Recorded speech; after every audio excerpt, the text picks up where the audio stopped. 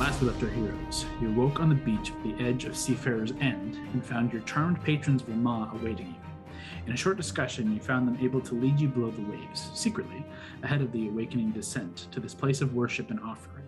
Before setting off, however, you returned to the wave cutter, spoke with Captain West, and explained the trouble you were about to get into, to which he elected to get his ship and crew out of Dodge. Before departing, however, West presented you with a pair of finned gauntlets to aid with traversing the seas, and a pair of once useful magical concoctions, now simply bottles of piss, then departed hastily, though on admirable terms. With that, you descended below, aided by the use of polymorph and water-breathing magic. Hour by hour, pressure and cold built, while light ebbed away the deeper you went, until finally, you were led to a last shattered plain beneath the waves. On this final expanse, you saw a massive cityscape of ruins, ending on an odd rise of rock that the Merrow explained to be a site of great worship and praise. Beyond this peak, set within a deep groove in the sea floor, a broken cathedral had become home to the monstrosity. Thoroughly unsettled, you returned and your guides began to make their way back to the reef, to much debate on your part. Finally, Hondo was sent out to draw them back, but only the priest relented. Valentine then suggested once more to this priest that he return to the reef and retrieve his offerings, but to do so secretly, and let none know of your part within this. With Valentine spent, and the day growing late, you settled in for a night's rest. Taking watches, you felt the pressure build as the influence of the Kraken seeped through the city. As the night progressed, the great Leviathan herself crept from the cathedral and made her way across the city, monstrous tentacles sweeping across the ruins and cracking buildings like they were made of twigs, seemingly seeking you out, before receding into darkness once more. Your rest, disturbed or otherwise, came to an end, and you began final preparations for your intended relic heist. Mary and Hondo sought out a new place to hole up for the day, out of sight of the city, finding a sunken ship within which you could easily hide, within a couple hundred feet of the cathedral. You recast water breathing to give yourself the most amount of time possible beneath the waves, and then you waited.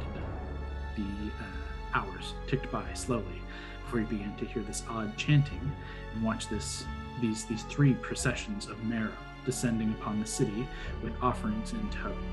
You waited with the apprehension building, the cold and the intense pressure bearing down on you, and finally watched as a dark shape lifted from the cathedral and rose up the rocky plinth at the end of the city to cheers and adoration of the Merrow beyond. With that distraction in play, you sprang into action. Hondo, Mary, and Gord swimming hard and fast across the open ocean, with the Wayfinder's sphere confirming Stormbreaker's presence was within that cathedral. Valentine, Alana, and Mounts remain within the ship, keeping an eye to the city through the gloom of the deep ocean. At the cathedral, however, the strike team looked within to see the light of faint magical flame, razor-like kelp, some creatures tucked in shadow, and a swift current that flowed throughout, upon which this huge squid-like younger Kraken swims, as we begin tonight. Right off the rip, I would like Hondo, Mary, and Gord. I'd like you guys to roll initiative, but I'd like to preface that by saying this is not a combat initiative. I'm going to keep an initiative in terms of an order of operations. There are precarious matters in play. If there's something you want to do, but there's other enemies in the area, it'll just be easier for me to keep track in terms of a roll of initiative. We don't have to keep to necessarily an action bonus action movement type initiative, but it'll just be more of an order of operations. And then should combat break out, this will remain your initiative into that combat. So I can just have that basically pre-rolled and we can go from there. Should Allie and Valentine find their way into the same thing, I'll do the exact same thing. So off the rip, Hondo, Mary, Gord, roll initiative. 17. Okay. Nice. Hondo, you get advantage. Yep. Just trying. He gets advantage on initiative? No, he doesn't. Never mind. I'll be over here. Probably does. I do, yeah. 2. Hondo, Okay. 14 on the die. What'd you say? at? 22. This is initiative, right? Yes. Initiative, yeah. So 11, 25. Super high. Okay. So to reiterate, Hondo, Mary, and Gord, you guys have tucked up against the basically eastern wall of this cathedral. Hondo had made kind of as he had made like the first approach, as he's the fastest swimmer of you guys. You made your way to the edge and found that for the most part it was just kind of an expanse of rock. There was an obvious opening through the roof where you'd seen it kind of collapsed in when you looked from afar. You could see what would have maybe been like a bell tower, a clock tower kind of thing. It basically collapsed within and left. You're not sure how wide the expanse is, but there's an opening in the roof that you could technically swim up and down into. However, what you spotted on your approach here was kind of almost on the northeast corner of this main cathedral structure. There were a couple of windows that you could gain access into this main structure, which you saw these kind of razor-like kelp, this small section of kelp, small forest, and the light of some magical flame inside. So, Hi. Mary, Hondo, and Gord, but Val, go ahead. I remember, Hondo, you did a trap check, and I think was it the kelp was like razor sharp? There was something that was razor sharp. Yeah, so it was less a triggerable trap, but a hazard that was noticed. You did also notice, though you didn't get a good look, like a direct idea of where, you saw what looked like a smaller Kraken kind of swimming around the middle portion of this cathedral, kind of on this like what seems like a fast moving current. It was kind of just following along the current, seemingly around what looked kind of altar-like, but from a distance it's difficult to see. And you also note there are immediately ahead from this window about 40 to 60 feet, like straight through this kelp, like razor kelp. There are a couple of statues that are holding these kind of magical, probably like statues holding the sun, that are kind of magical flame. They cast about a 15 to 20 foot radius of light. Beyond that, it is black. So you're seeing like the glistening of the shifting of water with the Kraken, but detail currently is very hard to get a really good grab on. And within that kind of light in the shadow, you did spy at least some kind of crab looking creature and probably some kind of shark looking creature that are just kind of shifting in the darkness. So with first initiatives, be Hondo, Mary, and then Gord. What are you guys doing?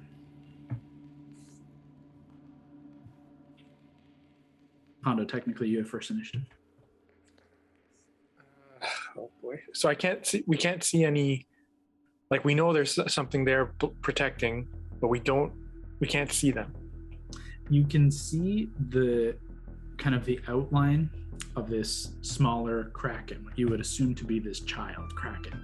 It's kind of swimming around the middle portion of this cathedral, and as it gets closer to your position, as it kind of swoops around, you get a like, as light kind of catches it, you get a better idea of it, but it's moving pretty quickly and you don't get a really good idea. But you can tell, one, it's huge. This is a big creature that looks like an elongated squid, like exactly what you would imagine a squid, but big. It has kind of like pale skin with like the kind of shocks of like blue like throughout in the briefest passage as you see it. And then you can see these other creatures are very obviously keeping to shadow and like trying to stay hidden, but you rolled a very high perception if I remember correctly, and even with your passives you guys would have a pretty good idea that there are other creatures inside that seem to be either lookouts, just kind of waiting, maybe sentinels, guards. You're not sure exactly their role.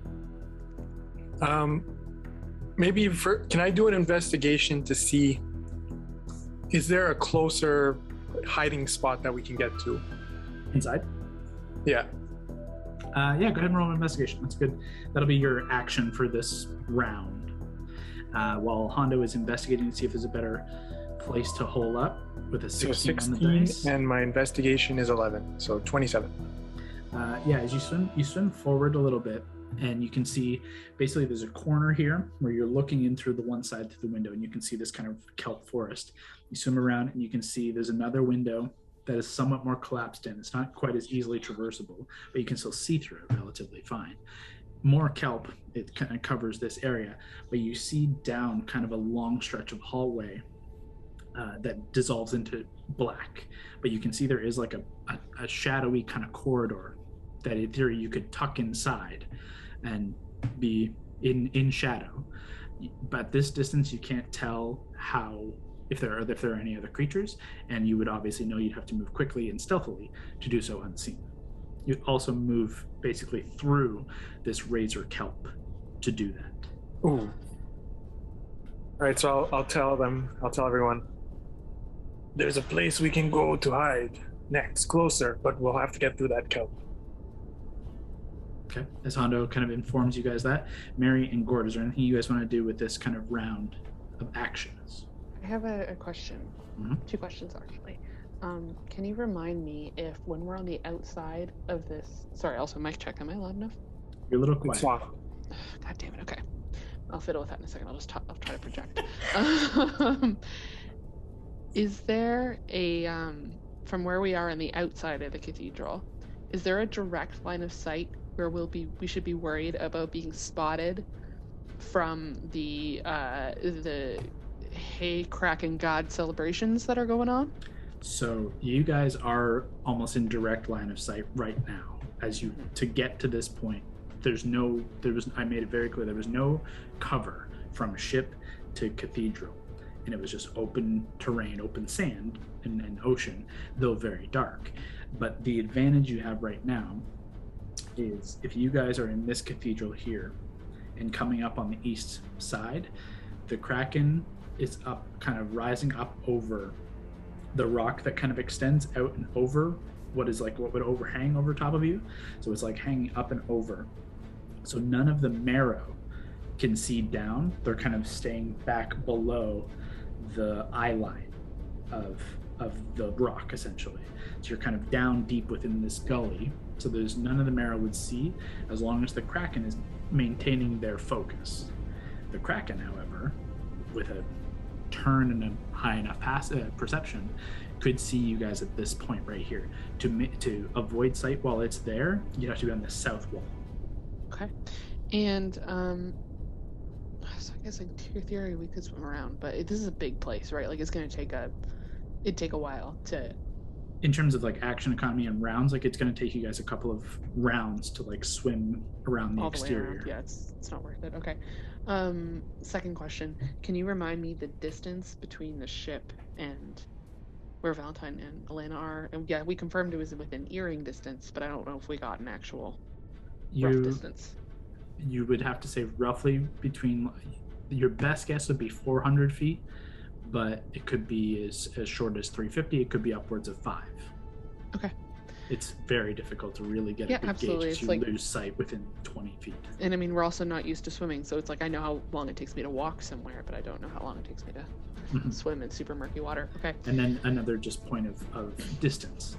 From Cathedral, where you're standing roughly now, to the plinth, the height of where the Kraken is kind of overlooking with all the Merrow, is between 500 and 600 feet. So it's almost like at a right angle between ship, Kraken, and then the Cathedral is like perfectly in between both. That is way closer Though the than plinth I thought it was. The plinth is a little bit further than the ship, but not much. Great. Yep. Great. That is way closer than I thought it was. I guess it took us longer to get down here because we had to go around. And took a very wide berth. Yeah. Okay. Okay. I'm going to duck around the corner, just so I'm not like looking in the window or whatever. I'm not sure exactly where I was standing. Do you want I'm to just duck around like the south corner of the building, or just kind of hide in shadow a bit? I just mean so that I'm not like facing into the. Okay. Like just like really, pull it's around not even real away movement. from It's just opening. like turn around, yeah. And I'm going to say as quietly as I can while actually still making the spell work. I'm just gonna earring. And I'll say, you go fish. We're gonna need you here quietly. But there's more shit in there than we thought. You said it to someone directly, or just over the channels? Over the channels. Okay, so everyone hears. Everyone will hear it, yeah. Go ahead and make a stealth check. Dirty 20. No, 21 actually. Okay. Everyone hears that across the earrings. I mean, that's like my action. Like there's God, so much tension with the DM rolling dice. Fucking know. me. It's so I know. I think brutal. he's just gonna do it to fuck with us every now and then. Oh God. I have an idea. Gord, is it before you say that, Kev? Is there anything you want to do with your turn, or do you just want to wait and see? I'll do a perception check. Okay. Is there anything specifically you're looking for? No, I just want to check the scene, see what's going on. Yeah. See if there's anything else that any of your compatriots missed. It's a 20. Okay. As Mary kind of tucks around, calls across the earring, and you're trying to be as stealthily and quiet as possible, Hondo has kind of slipped away from your group by 10, 15 feet at most, like easily still within eye shot, even in this gloom. You can still make him out. There's no change in your immediate vicinity. You can still hear with like when the sound kind of carrying through the water, it's still weirdly dull, but it's almost more precise, the sound you're catching. You hear the shifting of sand inside by a creature in sand. You hear just the shifting of that sand and like the tinkle of coin, like metal on metal, the kind of shifting of coins like falling across like a pile. You catch that. And you also catch that the Kraken, the sound of like more metal and wood and items are scraping across stone from this plinth. Seemingly, as you can see, the Kraken's arms are raised up high and are basically pulling the offerings towards it. And you can hear some of them are kind of falling down that plinth of rock and kind of cracking into one another and into the stone and settling in sand. And you can also hear what sounds just like this gargling, as if the Kraken is like swallowing whole. But you can't make it directly as it's facing away from you. That's what you gather with that perception. Hondo, what do you want to say? I'm gonna tell everyone. I can use Whisper to get on the other side of the kelp, and then either I can cut it, or I can just hide and move on. Should I do it? Mary, Gord, do you guys respond? If you can do it quietly. First, I'll cast Shadow of Moyle, or however you pronounce that. Yeah, that's good. Okay. I'm going to ask What is that? a cool warlock spell. Jesus. I'm going to ask for a stealth check from Gord as you're casting a spell which has presumably a verbal component. And even if it has a somatic component, there would be 18. Moving. 18? Pretty good. And Hondo, are you going to go ahead and make the shift in to attempt that, given that your compatriots seem to agree? Mm-hmm. Then make a straight attack roll. Just throw me a d20, and then add, I guess just add Whisper's bonus, whatever it is. So 6. Okay. It's the roll, and Whisper is plus 13. 19. Okay. And you're going to aim like down that kind of shadow corridor. Yeah, and then hopefully I can teleport behind the kelp. Perfect. Okay. We're going to jump to that in 2 seconds. Valentine and Alana, you guys heard across your earrings Mary tell you basically, we might want you here. You guys are not currently in this initiative order, so this is playing out outside of your control, and you have no idea that's what's happening exactly. What are you guys doing in this moment? I'll turn to Brawley and be like, I think we should dimension door there. It'll take us so long to swim. What did you say? I can't hear you. Are you muted? Am I? You were. Oh, no, you're good. Oh, It was okay. just quiet at first. I was like, yeah, we can try. Okay, I can't take you because of little baby Keith, little mini Keith. Oh, yeah. You'll have to use your gem. You also can't Okay. take Fern. Fern's too That's big. okay. Fern is just fuck. He's fucked right now. I'm just gonna leave him. Okay. That's what Yeah. I was gonna Okay. confirm if Fern is staying and what is happening with Keith. He's got 2 exhaustion. He's out. I will try if I can to dimension door to this temple. Okay. And Allie, are you going to try and use the dimension door gem as well? Yes. And Okay. I'll try and aim to be like exactly where Val is. What is the... I'm going to look up the specifics of dimension door because dimension door can do. You don't need line of sight. You don't need specifics. Dimension door. But I think what I'm going to ask both of you is a straight intelligence check. Intelligence? Okay. Unfortunately, you both have exhaustion, and that would be a disadvantage. Does Al have exhaustion? Alana, Yeah. Valentine, Fern, and Keith are all Okay. exhausted by 1 point. Straight check. Straight intelligence, unfortunately, a disadvantage. Oh fuck yeah, it's right at disadvantage. Oh my god, I thought that was a 1. Okay. 7. I got 9, but I think I'm gonna burn a bardic. I just want to make sure I can do it on a check. You can use your Ability check. Yep, I can. Okay. You just So can't I'm use gonna- you can't use your peerless skill on saves or attack rolls. It's only on ability checks. It says saving throw. That's your here. bardic inspiration, not your peerless skill. Oh, okay. Okay, good to know. So I can use it on this? You can use it on checks. Okay. No problem. But it's Great Yeah.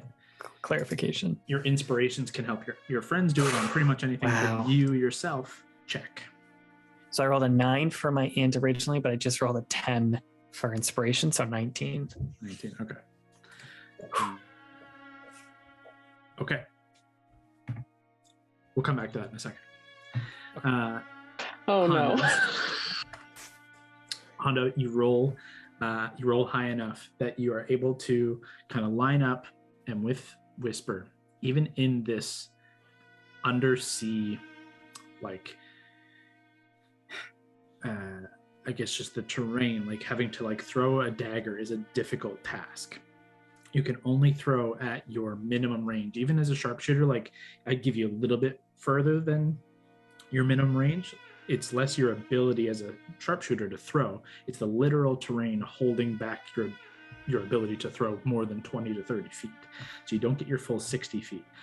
Luckily, you've only need to traverse to hit this stone about 20 to 40 feet. And you just throw into shadow. And as you feel that point of connection, you transform into shadow and just shift and stop. I'd like you to make I don't remember if I already had you make a stealth check, but make a stealth check now as you hit with Whisper. Gord and Mary, you made stealth checks already. Hondo, you have advantage. Okay, good. But that's also it was a 4 on the dice originally. you also a minimum 10. Nat 20. You have a minimum 10 on your proficient skills anyways, so that would have been 10. But I got a 20, so But a 20. So what is that with your stealth? Yeah, what's your total? with my stealth, that would be 15, so 35. Oof. Nice. I'll just say for anyone tracking at home, so Brawley doesn't have the gem. She has the cape, the cloak. Oh, sorry. Mary, you have the Dimension Door gem. Thank you. Yep. And Allie, you're bringing along Tiny Keith. Yes. Okay. Little plushy teddy bear Keith. Yeah, I'm not gonna leave him anywhere. He's too small. I just Available imagine on him our like store. Check them out.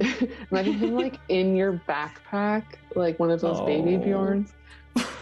I'm just peeking his little, the little Oh. horn. This little beard. He goes from like to like oh. Oh God. Okay.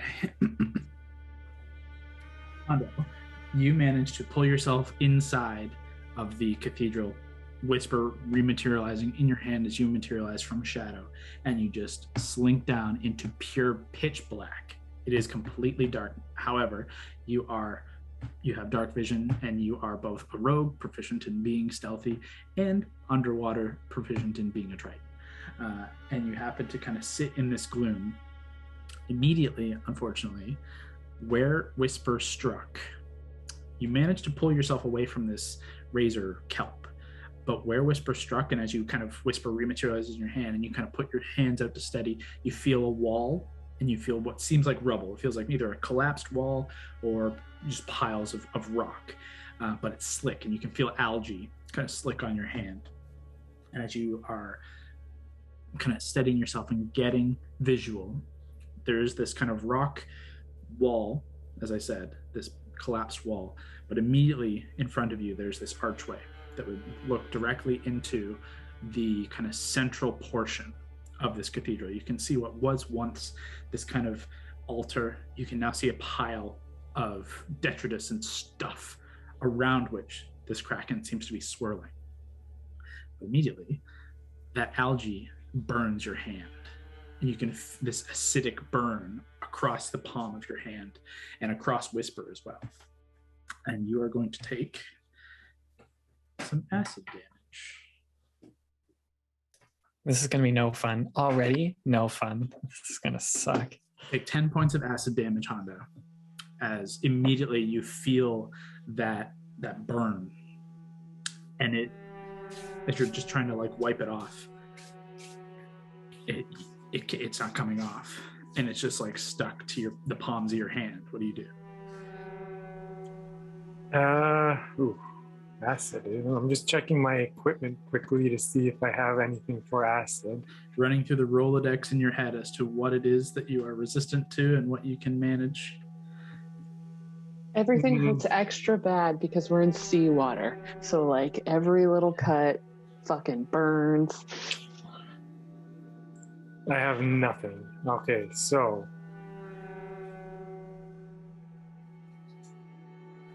Cut off your hand. Don't do that. You're crazy enough to try and do that. I'm assuming that there's mud under where I am, like it's mud. You can feel that there's sand and what seems like bone and like shell and kind of debris that has like kind of fallen off of this building. So yeah. I'm going to stick my hand into the sand to see like if it'll just stick to the sand type thing. Okay.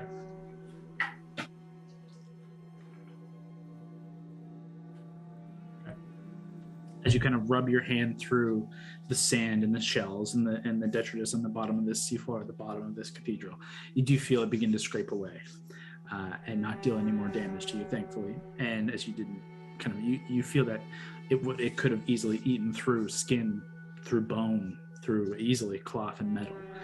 It was immediately acidic and reminiscent of kind of early days young adventurer travel when you would battle against oozes and like gelatinous cubes. It had this enhanced magical quality of like stripping away. But you managed to kind of use the natural ground to kind of scoot it away. You do manage to scrape away the slime. But as you do kind of kick up a little bit of sea floor, and it just kind of puffs out a little bit. You can hear just the scraping of your armor and your belt and your weapons just ever so slightly. It's a little less quiet than you were before. Not incredibly, you did roll a natural 20. But you're just now ever so focused on the fact that you have to make no sound. Mary and Gord, you've cast Shadow of Moil on yourself, and you just feel this darkness that was already oppressive just cling to you. Mary and Gord, do you guys do anything? Question about the about Gord's thing, actually. It makes it darker around him. Does that mean, in theory, if someone were to stick by him, they'd be like harder to see because it's within X feet? Or it is in theory, to... unless something like doesn't give a shit about dark vision. Currently, has dark vision. Currently, it would basically make you guys are already in darkness essentially. But okay. If you were in the dim light of the lit areas inside, it would turn the dim light there to darkness. So in those cases, it would give you not necessarily an advantage, but your stealth would be more stealthy than if you were just kind of out in the open. Okay. Can you confirm, do I need to get around this kelp to get line of sight to the center of this chamber? To basically get into the room, you have to cross through this kelp kind of forest area. And it would be very difficult to get any good visual into the middle of the room without doing that, without crossing, entering the building in some fashion. Can I try swimming up, like swimming horizontally, like along the ground to kind of the base of where some of this kelp is? Could I try, if I like wrap my hand in my cloak just to help steady it, could I see if it's possible with, I'll use the short sword to try to like detach or like slice off just from the bottom, like a single strand or maybe a couple, like depending on how hard it is, if that's even something that's possible, to try to clear a little path to see? What I'll have you do in this case is make a dexterity saving throw, but at advantage, as you're taking expert care and time to try and cover yourself and try and do this really quietly and stealthily to try and just strip away the immediate couple of strands to see what happens. Yeah, literally just like cut it and like see if it'll like let it float away or float up, but just like not moving it as much as I can. Yeah. Dex save. Dex save at advantage. I rolled 2 14s. 21. Yeah, you managed to cut through with your short sword quietly, cutting through the first couple of maybe like a foot by foot patch of this kelp forest. And you can see as you've gotten closer in the gloom, it's difficult for you to see, but you can see this patch directly before you stretches for like 20 feet in either direction. Like it's on all sides of this entrance. You can clear a path, but it's going to be difficult to get a good straightaway path for you. It'll take some time. Okay. But you do, as you cut away, you do just see them kind of drift up, and they just keep kind of drifting up and out of sight. So I have, and again, the way it's phrased doesn't always work for everything, but I have that bonus action eye for detail perception check. Would I be able to use that to try to like look down at the globe in my bag and see if I'm getting any reading on the object that it's already kind of pointing at? Or no? In that case, I don't think it's not giving you a more succinct direction than inside. Straight. Like Okay. It's kind of just saying like it's giving you the bare bones of like you are on top of it as best it can tell. You know what I mean? Like Yeah. It's not pointing like drastically to one left or right. It's not like gonna around lead the you side of the down room. to the 5-foot square. It's pointing to this cathedral is where it is.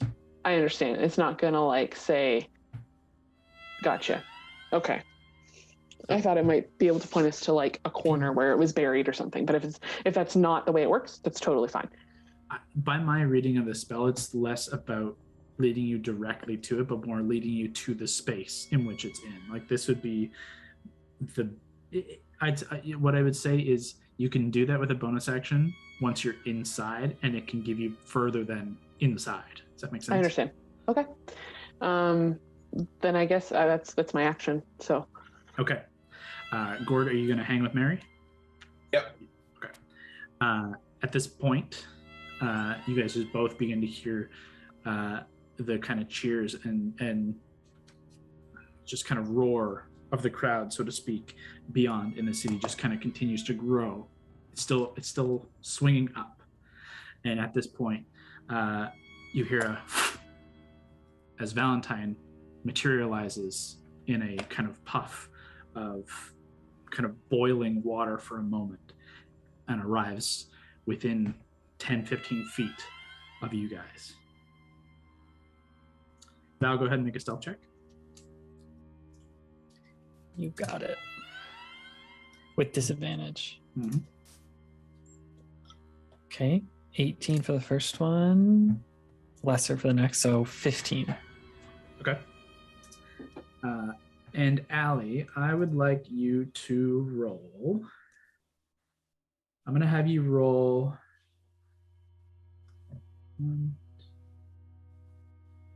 Yeah, roll a d12. Ooh.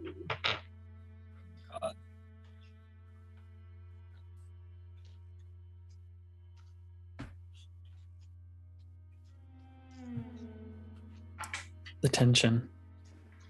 Oh. The terror. It's the only dice I didn't have out. This is where if we were playing in Wow. person, Scott and I would be pacing the room. Yo, I would be up and out. That's an 8?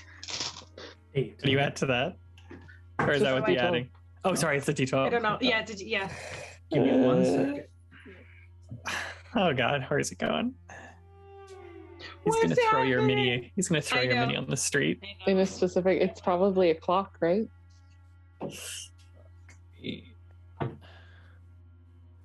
Brawley's never used magic really before. Except for healing. What's in that gem, by the way? Do you still have a cure wounds in that gem? Brawley has a Cure Wounds level 2, and you've got the level 4 Dimension Door. Dimension door, yeah. Like always, where we default them to. I have thought, what if we set that polymorph in the 4th level one? That could be interesting one day. Possibly. I mean, in a lot of, and to be honest, I haven't used it in a while. But it's also good to be able to, for me to get somewhere real fast if I need Yes. to. 2 things My happen, Allie. music's so intense. I gotta turn this shit down.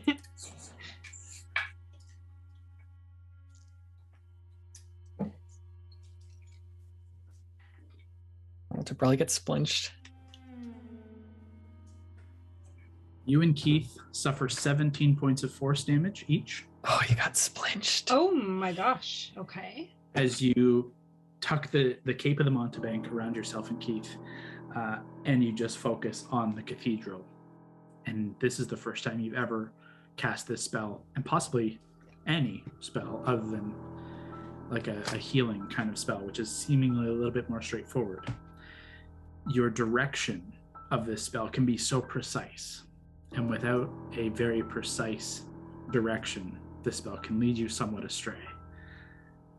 You're not far off from the rest of your group, but you immediately feel, as you close the cape around you, you feel this kind of warmth of magic kind of bubble and burst, like tingling through your body, and then immediate just collapsing pain. You're being bound and binded and closed in on all sides by horrible, horrible crushing pain, and then just thrown out of it. I need you to make a stealth check for both you and Keith at a disadvantage. Okay. As you are basically, you landed inside a wall, inside a very dark space, and are thrust out into sand and debris, holding Keith. Okay, I've got 16. Nice. And oh no. Oh no. Hold on. Please Keith be fine. What's his If it's not there, just be like add dex to it. Yeah, if he doesn't have a straight Yes. bonus, it's his deck. Oh good. He's 7. Okay. Okay. It's so small. Allie, you get the first real look at the central portion of this cathedral. Directly before you, as you're thrust out of this kind of vision of pain and darkness, immediately to your right, you can see the light of some magical flame, kind of giving a little bit of light to the space. And you watch as like there's this immediate kind of, what at one point would have been a beautiful altar, this kind of raised plinth with multiple different like sections where torches or standards for banners and things could have been held. In the center, maybe a space for offerings or a space for a priest to lay sermon. Instead, now is a pile of treasure and detritus and bones, and what looks like eggs, large eggs. You gather very quickly about 8 or 9, each 8 feet tall, maybe 4 or 6 feet wide, just stacked and piled in and amongst this treasure. And swimming around, and immediately as it comes around, its eyes shift to you, this young Kraken. At this point, I need you and Val to roll initiative. God. Oh, God. Okay. Okay. Oh boy. Probably get advantage. Yep. Okay. That is All right. 24. Wow. Nice. I got 19. Wow. All right.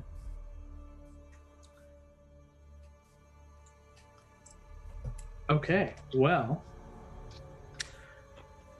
this is at least going to put some of you guys in combat.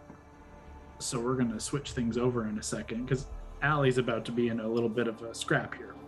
Okay. Oh, no. The rest of you don't have to engage. Unfortunately, just the way...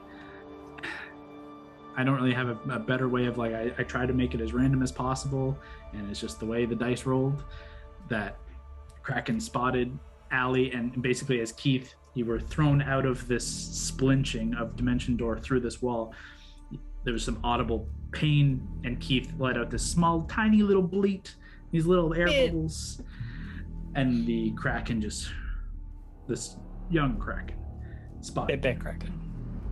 So, I'm going to change things up here in 2 seconds, and go to Battle King.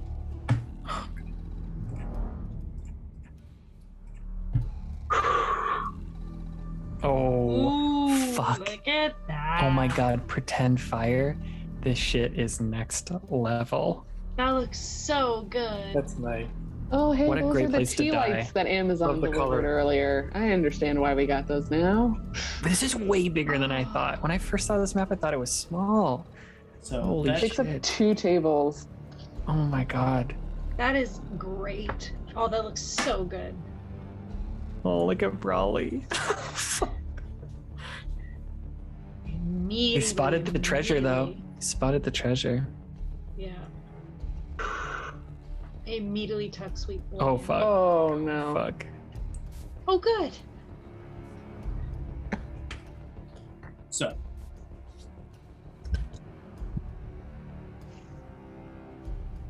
okay, so Brawley, you can see where you are. You can see this young Kraken is there. For the rest of you in the rest of the room, you guys who are outside are kind of tucked outside this space. This is this kind of razor kelp that you're looking at here, that Mary, you've started kind of carving away a section, but you can see it's a relatively large section of that. Hondo, you've tucked yourself here. And basically imagine these are full walls along here, but this is open terrain out this way.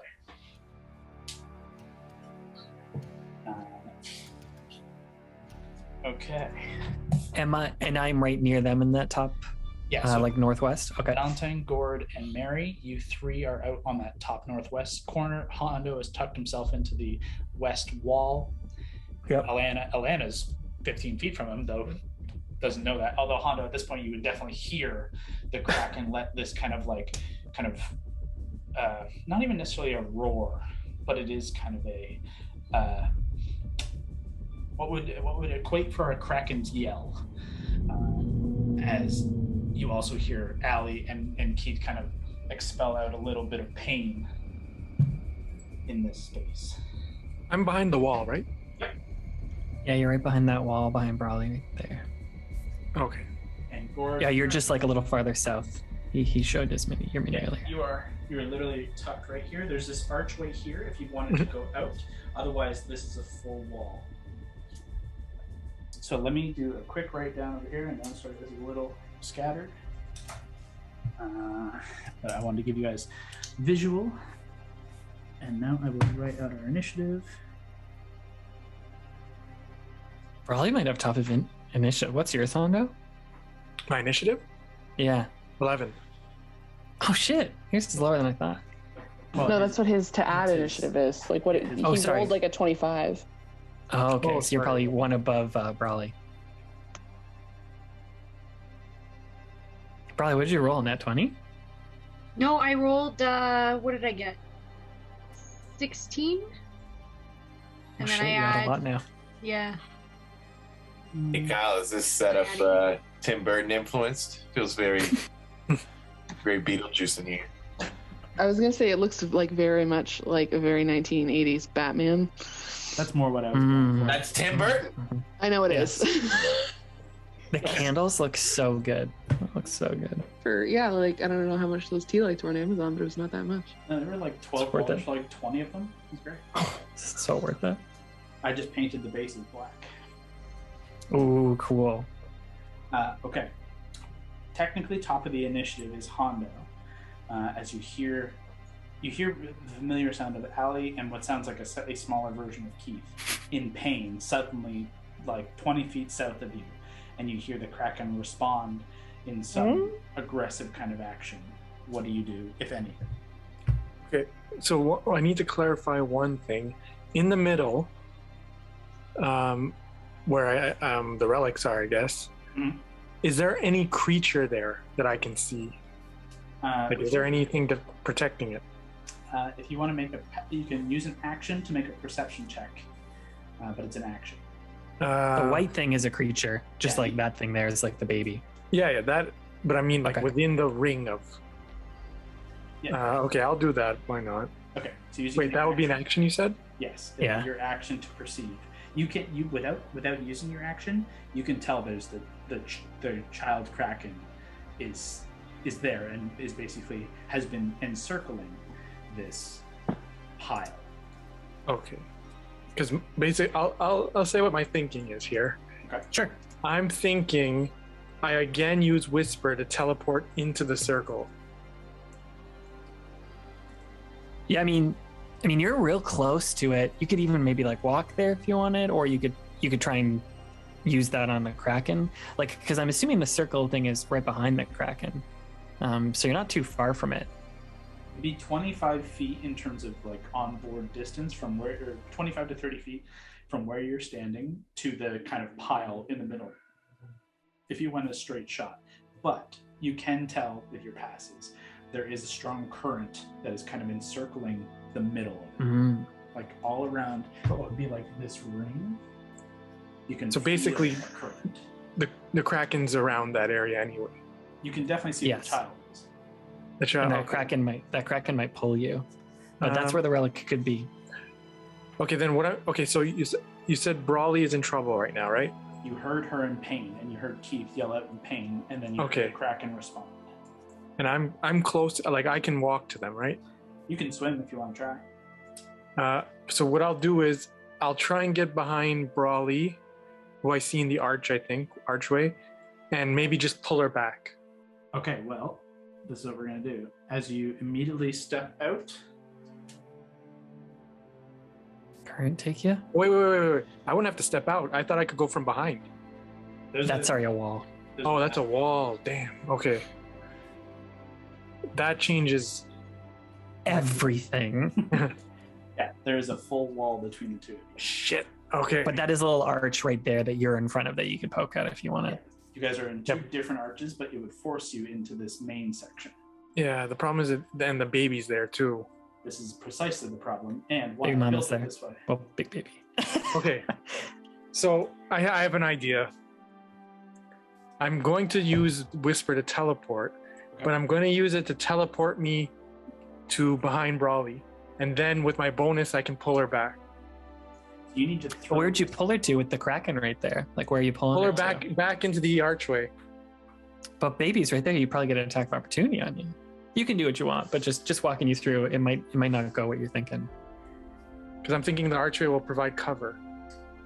Yeah. So, re-illustrate what it is you want to try. So I'll basically I would peer out from the archway, like just a little bit. Yeah. Enough to see Brawley. I try and aim Whisper to go behind her and teleport, and then I would sort of like pull her back in to the arch. Okay, the best. You'd have to walk back that arch though with her. The best you can do to shoot in behind her would be you'd have to walk you'd have to basically come out to 20 feet to the right to shoot in over her head to throw, and that would put you in the line of this kind of swirling current. If you wanted to try and keep close to the arches, you could throw into the arch that she is standing in, appear basically in front of her, and push her in, and use you as a shield, but it probably would give the Kraken a chance to hit you. And we're talking the Kraken, not the baby Kraken, right? Well, sorry, this is baby Kraken. This is baby Kraken. Okay. This is a very small version of the thing that will be coming to kill you shortly. Remember, goal is rotate relics. Goal is rotate relics. This is basically picking the worst of the best of the worst. Remember, Okay. you get advantage if you go on the opposite side of things. Like if you want to try and attack this thing, you get advantage on going on the opposite side. We know that there's some treasure there. Okay, I'm I feel going to like the try. jig is up in terms of it knows we're here. Well, Okay, baby cool. knows we're here. Last question before I do my action, because I think I figured it out. The treasure is in the middle, or is it somewhere else on the map? Thus far, you've only spotted there are bits of treasure in amongst this kind of clutch of eggs and detritus, but there could be treasure in other spots in the room as well that you have not yet spied. Okay, I'm going to try If you and want to create. make a perception check to get a better idea, you could try. But it's What I'm going to do, I'm going to go back to the original. I'm going to teleport into the circle, and then I'm going to try and create just enough of a disruption to attract the baby away from Brawley. Okay. Great idea. So you're gonna throw Whisper into like the clutch of eggs in the middle, and Yeah. teleport there, and then try and do something from that point. Yeah. Okay. Go ahead and make an attack roll with Whisper as your action. Come on. Come Okay, on, baby. so What you got? What you got? Okay, all right. and But then it's not moving. 13, so 21.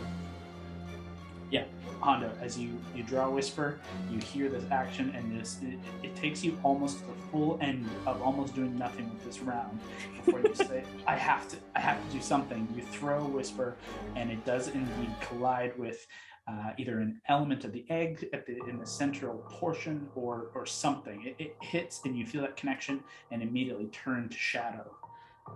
You teleport.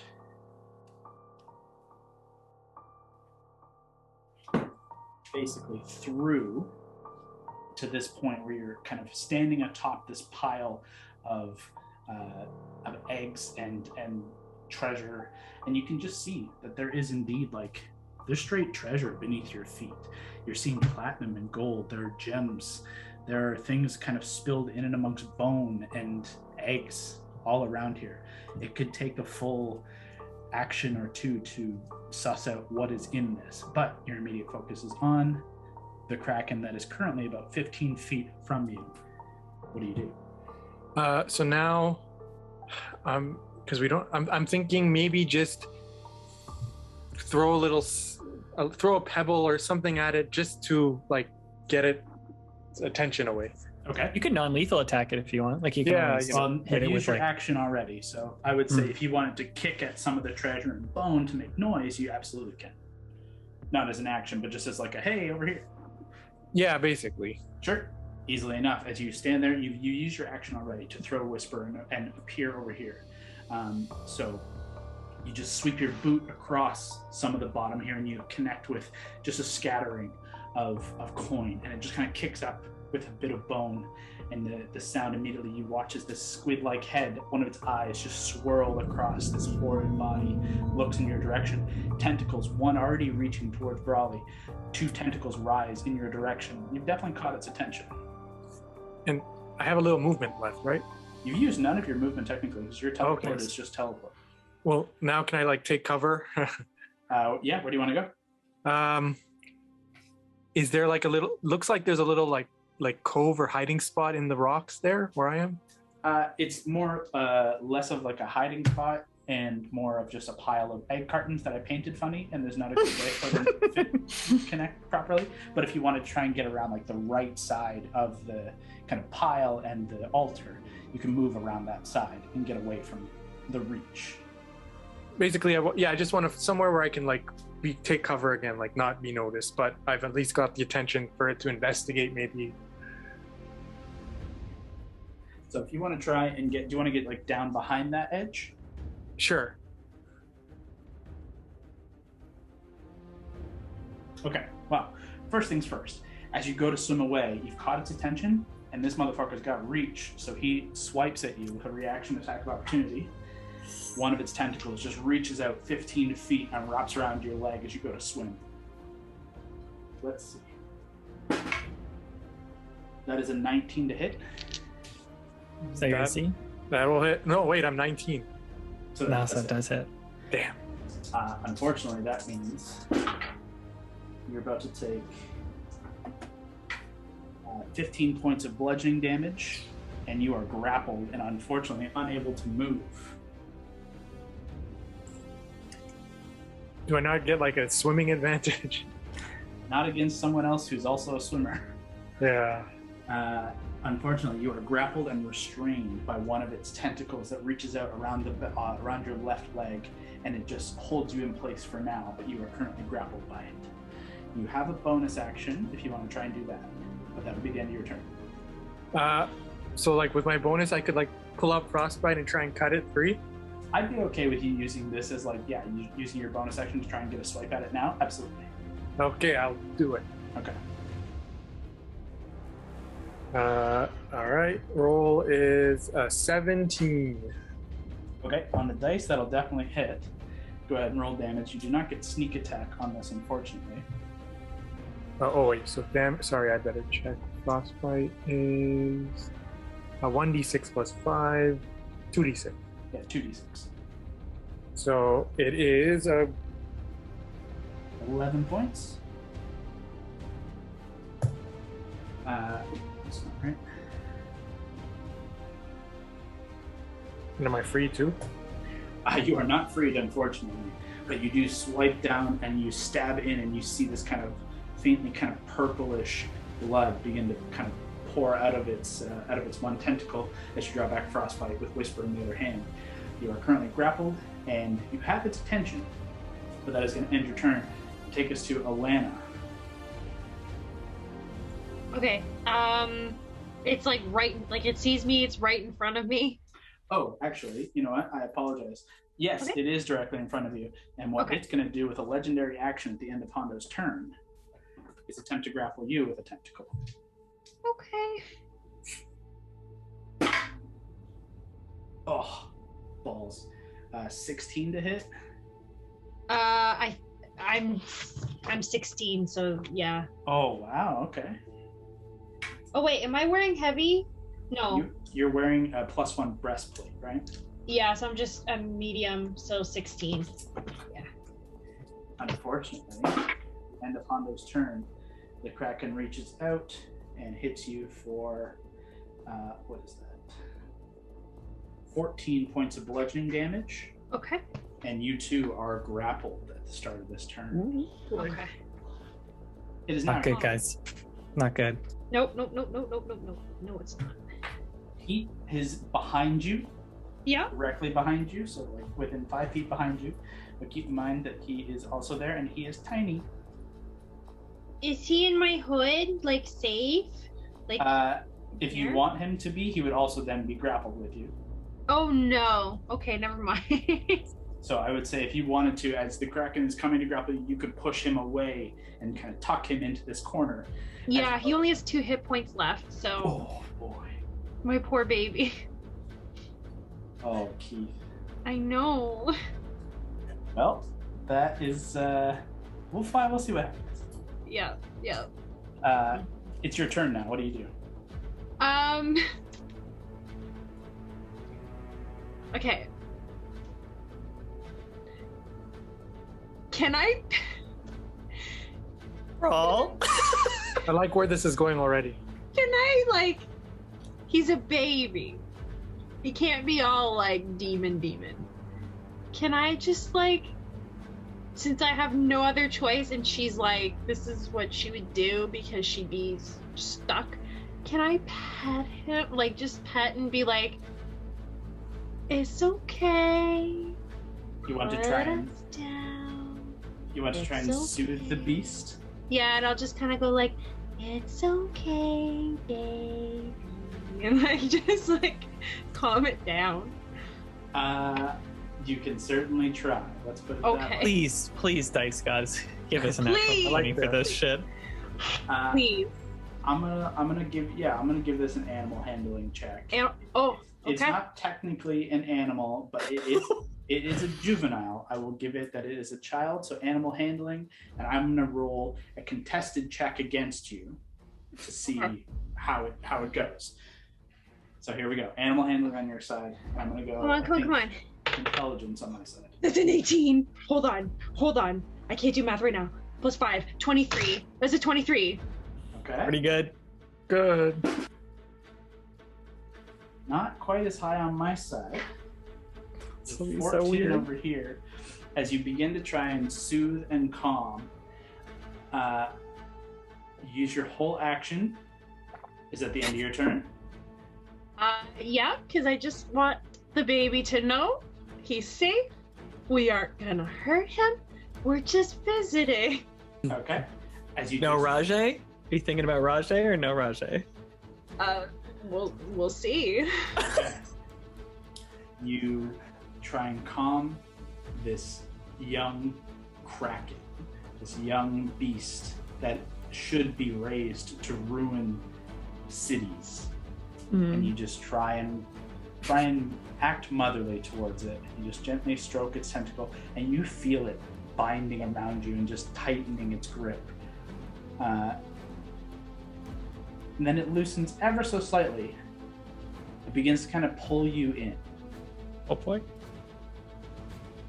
Is that the end of your turn? Mm-hmm. Okay. The end of your turn. That takes us to. Actually, at the end of your turn, it's going to use a legendary action and throw Hondo. Wow. Rude. Yeah, it's going to throw Hondo. Let's see. Where's a good spot to throw Hondo? Uses fling. This is up to 40 feet. Yeah. Hondo, it just throws you.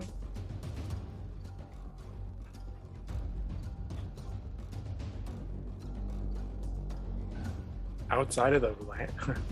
Just throws you into this kind of pile in the bottom right corner. Just throws you hard against the kind of detritus and pile of rock and rubble. You do immediately suffer.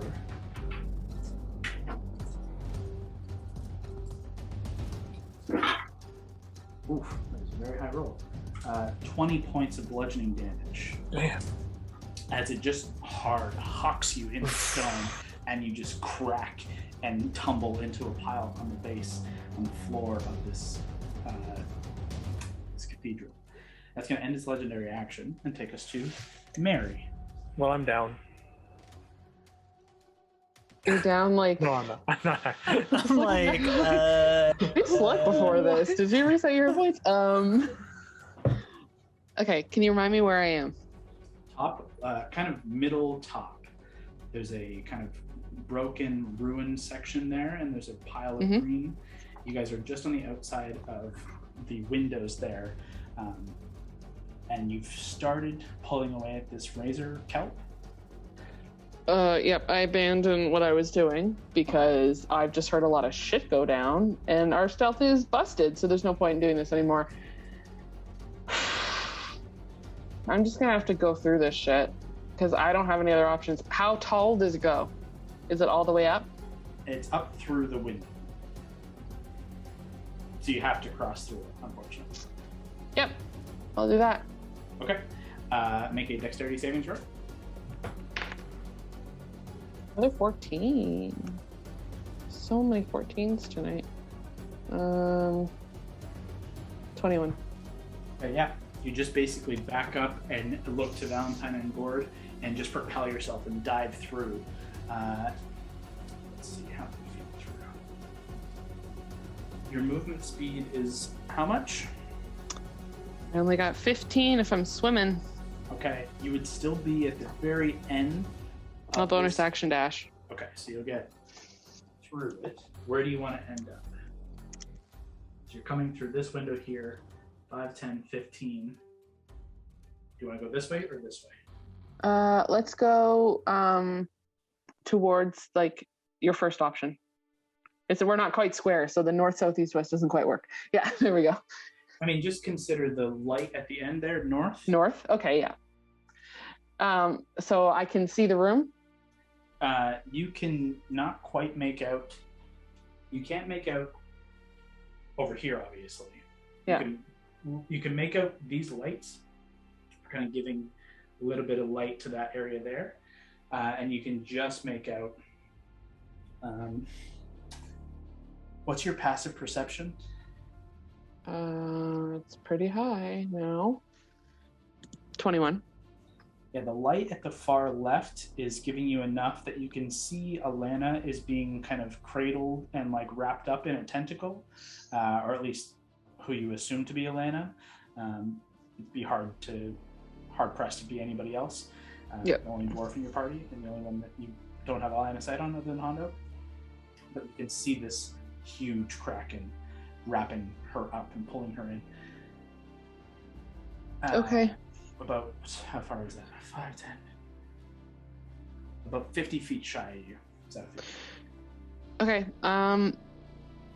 As my action, because I've already used my bonus action, would I be able to try to make a perception check aided by the sphere to try to see to confirm where we think this relic is?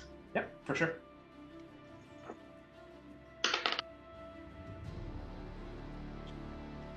Okay.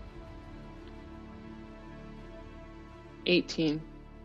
Perfect. Okay. You see a couple more things. Oh no, I'm dropping stuff. You see a couple of things that I'm not sure. That relic, guys. Get that relic.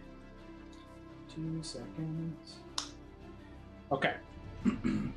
As you spin the Wayfinder sphere kind of around the space, just trying to like kind of hope that it just pings one way or another, you immediately look to your left and kind of shine it that way, and you see a pile of treasure and like broken ships and wood and rock and just this pile of stuff. But you can see spilling coin and pieces of glittering gem, and like you can see a ship's like mast and a ship head. It's been like stuffed into this corner immediately north of you. As you spin away, you also see climbing over top of it, headed past you, and you're not sure if it's seen you just yet. God damn it, one of these motherfuckers already fucking grappled me. A giant crab. Right. You clock that quick, and then you look over onto this far right section as you just kind of pass over and this kind of turning to your right to look past. And in this far right section, you see there is another horde of treasure and detritus and bone and ruins. And swimming from that, you catch a hammerhead shark headed south down the right side. Then finally, as you spin and just kind of clock Alana and the Kraken, the Wayfinder sphere seems to kind of shine ever so brightly in the center of this room. Okay. Center. So, can you confirm something? Mm-hmm. Do I not have it in my hands anymore? The Wayfinder sphere? Yeah. No, it's still there. Oh, okay. I thought you meant like it moved to the middle of the room, but I understand what you're saying now. Okay. Scared me for a second. I'm like, I got something else to do with this shit. Okay. That's my action, bonus action movement, so I'm done. Okay, end of your turn. At the end of your turn, some other stuff happens. The whole time it's just like, oh, fuck, shit, fuck, God damn it. Let's see. Hondo and actually Alana, you're safe from this. Hondo, I need you to make a strength saving throw. Okay. Strength save, eh?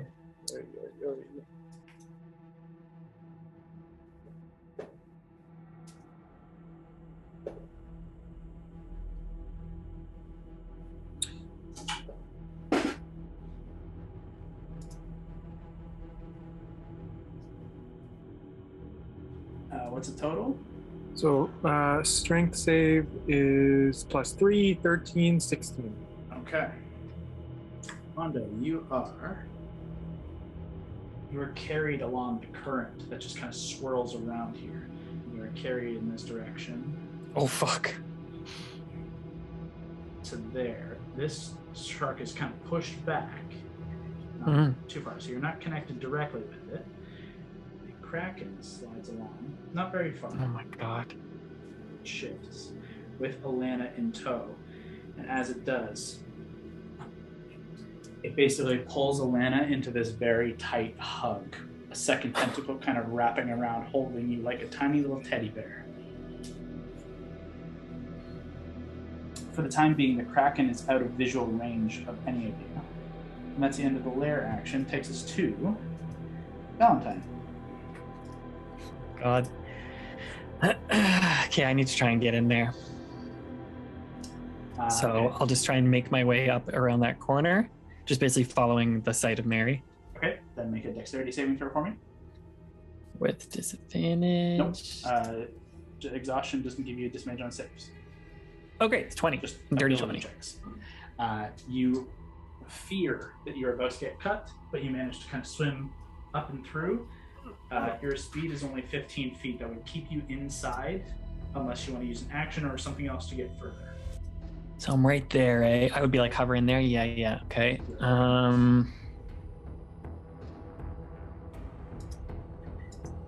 And then I could only go 15 more feet if I spent my action to do something, right? That's right. Let me just look at my spell options here. Mm-hmm.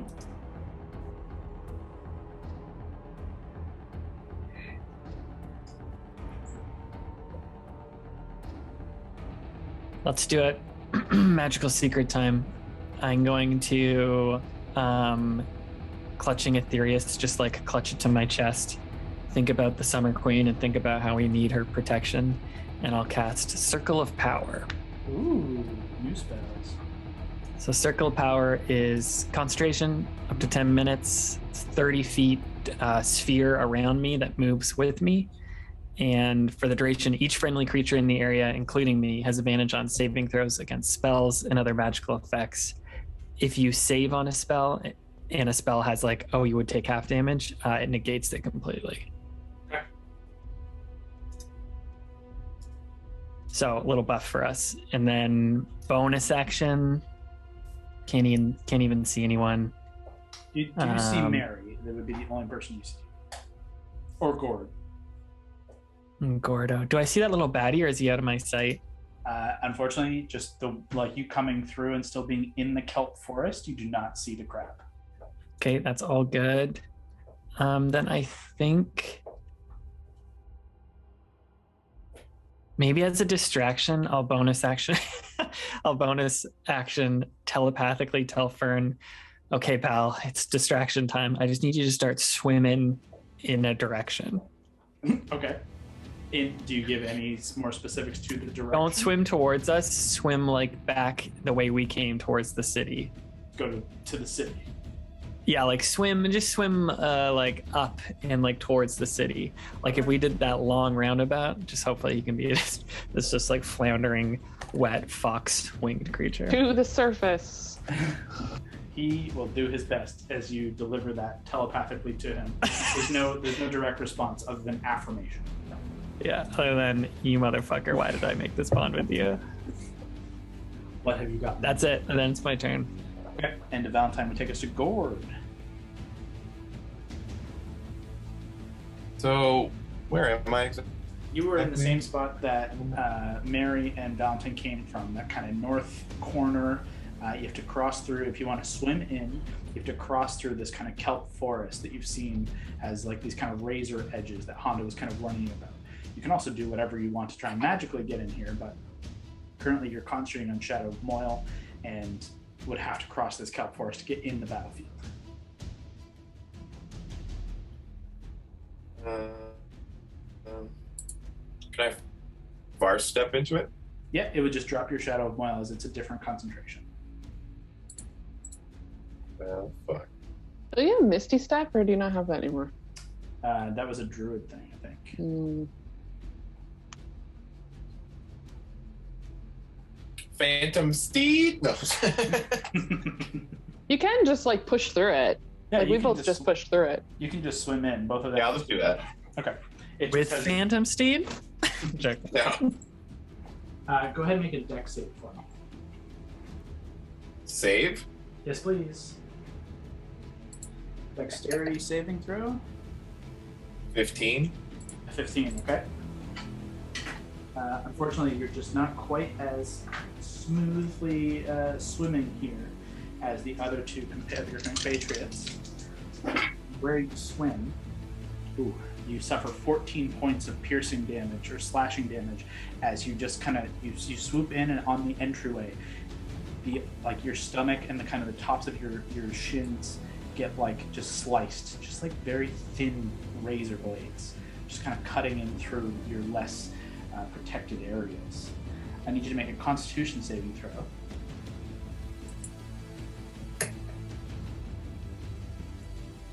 Eight.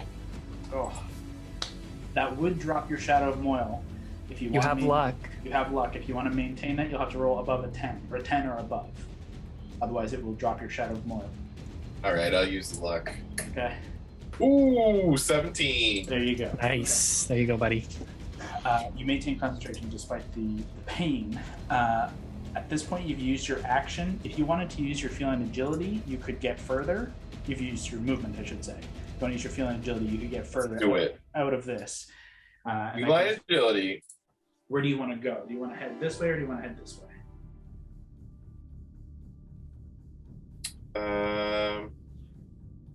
Second option. Okay. As you kind of dash further south, you just kind of take cover behind this post. With your passive perception, your ability to see through darkness, you can see this room a lot clearer than the rest of your fellows. You can make out that you can still see this kind of Kraken down here. You can just make it out. You can see it's clutching Alana tight, and you do see this clutch of eggs and treasure in the middle. But you would need to get a lot closer to get a better idea. I don't know if anyone knows I have dark vision, 60 feet. How far? 60 feet. Okay, good. I thought it was even further than that. Didn't you have something that it's like super far, or is It that was only when double. you're? Wow. I don't know. I'm just going off D&D. Yeah. Anyways, that is your movement. You haven't even used an action or bonus action. What do you want to do with those?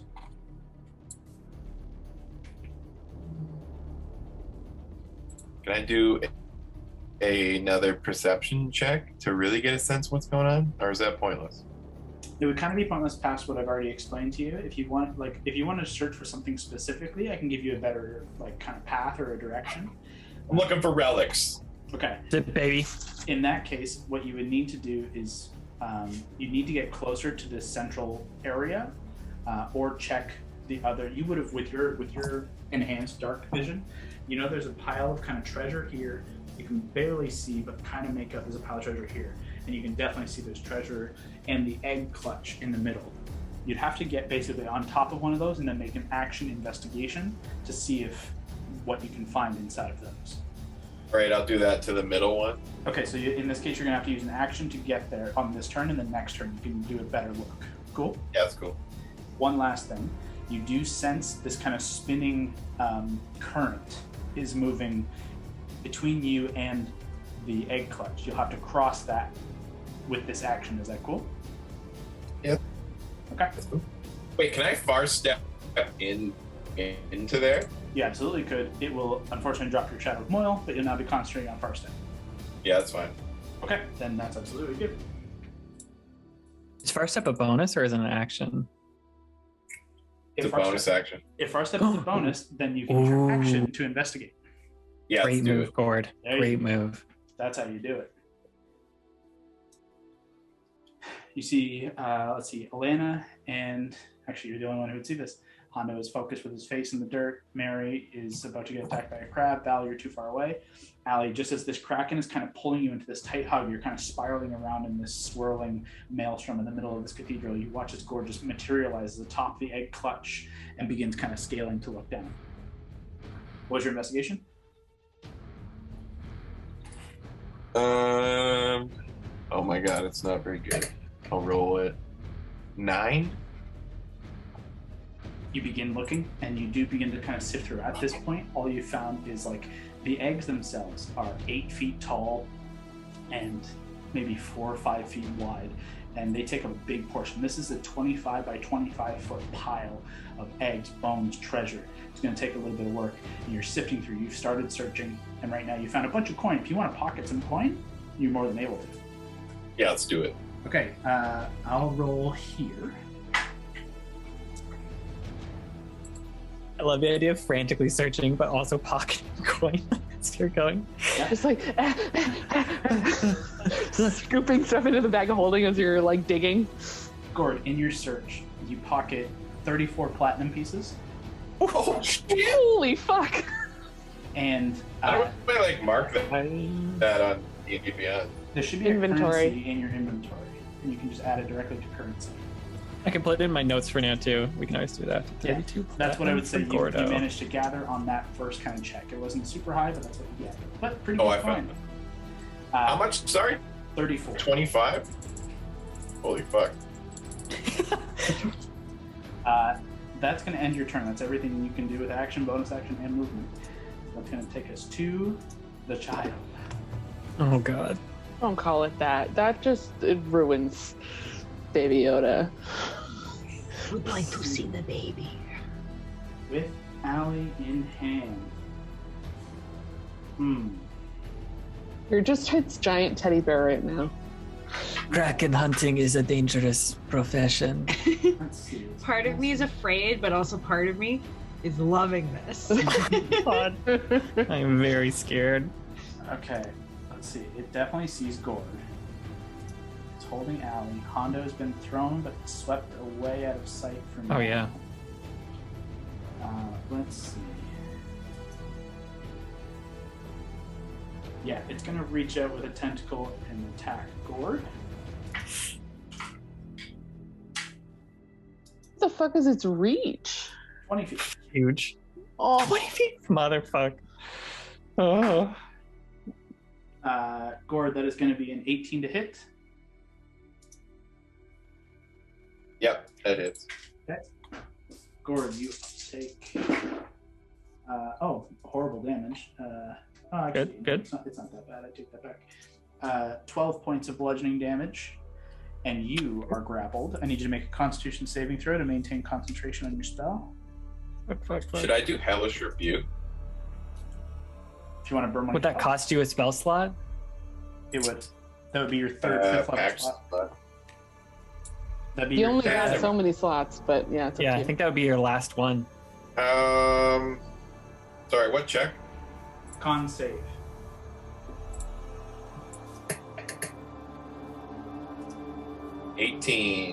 Oof, nice. You maintain concentration, but it reaches out and grabs hold of you and is now holding and restraining you in its tentacle. And then it is going to swim upwards with both you and Alana in its grasp. Upwards? Yeah, why not? Where you going, baby? Come on. Mommy, look what I found.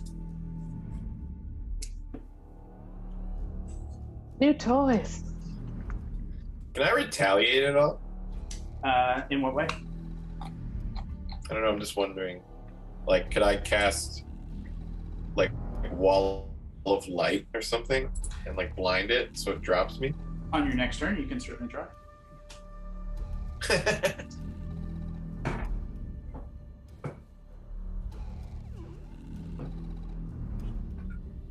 It doesn't look as high as I want it to, so I'm going to double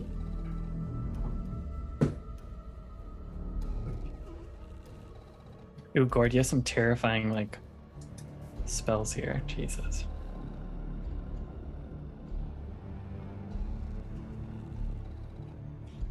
Okay, it rises like 40, 50 feet into darkness above, and you just see it's kind of on a faint trajectory as you kind of look up. I guess Hondo, Gord, and Allie, you're the only ones who can really see, and Hondo, you're barely even seeing this. Just kind of at the corner of your eye as you go to turn over. It's just kind of rising up in the middle of the room and headed vaguely towards the open break in the roof that is about 70 to 80 feet up, but it's just kind of lazily swimming, holding Alana and dragging Gord behind it. Both of you see along the kind of upper level of this cathedral, there's this kind of back section here that you can see. There's like this raised, there used to be a balcony on the second floor that would wrap around the entirety of the room. For the most part, it's fallen in the rest of the room, but this back section here has maintained this raised plinth about 20 feet or 40 feet up. So you guys are about 10 feet short of that. Just keeping that in mind. And you also see hanging precariously about maybe 10 feet above that, you can see hanging by these heavy chains, this old rusted bell that once seemed to hang from a bell tower is just kind of held precariously strung just above this plinth here at the bottom, this like walkway right there. That was its action. Oh, it can make a second attack.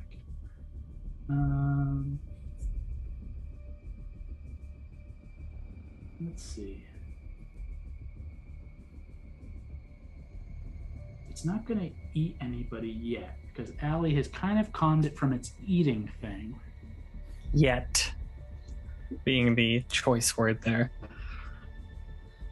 You know what? It's just going to end its turn there. Yeah, it's comfy. Just a happy little baby. It got some toys. Yeah, just playing with its toys. Yeah. Okay, it's going to take Gonna be like, hey, mommy, come see what I found.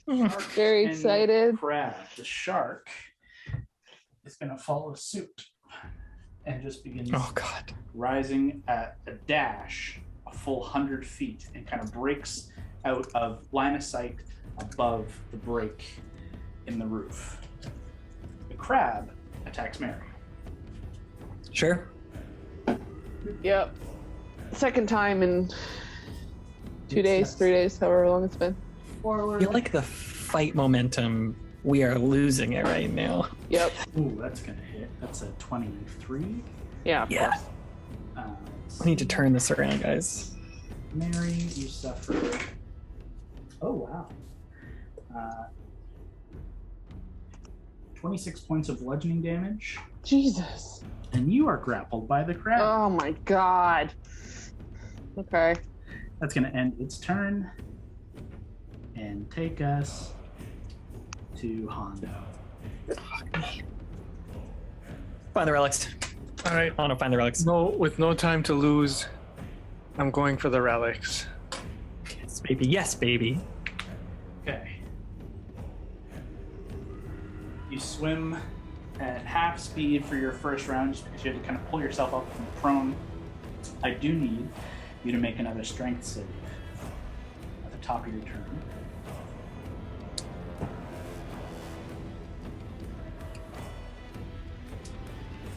Okay, what's the total? Strength save is 12 and 3, 15. Okay, unfortunately, as you pull yourself up, you are thrust out of the out by that current and pushed away from the center of the room. You still have half your movement with your main movement, and then you have plenty of other ways to move. So currently you're at half move. Do you want to try and push back through? So I'm pushed back now? You've been pushed back from here, you've been kind of pushed along the water to here. So 5, 10, 15, 30, 35 feet from the edge of the pile. Okay, well, I guess I'll teleport. I'll use Whisper and I'll teleport. There you go. Okay, go ahead and make an attack with Whisper. This is your action. 16. That'll be enough.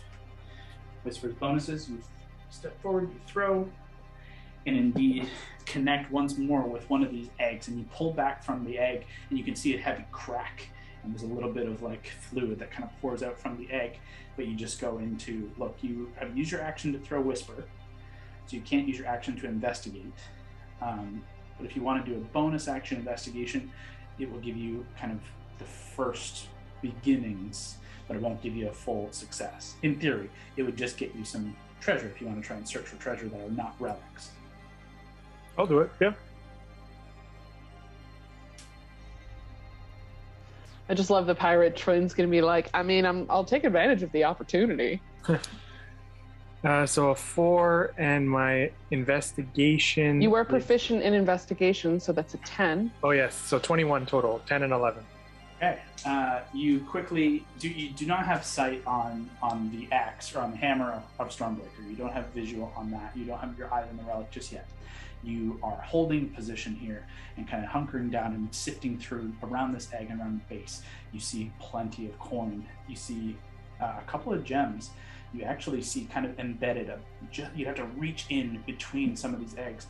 There is a massive black sapphire gemstone, like easily worth 5,000 gold.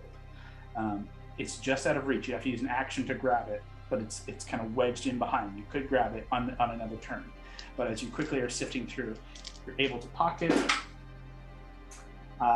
15 platinum pieces. Sorry, what was that 15 for? You're able to pocket 15 platinum pieces. Oh, brilliant. Thank you. With your bonus action quickly sifting through, grabbing and kind of shoving in your pockets, but you get line of sight on this kind of black sapphire in the middle of this hoard. That is going to be your action and bonus action. You still technically have some of your movement if you want to shift somewhere else on this pile. Could I use my movement toward the gemstone? If you want to try and push in and kind of move and like basically give yourself advantage on your next action to get it, I'd say yeah. Okay, I'll do that. Okay. Hondo kind of wedges himself down inside. Oh no. Hondo sees a gem and he wants it. That ends Hondo's turn. Takes us to Brawley. Brawley, you see the Kraken has scooped up Gord and is swimming up into the top of this cathedral, and it's holding you. It's not doing further damage. It's just kind of holding you. What do you do?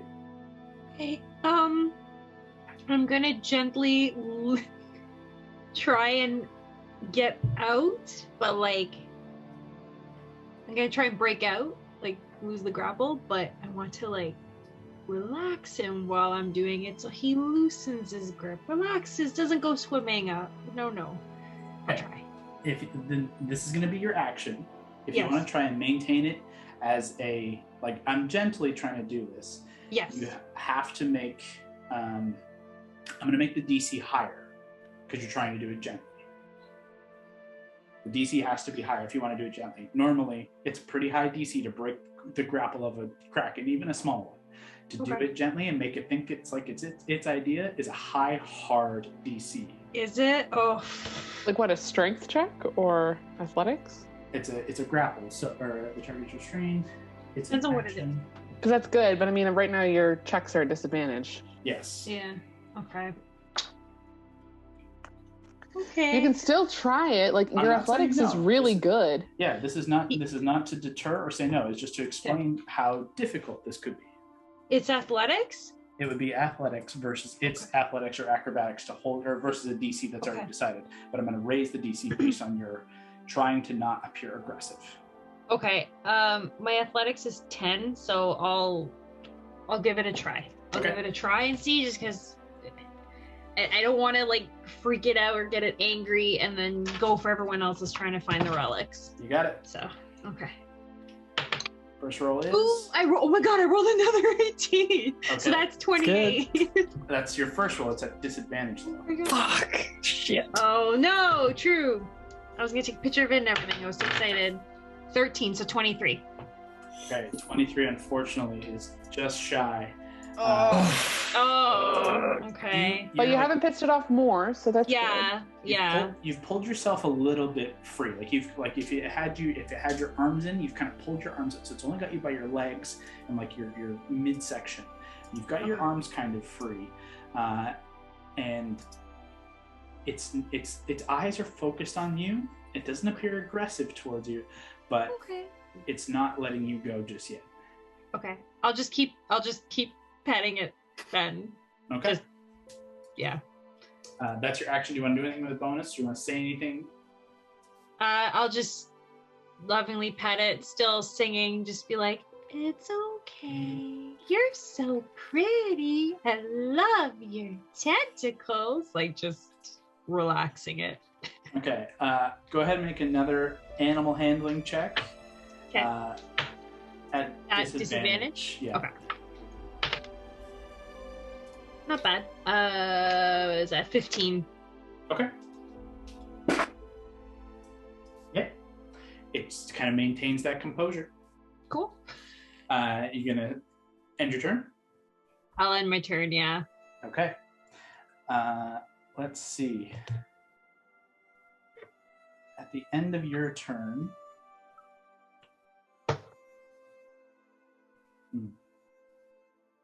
at the end of your turn, it sees you struggling, and it can feel Gord beginning to kind of struggle and is conjuring magic of his own right. And Gord, you are just flung out of its hand, out of its tentacle, and you just hear this very audible thud and a booming ring as Gord, you collide heavily with this bell. It echoes loudly across the cathedral. Gord, you suffer 10 points of bludgeoning damage, but you are free of the Kraken. And you kind of come to rest.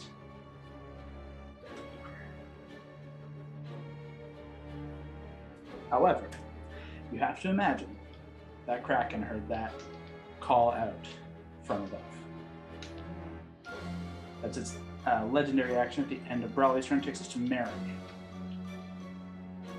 Okay, I see that that Hondo is in the middle of that, and I'm assuming he's doing his job. Not see And Hondo.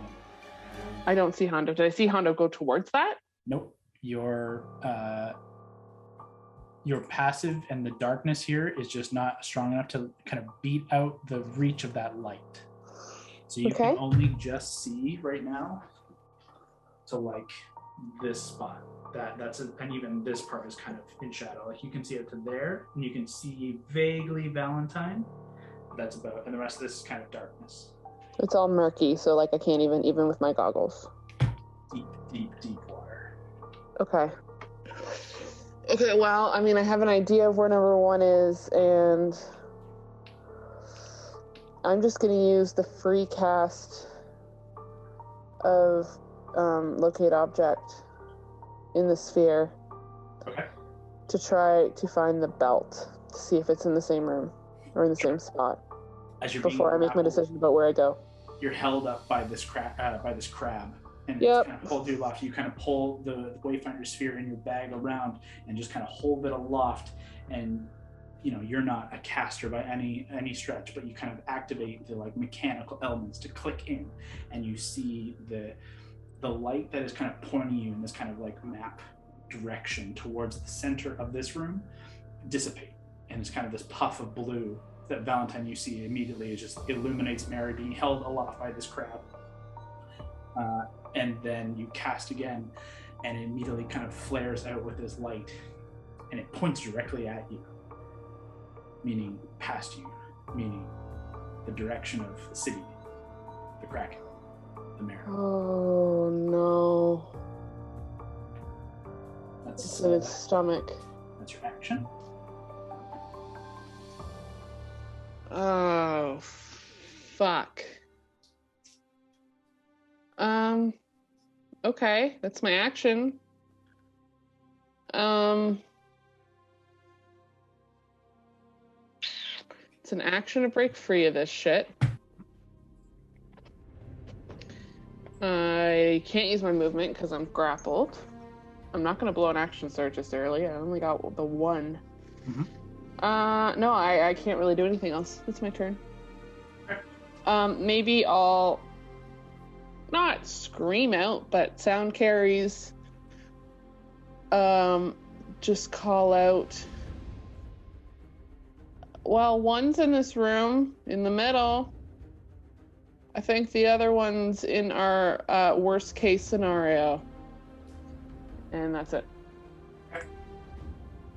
At the end of your turn, Mary,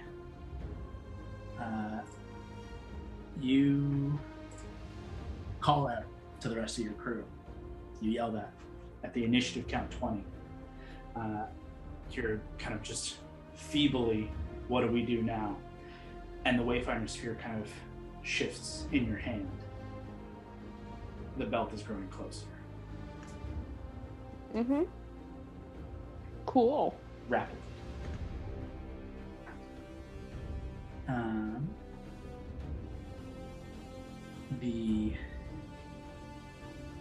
The presence in the entirety of the cathedral just begins to kind of like fizz, bubble, like an energy is just suddenly just electrified all around. That takes us to Valentine's turn. Fuck my life. Fuck our lives. Okay, we need to find this fucking relic in the middle. So, bonus action, I'm gonna pop my wings. Should have done that last time. And that'll get my speed to 60, but it's 30. So Right. I'm going, Yeah, okay. if you're cool with that. I just don't know that flying speed helps you underwater. I use those wings for a little like breaststroke. And I just whoosh, just fly Yeah. forward. Yeah, okay. I need to get to that center thing, and I need to do an investigation if I can. That's my like action. First things first, make a dex save. Yep.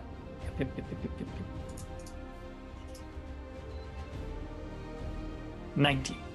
Okay, you're fine. 30 feet gets you to there. And you are about Where's there? 5, 10, right here. Gotcha. 5, 10, 15 feet short.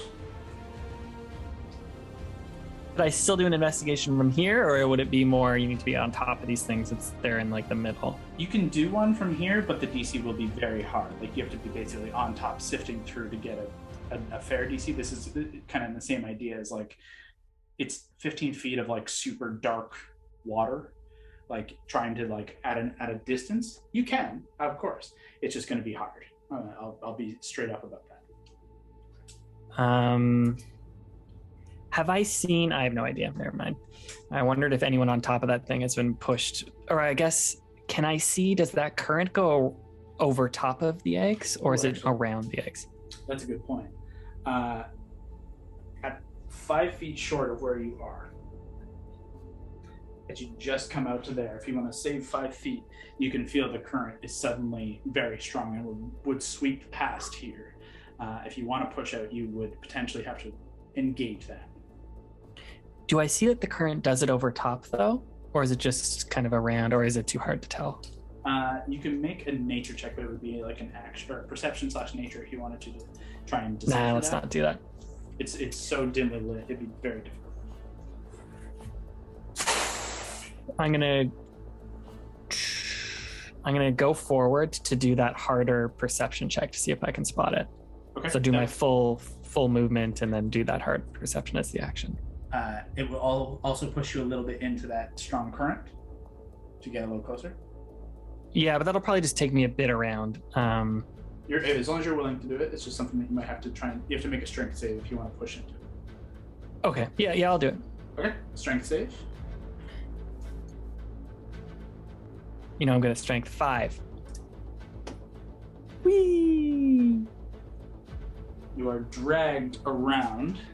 Go ahead and make a perception check at disadvantage. Got it. Nice.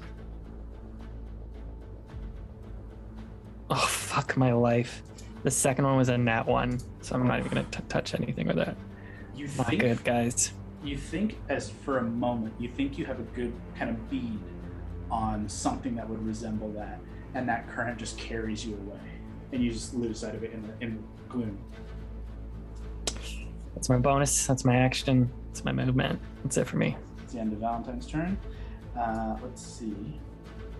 Maybe I'll just scream. No, never mind. Okay.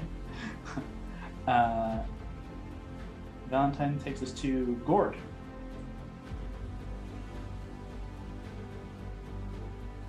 Gord, you are currently at the far end right here. This kind of plinth is about 40 feet up Not that that makes a huge difference in terms of gravity, it's all swimming, but you are 40 feet up. You have a better view of the whole room. However, it is still incredibly dark across the whole room. And you do feel the shift of the water, the current from above, as you're closer to the top of this broken cathedral. You can feel the current is beginning to shift further and faster down towards you. As you begin your turn, what do you do? Is that another area to the left of me that is potentially a pile where like the relics could be? There is a small kind of pile of things over here. It seems to be the smallest of the 4 spots, but there is like a small kind of pile down here. It seems though, from what everyone is saying, relic is located in there. Okay, I'll far step back in there. Got it. Beautiful.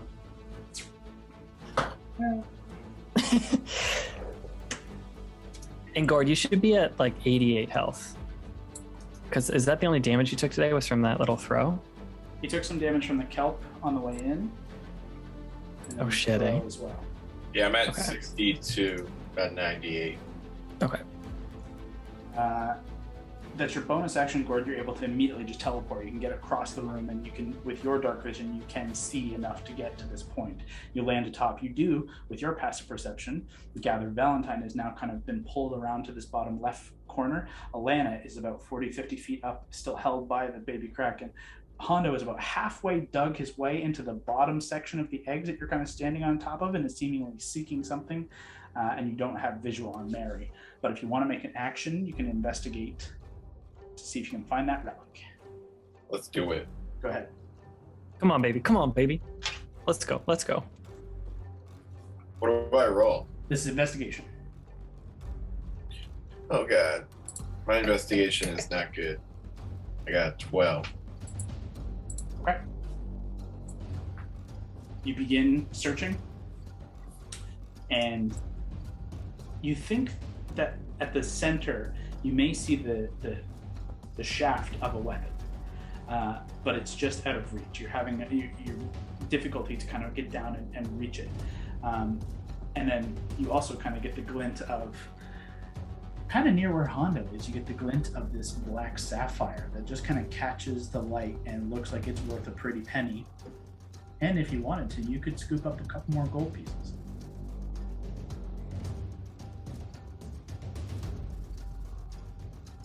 Free of charge. Scoop up some gold. Let's do it. Okay. Unfortunately, not gaining any ground on the relic. You think you might have an idea, but it's just out of sight and you're not 100% sure. But you have some guaranteed gold here. You could easily scoop up 74 gold pieces. Ooh. Oh.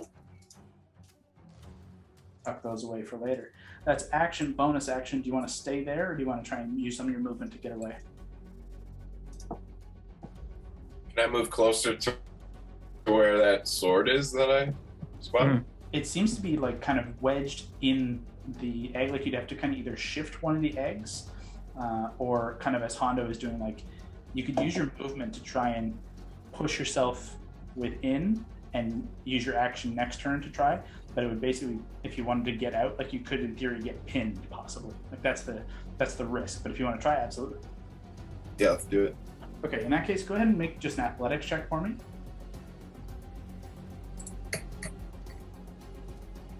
Seven. Okay. Oh boy, oh boy. You begin trying to shift one of these eggs, and you just hear a and your elbow just kind of, you pull back and you see this big indent and some fluid begins kind of leaking out. It's cracked. She's gonna be so pissed. Fuck, she's gonna be furious.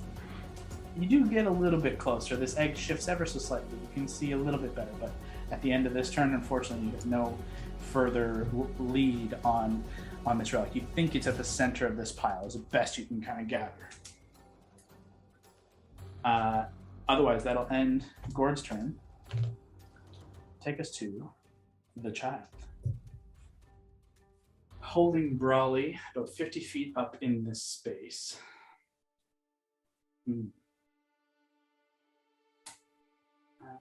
Yeah. She's gonna take her action to perceive what the fuck you guys are doing in and amongst those eggs.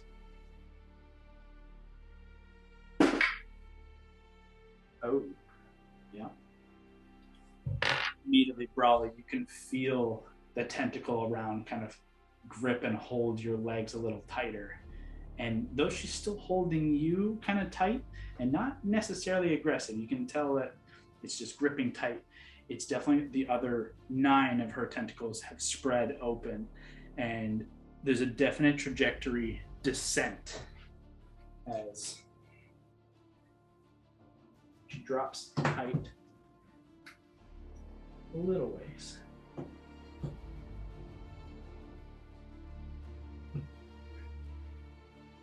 But she was forced to use her action to see that you guys are some thieving fucks.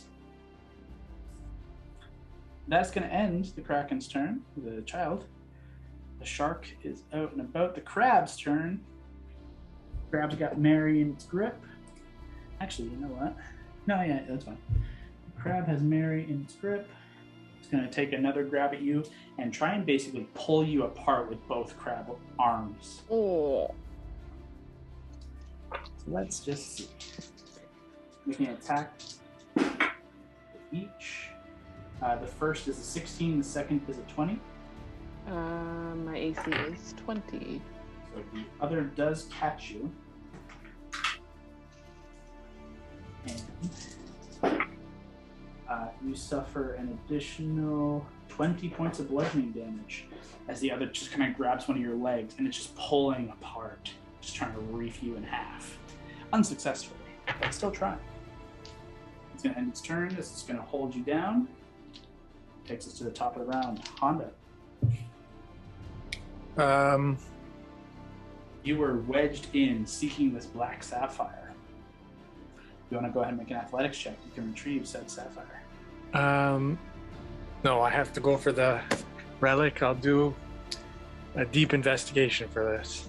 That shit is so cursed. The way Kyle's pushing that shit is 100% a cursed item. Before you do this, I want Honda to make a wisdom saving throw. Can your greed beat out your desire to do what's right? I like this. Or vice versa? I like this. Don't like this. Okay. Ooh, that's good. That's not bad. 15, and my wisdom save is 2. 17. Okay. I'd say there's enough of Valentine, Mary, Alana, just in your conscience speaking to you, saying relics over gems, and you pull your hand back and are able to do the rest of your turn. Your little shoulder angel, Neavir, being like, don't you fucking do it. I brought you back, motherfucker. Don't fuck me. So you gonna do your relic search? Go ahead and make an investigation check. Okay. See what you can spot. Come on, baby. Come on now. Yeah. All right.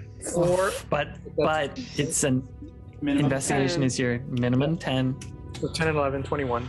Oof, okay. From where you've wedged yourself to try and pull apart to get this sapphire, you look past and you actually look up and see shifting above, and you prepare to kind of attack when you kind of see the familiar fur of a paw, and you can just make out that Gord is kind of making his way down as you're trying to make your way up, and you're both kind of converging in the center of this pile of eggs and treasure.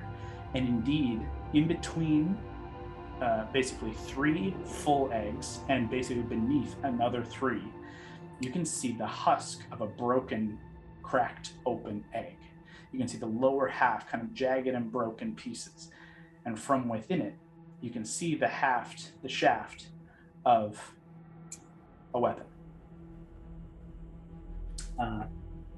You'll either have to move some of the eggs out of the way, or you'll have to move some of the eggs out of the way.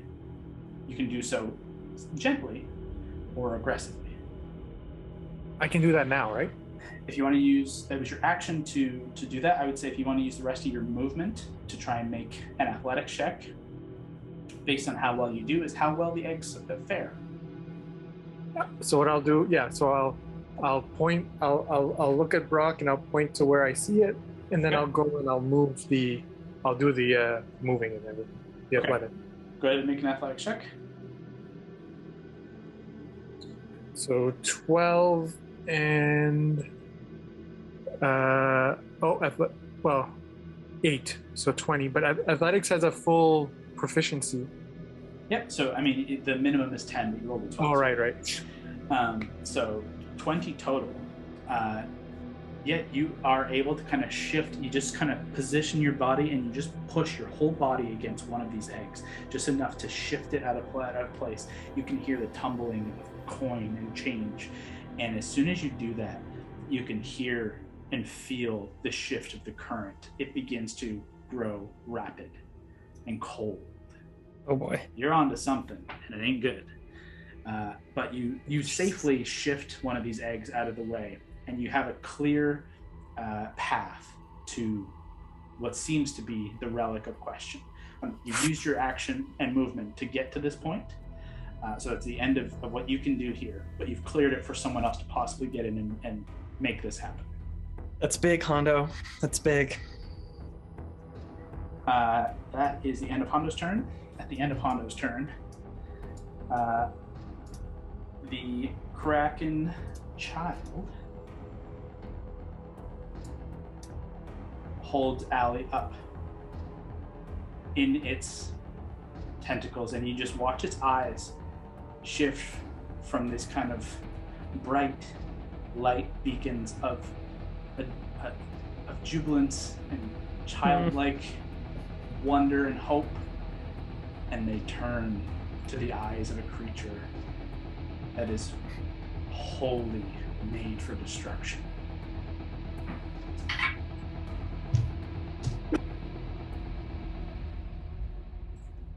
And with its tentacle and a 27, you are swallowed. The baby Kraken. On the way down, you suffer 23 points of piercing damage as it kind of shoves you in to this relatively small mouth compared to the Kraken you've seen, but still a 15-foot wide maw of jagged, sharp razor teeth, and it just shoves you in and then lets loose this howl across the cathedral. Alana, you are currently grappled, restrained, blinded inside this young juvenile Kraken. And we'll come back to that in a minute.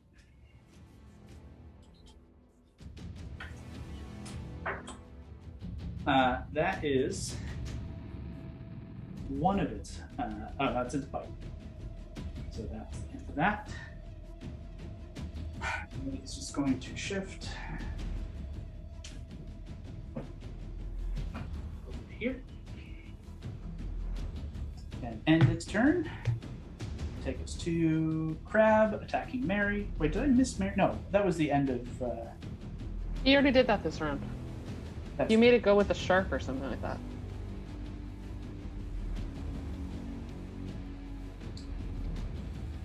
We're back to Brawley's turn. That's what we did. That was its legendary. That's right. Sorry, my mistake.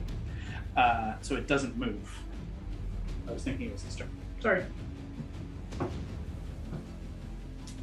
However, on Brawley's turn, you're inside a crack. At the top of this turn, as you're inside, you take 12 points of acid damage as just the interior of the Kraken begins to kind of sizzle and burn as you're shoved into its stomach. But you're pretty tough. What are you going to do? I'm gonna rage, first of all. That makes sense.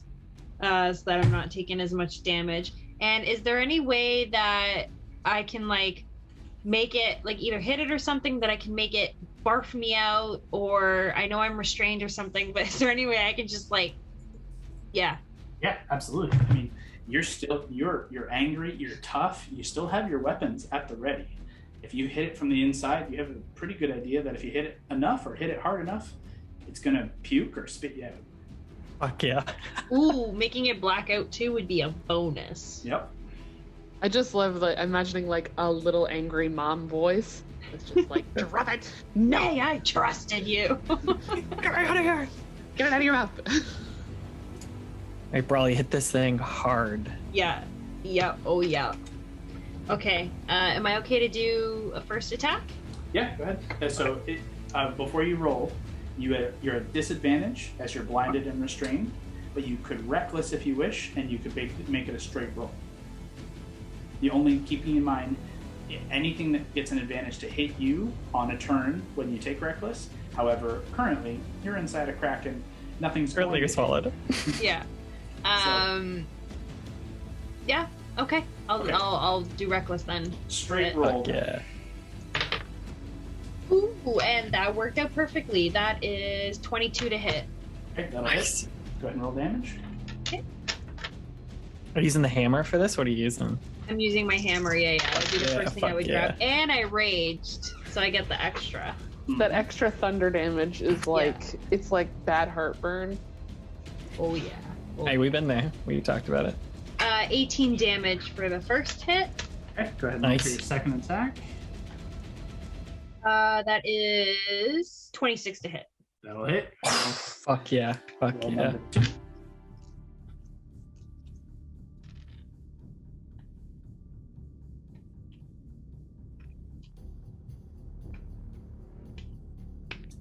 Uh, 14 damage. Okay. Yeah, each hit. What was the total of the first one? 14, 20. What was that, 18? 18 and Yeah. 14? I think it was Yeah. more than the first one, yeah. Yeah, it was more.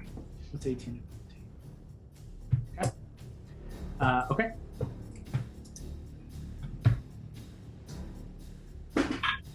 Ooh, yeah. You just begin slamming hard into its side, and you can hear and feel it kind of shifting. It doesn't seem like enough damage has been done just yet to cause you to get expelled, but you're whittling it down. That is your action, bonus action, and you cannot move. Okay. That ends Brawley's turn and takes us to Mary. Okay, I'm I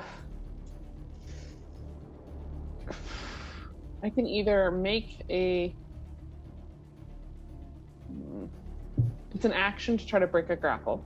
It's an athletics check, yes, or an acrobatics. Okay.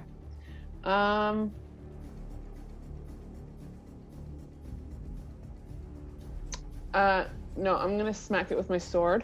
You got it. The short sword, so that's not a disadvantage if it's the short sword, right? Yep. Okay.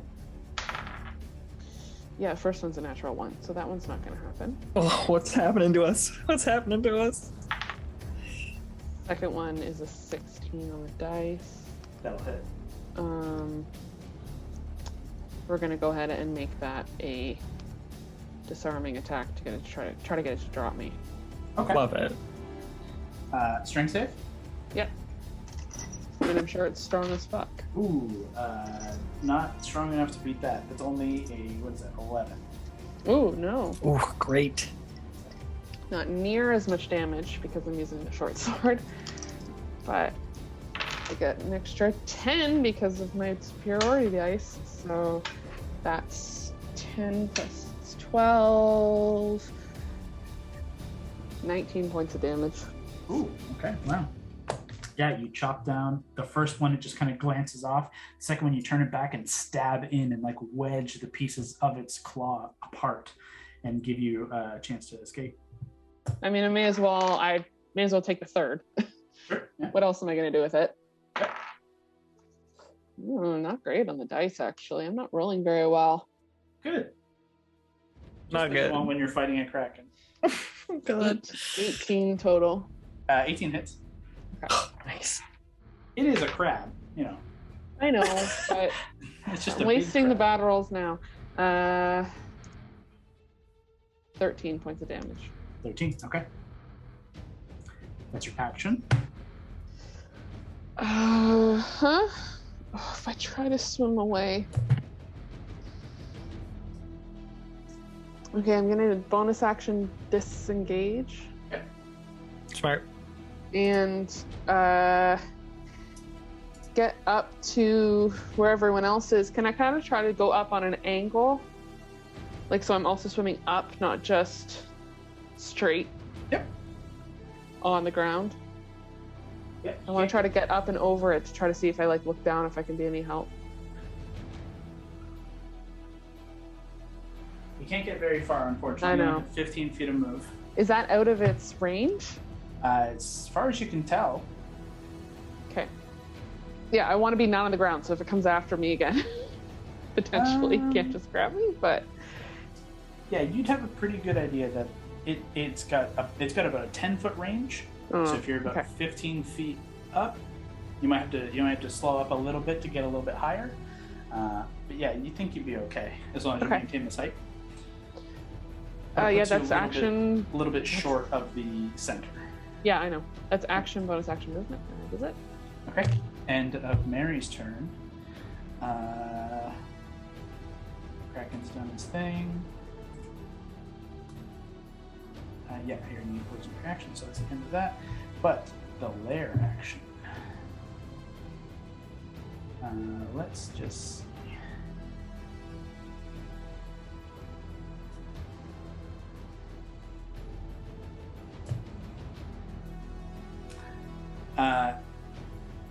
You guys all feel the fear and anxiety building as you know that bell rang, and it's still kind of faintly echoing out. You can feel the current has shifted. You know, the wind has changed in like the Pirates of the Caribbean. Like everything has shifted here. And there's this just low rumbling, this like building growl, this primordial roar that is just slowly building, but getting louder and getting closer and closer and closer. I'd like everyone in there to make a wisdom saving throw. Certain people have disadvantage on this saving throw. Gord, Hondo, Allie, and Keith all have disadvantage on this wisdom save. Everyone needs to make it, but those of you who I just said you have disadvantage on it. Sorry, Keith has disadvantage too? Keith does as well. Okay. 18. Oh, okay. Might have to get real dice out because Dean, to be honest, fucking me right now. Brawly, this is not look good. Probably So, good. for Keith, it's good. I actually rolled 2 19s. Oh, wow. Great. So good. Great. I got a 6. Okay, that's definitely a So fail. not good. It's better than my one. Yeah, Oh my god! Hondo, what's your The total? dice literally hit the border and dropped as a 1. Oh god. What do you add though, Hondo? 14, 12, and 2. Mary? 30-20. Gord, did you say 18 total? Yep. Okay. Everyone but Mary, go ahead and roll me percentile die. Oh. Would that be 2? Is this a spell or a magical effect though, Kyle, or is this just a scary natural thing?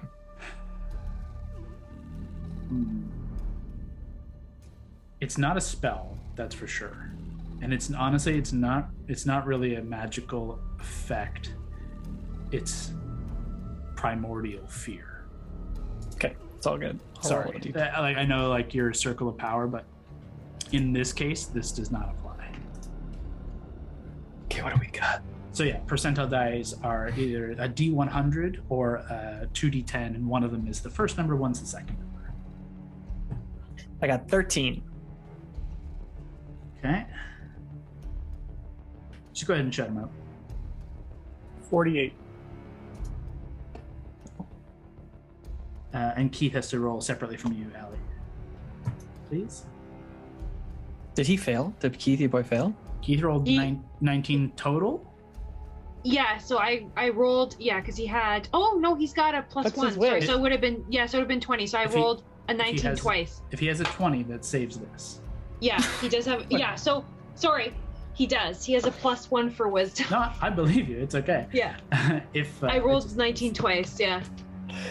It's me that wasn't failed. sure if it was a 19 total. It was me. It was me.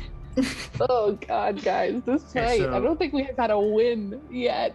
No. We know Gord- where the thing is. Gord and Allie at D100s or percentile. One of these out, eh? Okay. E100? Yeah, it should be in the if you look in the dice there Roll on it. D&D Beyond. Yeah, there I should got a be 10. Oh wow, those are a lot of low Jesus. ones. That's kind of weird. 88? There we go. Okay. William Nylander. Okay, let's see. So, Like, what the fuck is this gonna be? Boy.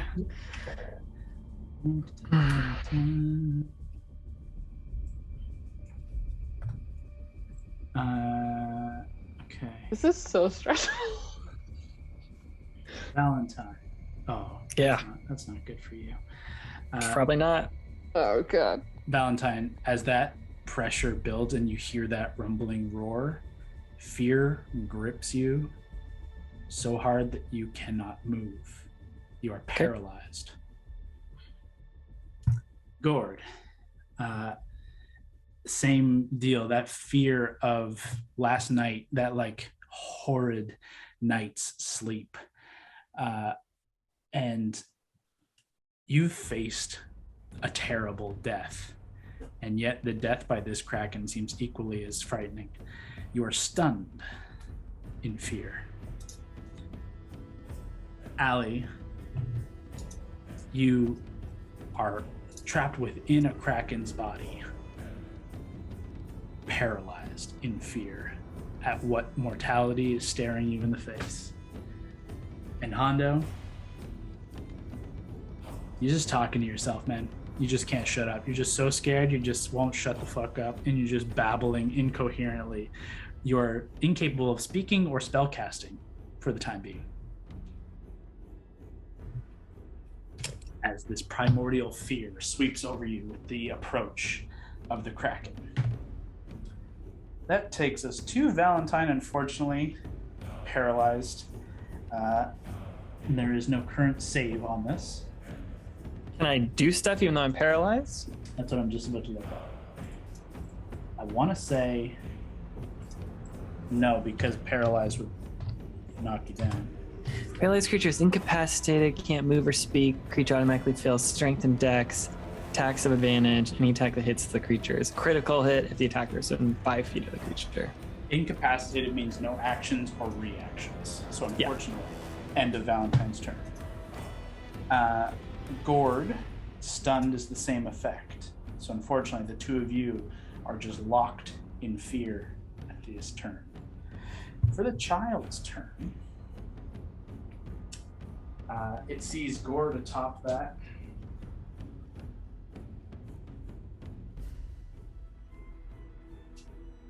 Comes over for a tentacle attack against Gord. Has advantage as he's stunned.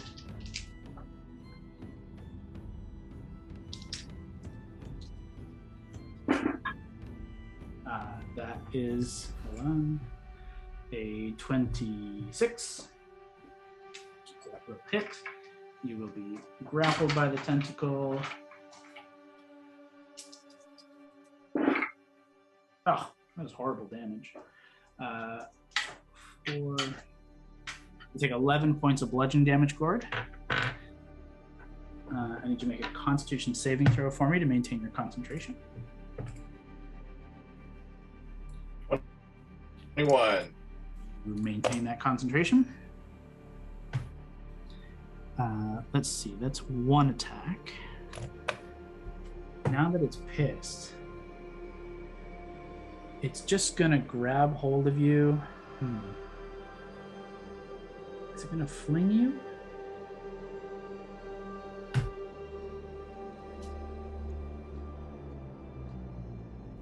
Yeah, it doesn't want you eating, or it doesn't want you getting into any of that on the tower. So it's gonna just grab you and throw you 40 feet.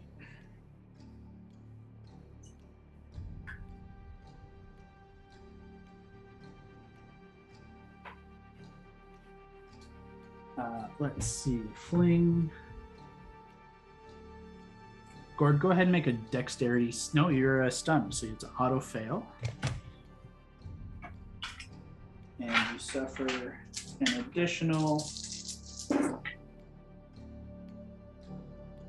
16 points of bludgeoning damage. And you feel the stone crack, and this pillar begins to grow weak as it kind of shifts and breaks under the weight of where you collided with it. Mary, you can just make that out from the vantage point. That's going to end its turn.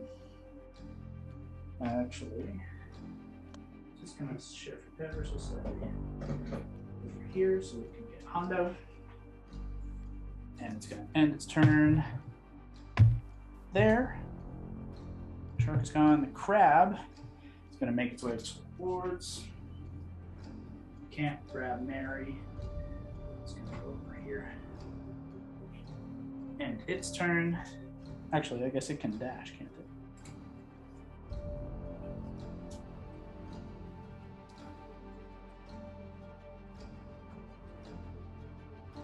Uses its action to dash, gets on top of Gord, but it can't attack because it just used its action. That takes us to Hondo's turn. Hondo, you are just babbling, but capable of doing anything you want. Okay. Well, I know where the relic is, so I'm gonna grab it. Okay. You push forward. You've carved this path through the eggs. You can see the shaft of this whatever. There's a weapon for sure, and you can see it's wrapped in leather. It seems ornate, and you can see all around it barnacles and like sea detritus have kind of gripped and grabbed onto it. It seems like it's been there a long time. You reach out to grab, you grab hold, and you can feel this kind of electric charge fill around you, but it's not budging.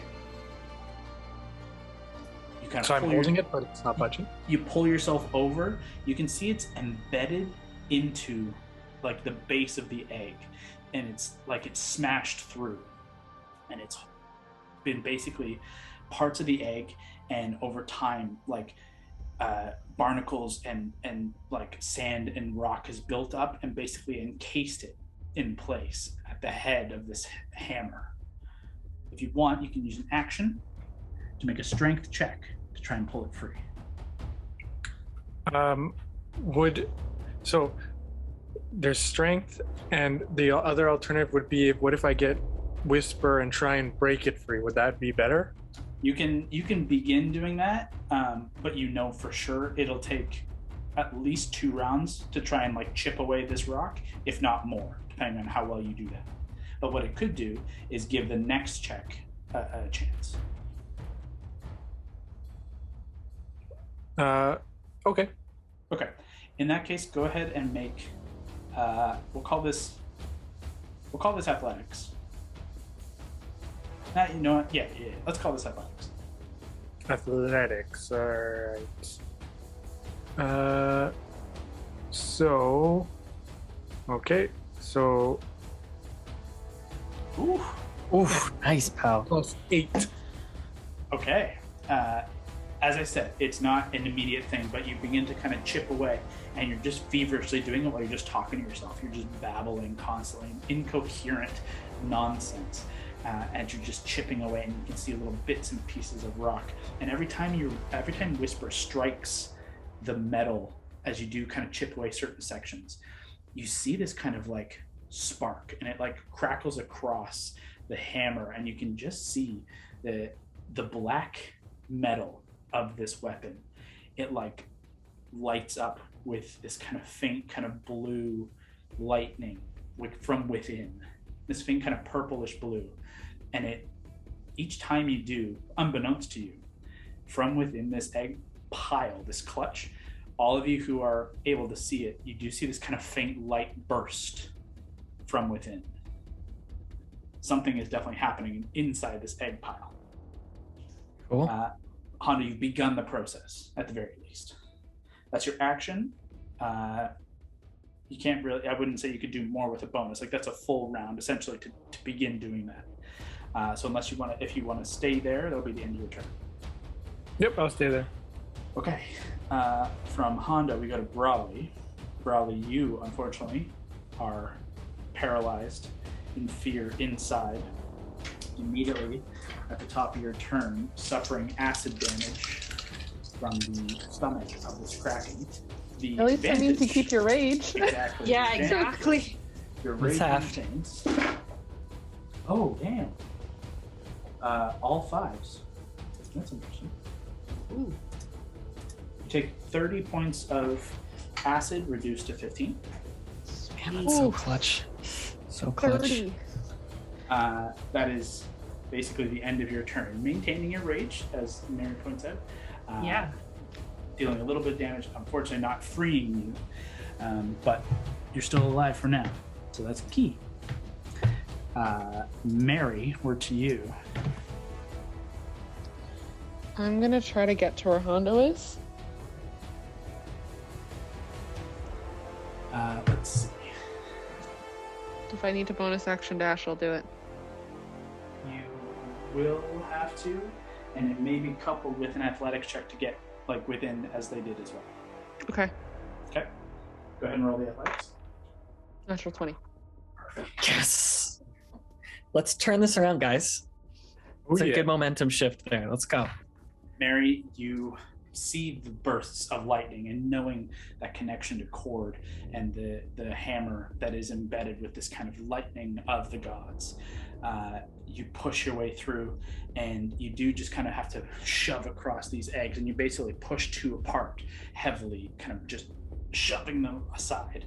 They do manage to not tip and break, thankfully. And you've managed to pull them apart, and basically on his stomach, babbling incoherently, you see Hondo just chipping away with his blades on where this hammer has been embedded and wrapped around in old sea detritus and rock and barnacles. You can use your action if you wish to try and free it. Mm-hmm. Yeah, everything's just like tunnel visioning because everything's going to shit, and just stopped hearing everyone move, which is never a good sign. So it'll be a strength check. Mm-hmm. Okay, that's okay. You have advantage. You have advantage from Hondo, which we totally forgot about. What? So before we did this whole thing, No, I not gave... It wouldn't be advantage. Sorry, not advantage. Inspiration. We forgot till now. I inspired Hondo just before they left, and Hondo inspired Mary just before we left. Well, okay. If it's Has still it been been 10 less than minutes, 10 that's minutes? still up. I mean, it's when we left where? From when we left the ship? The ship. On the sunken ship. So has it been more than 10 minutes? No, yeah, this has been within that time frame. Okay. I'll use it. It's Hondo's, so it's a D6. Mm-hmm. Roll a 4 on that. Okay. 14 on the dice. And my strength is a 3, I'm pretty sure. Yes, it is. So that's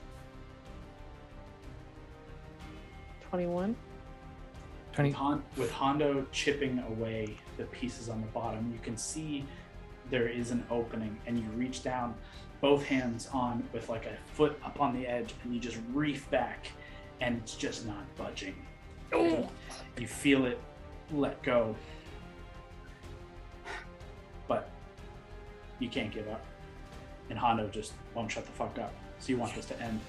So you reach down once more, and with just all your might, putting your foot up on one of the eggs and just feeling your armor gives you the dexterity to gracefully move across a battlefield and to cut down your enemies. But the Valkyrie is strong in both combat and in heart, and that sensation and that connection and your purpose and your history fighting for Cord, fighting in the temple, it surges through, and you just grab hold and yank, and with a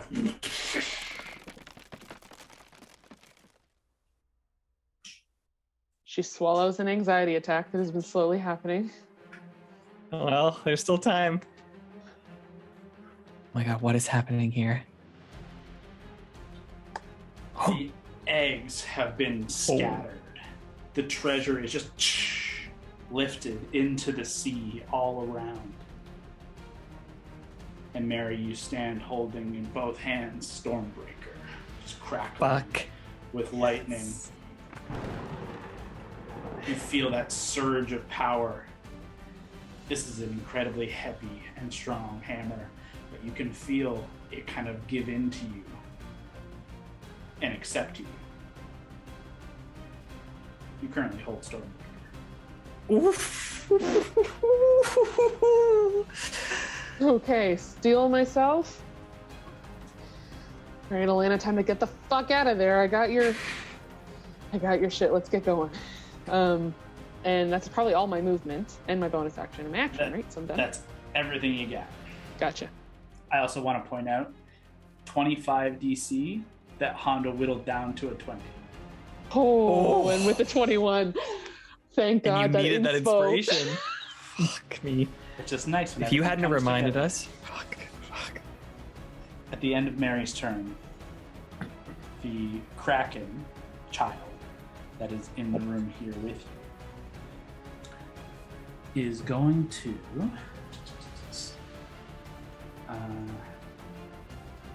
used all of its legendaries. It's just going to tentacle attack. Reaching out with a tentacle towards Hondo.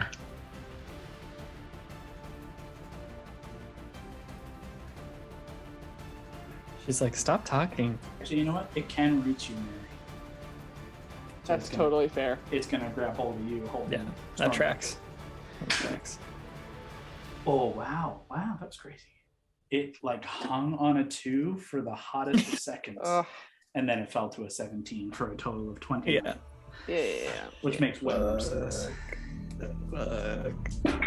You suffer, 22 points of bludgeoning damage and are grappled. That is its legendary action at the end of your turn. Below triple digits. Fuck me. The lair action. Once again, with Stormbreaker out and this palpable energy in the space, the water around all just becomes charged with that energy of lightning, with that energy of a storm. We'll see what happens. At the end of the lair action on the 20, your paralysis, your stuns, your battling fades. All is well. Okay. Relatively. Okay. Things are turning. Things are happening though. Until Mama shows up. A darkness Oh no. Oh. falls over the space as what very little light was over top of this space is taken away. Just heavy darkness, anger, fear, and rage as descending through tentacle after tentacle after tentacle after tentacle, each reaching deep down from this open gaping hole above. The Kraken descends. The ravenous maw's tentacles reach low, and she takes her turn in combat. Oh no. Oh, that's huge. Oh my god. No.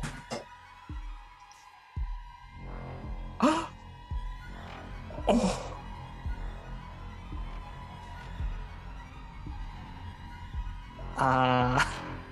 Guys, we gotta get out of Oh here. my god.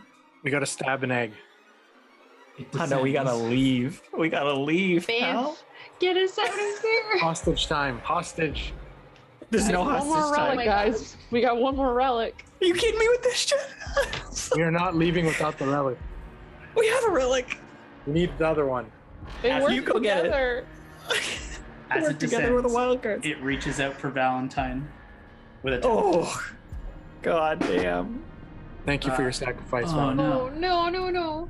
That's a 22 to hit.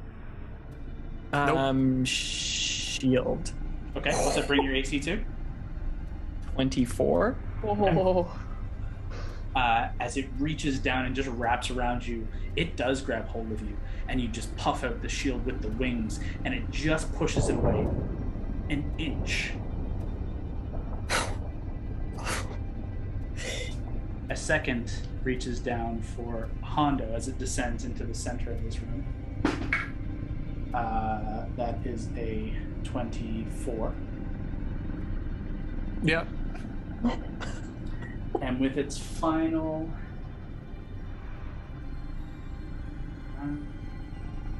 no, I wouldn't see Gord. Mary's already grappled by the other Kraken. Alana's not on the battlefield. It's going to double down on trying to make sure it grabs hold of Valentine, but you're already shielded, Okay. so let's see. Yep. That's worse. That's a 20. Oh, god. Now, your shield pushes away that first tentacle and it begins to kind of break as another just slams down, not even trying to grab, and it just pummels you down, it pushes you down. You watch the shield, the light of your shield shatter and break, but just clings on by the light of the Summer Queen. That is Hondo grappled. So, Hondo, you suffer 20 points of bludgeoning damage, and you are grappled by the Kraken. Oh god. How did we get here? Let's Why just did we take a minute come? to acknowledge how fucking cool this map looks right now. Yeah, Kyle, And the this mini looks too. dope. Oh my God. That lighting change. It's dark. Thank you. That is its action, in its first action in combat here. And that will take us from it to Valentine. Be useful. Victorious Be useful. in battling back the Kraken's attempts. Oh my fucking god. You see Mary grappled by the juvenile. You see Hondo grappled by the mother, the maw.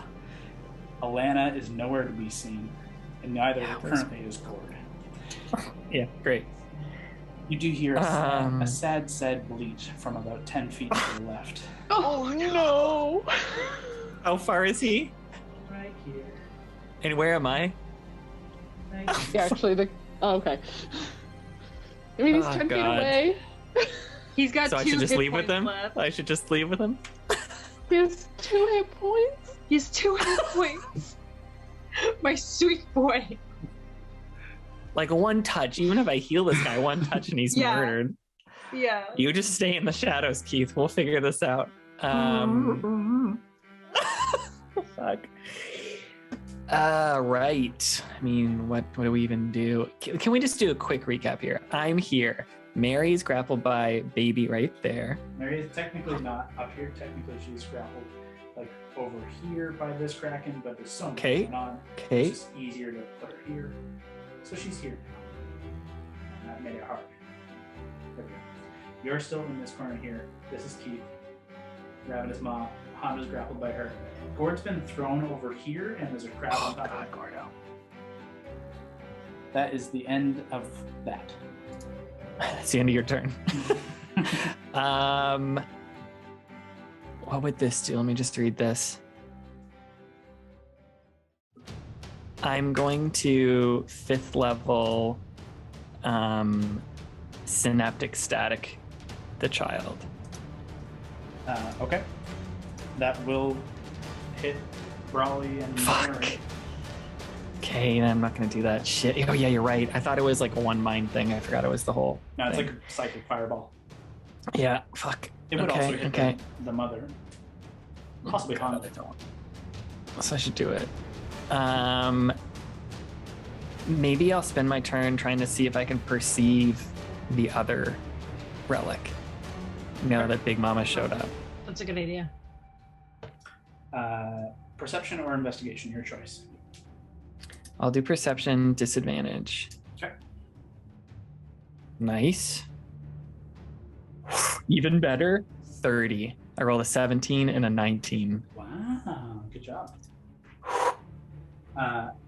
You swim. I'm gonna burn some of your speed to say you fight the current and just swim up, just to get like a better vision, at least of this side of the Kraken.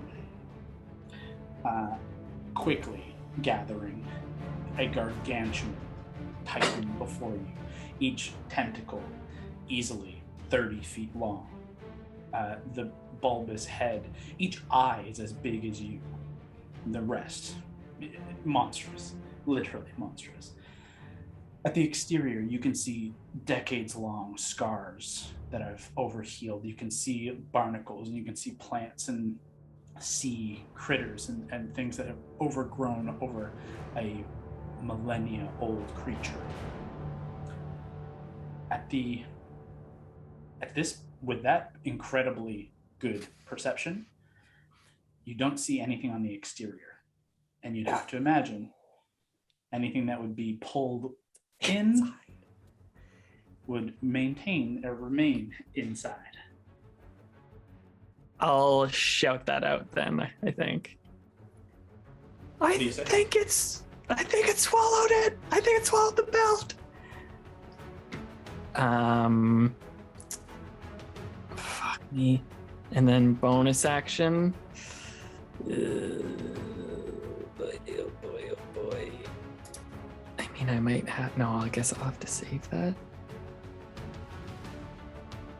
Inspiration? Yeah, I guess I'll inspire Mary, who's grappled, because she just burnt hers. And you also see she is indeed holding Stormbreaker. Yeah, that's dope. Great fucking job, Mary. That is Valentine's turn. You're gonna stay there? I might try and move back a bit, just like to the east. More or less, I'm just trying to move away from Keith. Yeah, that's great. Thank you. Yeah, that's about as far as you can get after I use some of your move to like fly up or swim up. Okay, Valentine. At the end of Valentine's turn, the Kraken. You just see her just eye everything in the room. Just look about the space, just taking it all in. As tendrils that aren't holding on to each of you, you see just wrap around some of the pillars and just crack them like they're twists. You just see her reach around and encompass the entirety of the room with her reach. And then just with a crackle in her eye, you just see lightning just begin to strike down. Oof. I need strike down. Can see within the creates 3 bullets. Strike a target. Valentine, Mary, and Gord. I need each of you to make dexterity saving throws. Okay. Valentine, you have advantage on this. This magical? It is magical. Does that mean we get advantage if we're close to Valentine? You are just outside of 30 feet. 21. And Gord is way outside. So Valentine gets it. But Sorry, you said Dex? dexterity save. Sorry, I just got back to the computer. 24. Gord, I rolled. Gord rolled 21. I rolled 2 2s, so that's 11. That's a fail. Ups and downs in this game. God. Mary, 24. a 24 is a success. A 21 is a failure. Oh boy. Mary, you suffer half as much damage. And half with this because your potion that you took. However, part of the lair action with the energy making the room extra charged, everyone is currently vulnerable to lightning. So your resistance has become regular. Oh shit. Oh, shit. But Gord gets double. So sorry, what was the number? I haven't said it yet. Oh, okay. Oh damn.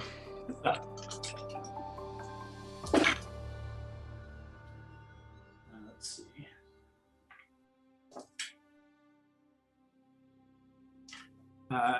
22 points of lightning damage to Mary and Valentine, and 44 to Gord. Gord, I need you to make a Constitution saving throw, and Val, I need you to make a Constitution saving throw. Yep. Gord, your DC is 22, Val, 11. And I got advantage, right? You're I got a 13 warcaster. for the first one. Yeah. You are a Warcaster, but yes, you're fine. Wait, with disadvantage? No, you're fine. Sorry. Just straight 22. Constitution. That's exactly Nice. what you needed. That's on the dot. You both maintain concentration on your spells as the lightning rips through the room and through each of you. That is its legendary action. The end of Valentine's turn. Gord, it is now your turn.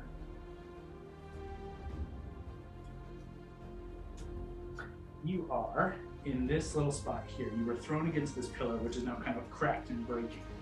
You're prone, which is kind of weird in water, I understand, but you were thrown against a thing, so I think that's fair to say, still prone. So you have to use half your movement to basically get to a movable position. Do I still have Penance Stare? Yep.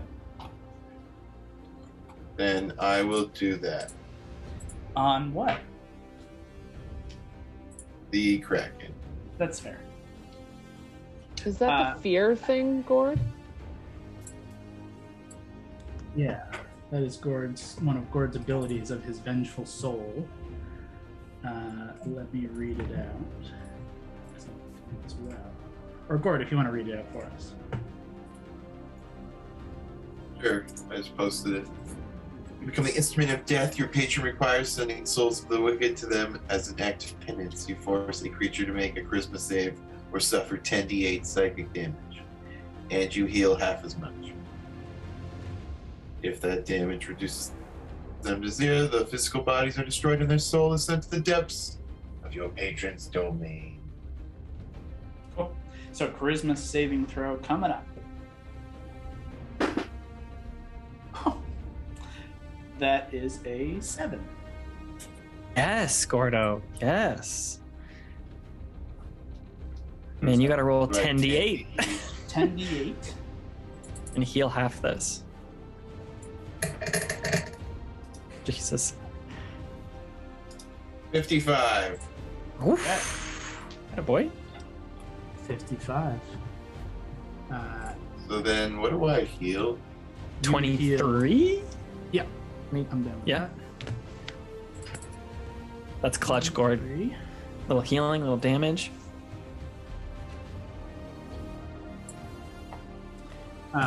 Another key component of that, Gord. If they fail, let me read that out. On a failed save, they take 10d8 psychic damage and are stunned. Big. That's big.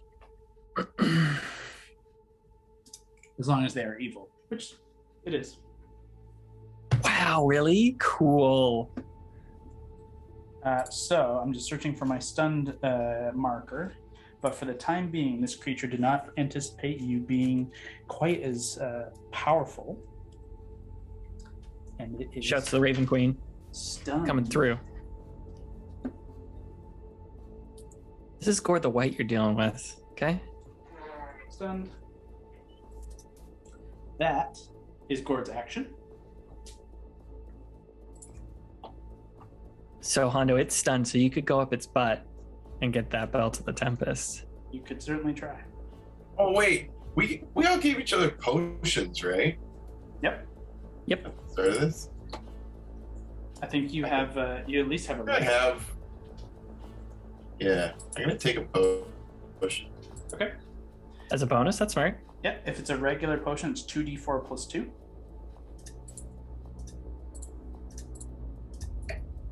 I wrote them all down. Or I'll take it. 4? Okay. Gordon, use your action, pen and stare. You focus in, and you bring down the wrath of the Raven Queen on this destructive beast, this creature who has brought ruin and death to so many innocent souls, and it suffers for that. Thankfully, saving you and your friends for a brief respite here. You also slug back a potion and get yourself right. That's your action, your bonus action. This crab is on top of you, and you're within range of both other Krakens. Do you want to stay there or do you want to move?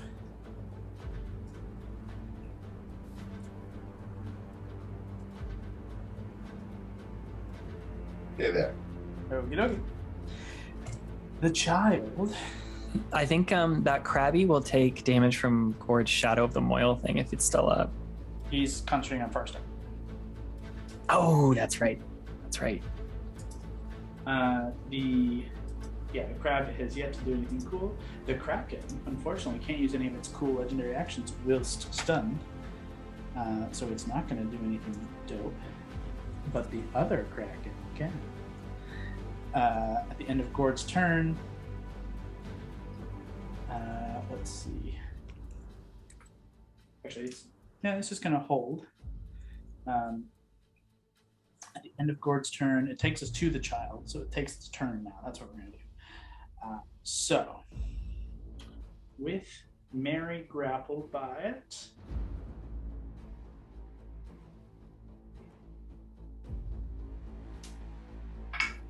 Mary, as you are holding Stormbreaker, triumphant in retrieving the relic, the small Kraken looks up to its stunned mother, looks about the space, sees Gord, but looks down at you in its wrapped tentacle, writhing around you, writhing around the plate of the Valkyrie and around Stormbreaker,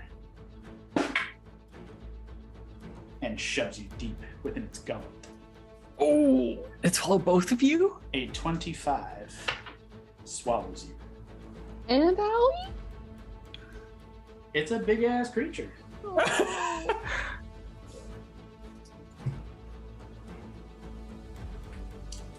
It's okay. You suffer. Oh, no, you suffer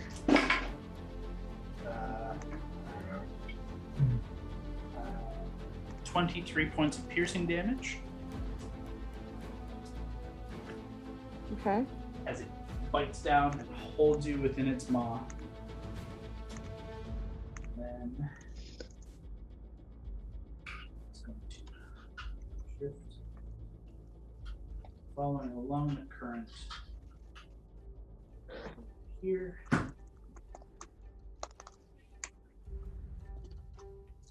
And hold its turn, or end its turn, I should say, and take us to the shark is gone, but is coming back. Oh, I was happy, now I'm sad. He's just diving down, but he's way the fuck up. And then the crab. You did a terrible job babysitting, by the way, in case you're wondering. The crab grabs hold of Gord. Fucking crab.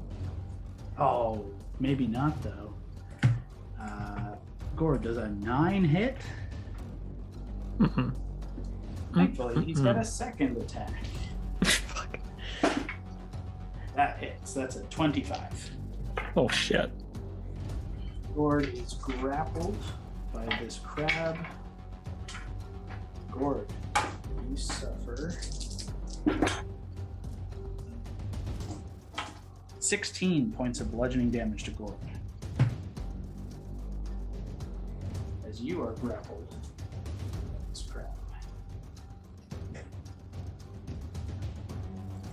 That ends its turn. Actually, it's gonna try to pull you away. Takes us to Hondo. Hondo, you are currently grappled by the Kraken. However, it is stunned. So you're still held because its tentacles are massive. So like it's still technically holding you, but if you wanted to escape, I would give you advantage on your check to escape, but it is your action. Alternatively, while grappled, you can still attack. So you can just strike it if you want. Or you can do whatever you want, really. What would be the best course of action if I want to go into the Kraken? You want to go into it? Get eaten. Let it eat you. Interesting. How would I do that? Don't escape its tentacle, and when it's not stunned, maybe it eats you. Yeah. Wait, if I escape its tentacle, can I use my movement to go swim into it? I'd say it's stunned. Like it was in the middle of like yelling and howling. Its mouth would be held in place. If you wanted to swim inside of it, I'd say you could certainly do that. All right, that's my course of action. Okay, Hondo. You have to... But what I'll do is, I'll throw Whisper into its mouth to teleport. Sure. What I will have you do, though, Fucking yes, Hondo. you still have to break free of the grapple. Yeah. So you make an acrobatics check at advantage. Even if he's just using the teleport action to get the fuck out of there? He doesn't have line of sight on the mouth. That's fair. So he has to break free, and then I'm still going to give him the opportunity to throw within. And he does break free. Fuck yes, Kevin. Beautifully. Now go ahead and make an attack roll, and you'll still deal damage. Oh wait, attack roll. So that's not a d20, or is it? Yeah, so it's just attack with Whisper at advantage. Oh, okay. So that's 19. So roll again, see if you get the crit. No, but you still hit. Hondo. If it's stunned and you hit, it's not a crit. It's only when it's paralyzed. So you have advantage, but you also get sneak attack because you're basically 1v1ing it right now. So go ahead and roll sneak attack with Whisper. All right, so that's Whisper is 3d4, and I think you're at 66.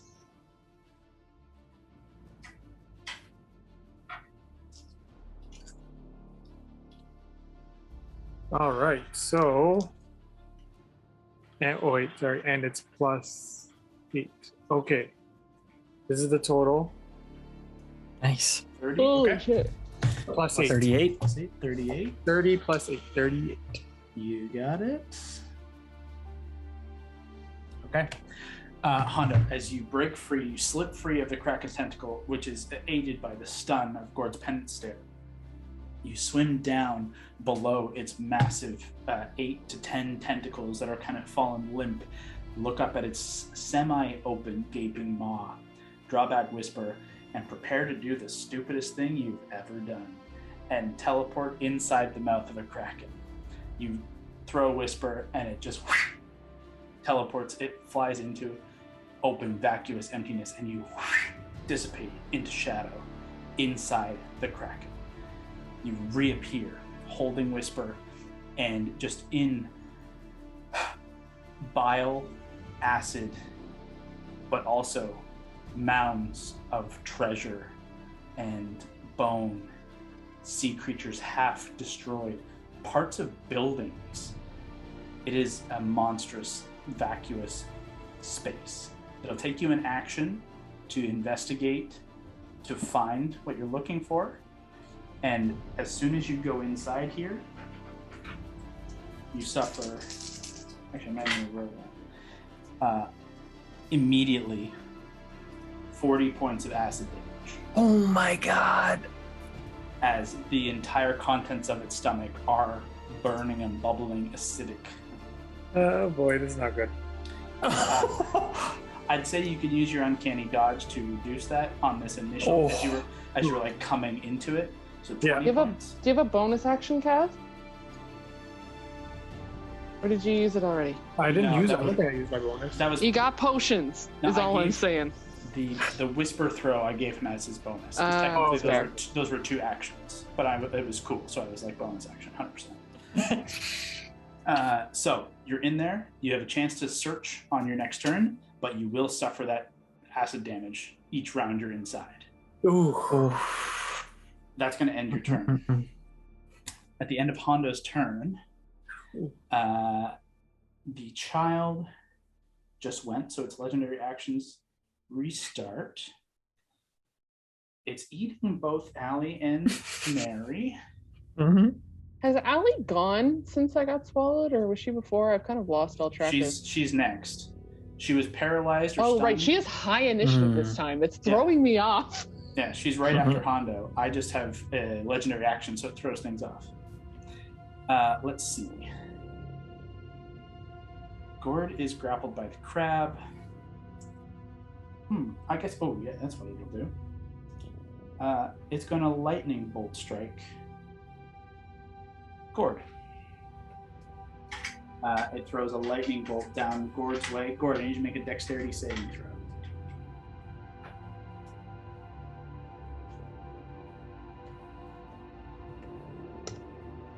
14. Okay, you suffer 22 points of lightning damage. I'm down. You're unconscious? Yeah. Okay. Not good. That's its legendary action. Alana, your turn. At the inside of the baby Kraken, you immediately suffer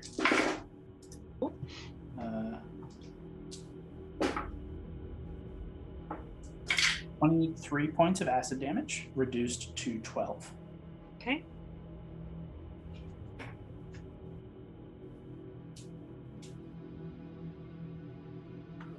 But you have your turn.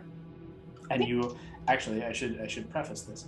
As you are like breaking free and kind of coming to from your paralysis, from this fear of being swallowed by this Kraken, you're coming to, you're grabbing your hammer, you're getting ready for another attack, and all of a sudden, just Mary and this lightning-wrapped hammer are just slammed into you. Both you and Mary are just bound tightly together inside this giant squid, being bound and held together and squished together. And you, It's like being at the bottom of a water slide and another kid comes down. yeah, you guys are just compacted into each other. But you still have your turn. So I'm assuming we're squished like this. I'm just Oh, yeah. gonna kind of like give her a pat kind of thing, like gently like this, slide my hand down to where her hand is, where the hammer is, and I go, "May I? And can I take the hammer, please? And try to bust us out?" I'll let it go. Fuck it. This is the most This is cool. unintentionally efficient way of getting it to her hand. Absolutely. Alana, you take hold, and it's in horribly weird circumstances, but you take hold of Stormbreaker. And for the moment, you take one hand off of your maul, which is normally a two-handed weapon, and you reach down, and Stormbreaker is a warhammer, so a single arm to hold. But immediately, Mary, you watch as it just ripples with energy through her arm and just like across her form, just lightning charged. If you want to add to your D&D Beyond Stormbreaker Yes. in its awakened form. Oh, tight. Already. Fuck You can also yes. share it with you if need be. But if you just search Stormbreaker, one word, it should come up.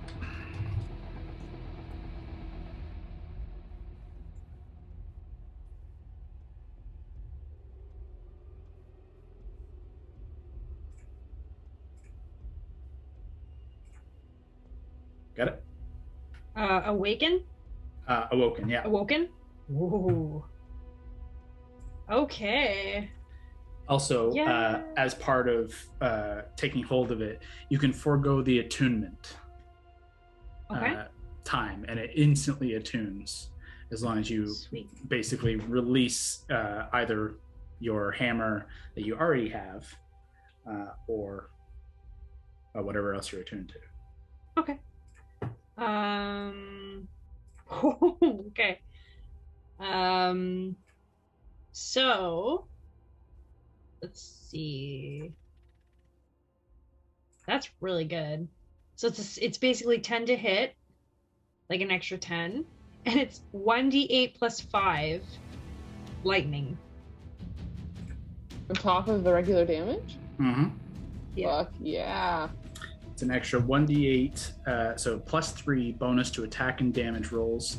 Has the thrown property, so you can throw it like Mjolnir with a range of 20 feet and a long range of 60 feet. When you hit, you deal an extra 1d8 thunder damage, but if the creature is a giant, you deal an additional 2d8 thunder damage. So larger creatures, you deal more damage to. Oh, that's good for this. Immediately, Yeah. it flies back to your hand after you throw it. It's just literally like giant Warhammer Mjolnir. Yeah. That is Yeah. so fucking cool.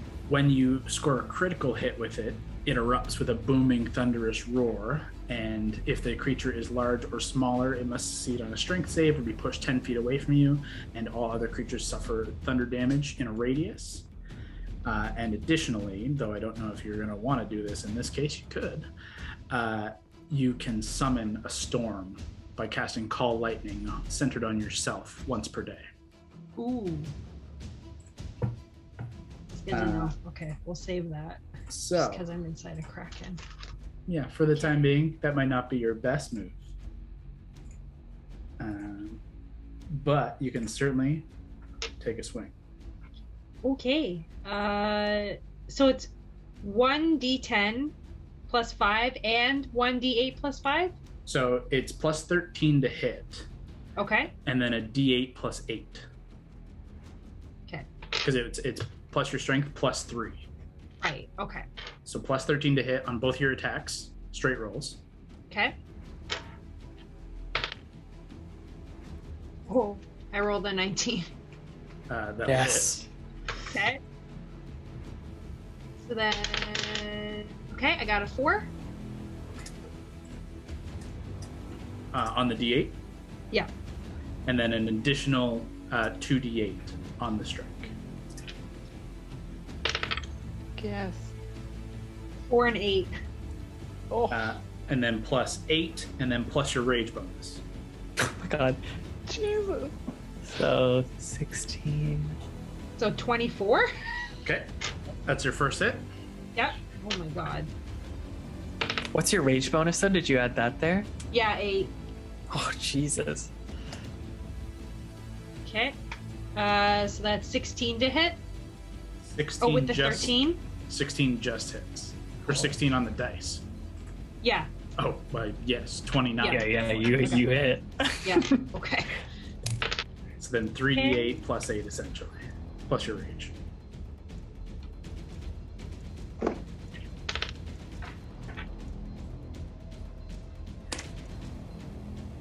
And that is 21 damage.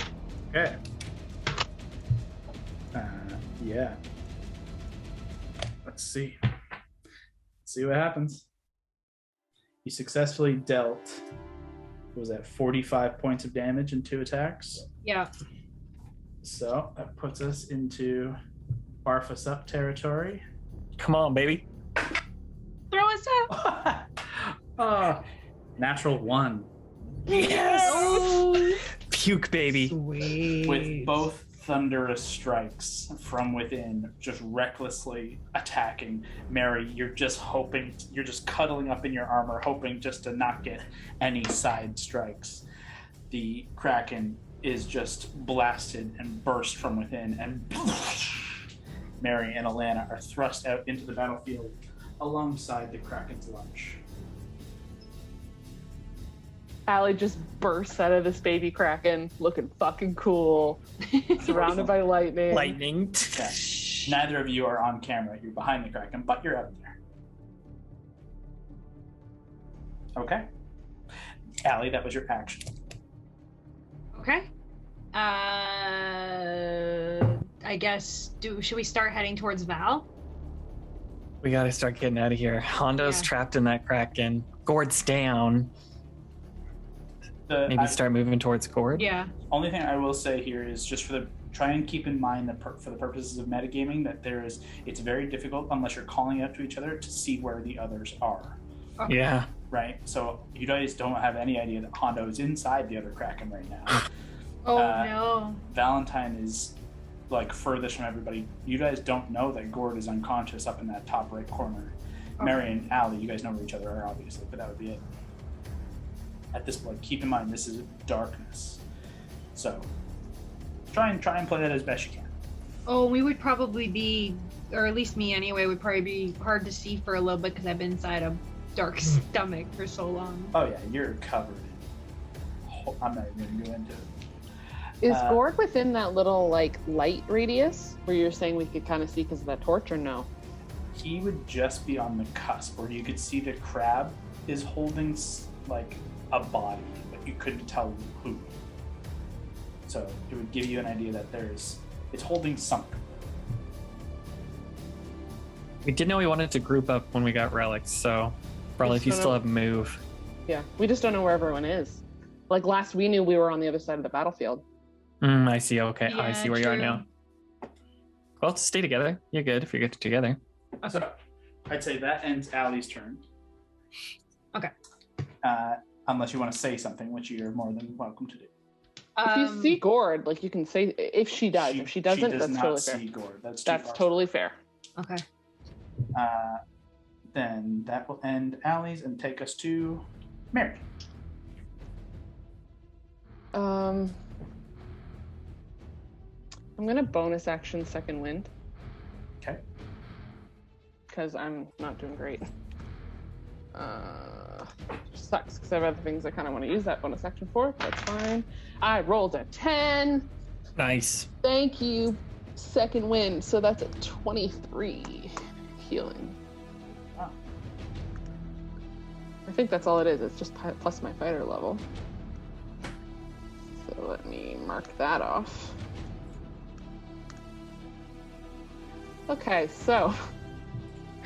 Wait, how many points do I have? Okay. My plan was the same as Hondo's. Even before I knew he was in there, but I don't know what I can see.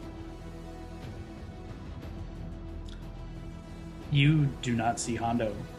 No. I had the same plan as Hondo. Well, you can start making your way. You can certainly try.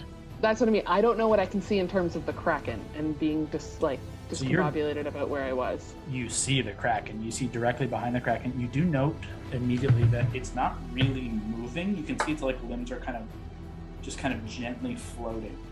You can tell it's still alive. It's still grumbling and making sound, but you can tell that it's stunned or it's been hampered in some way.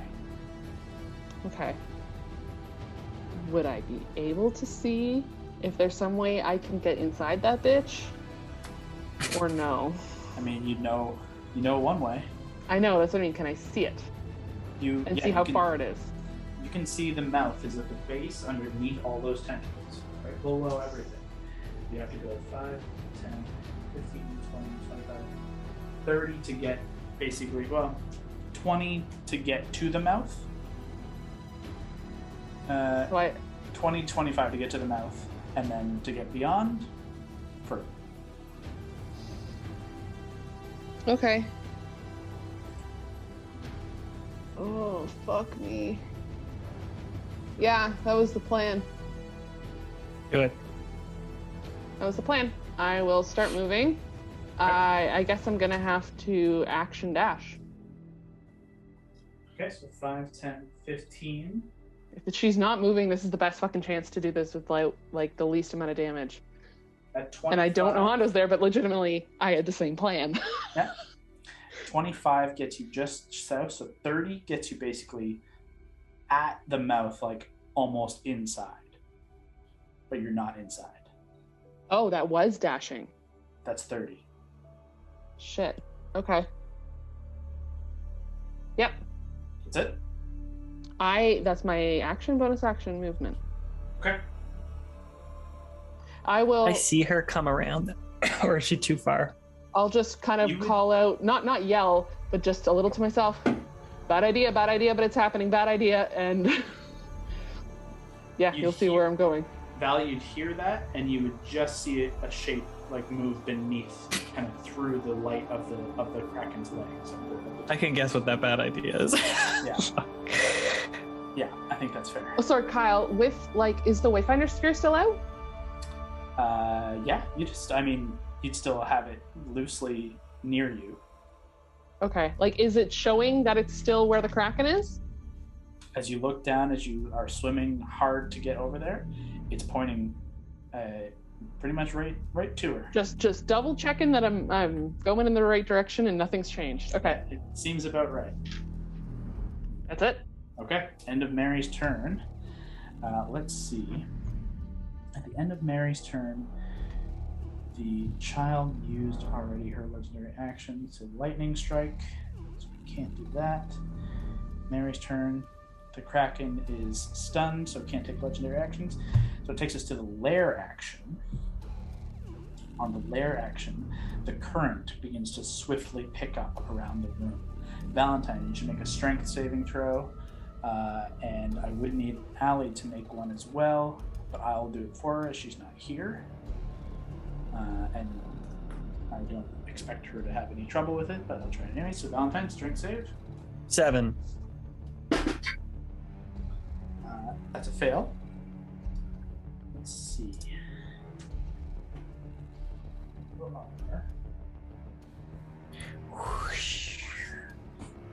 You are thrown into this kind of pile on the right side, this like crumbled wall. Immediately you suffer on the impact.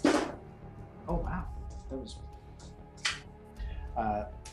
15 points of bludgeoning damage as you collide hard, heavy, cracking your head on stone. This jagged stone just catches the side of your head and leaves a good gash.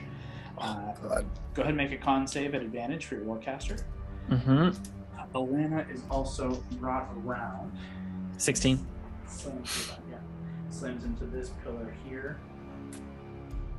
And she will suffer, if Scott, you don't mind writing down for me.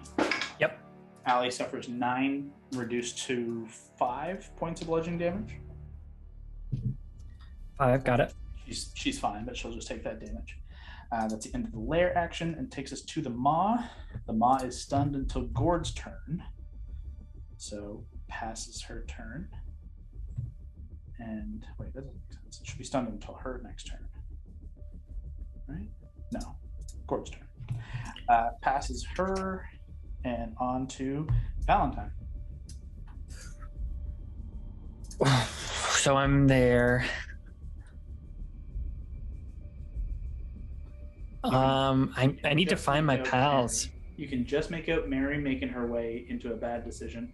You have no line of sight on Gord and no line of sight on Allie. And last you saw of Hondo, he was in the Kraken's tentacles, and now you don't see him either. Can I start trying to swim towards Mary? Like towards the Kraken? Yeah. I'm just trying to get us to group up. How close do you want to get? I mean, I guess I have 30 feet of movement, right? Like this is 25 right there. Okay. I'll try and get like right up next to her. Okay, you'd be 5 feet short. Don't see Gord over there, eh? Right here? No. You have no line of sight on Gord.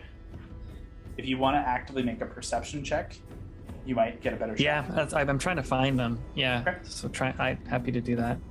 If you want to go ahead, yeah. Okay, with disadvantage.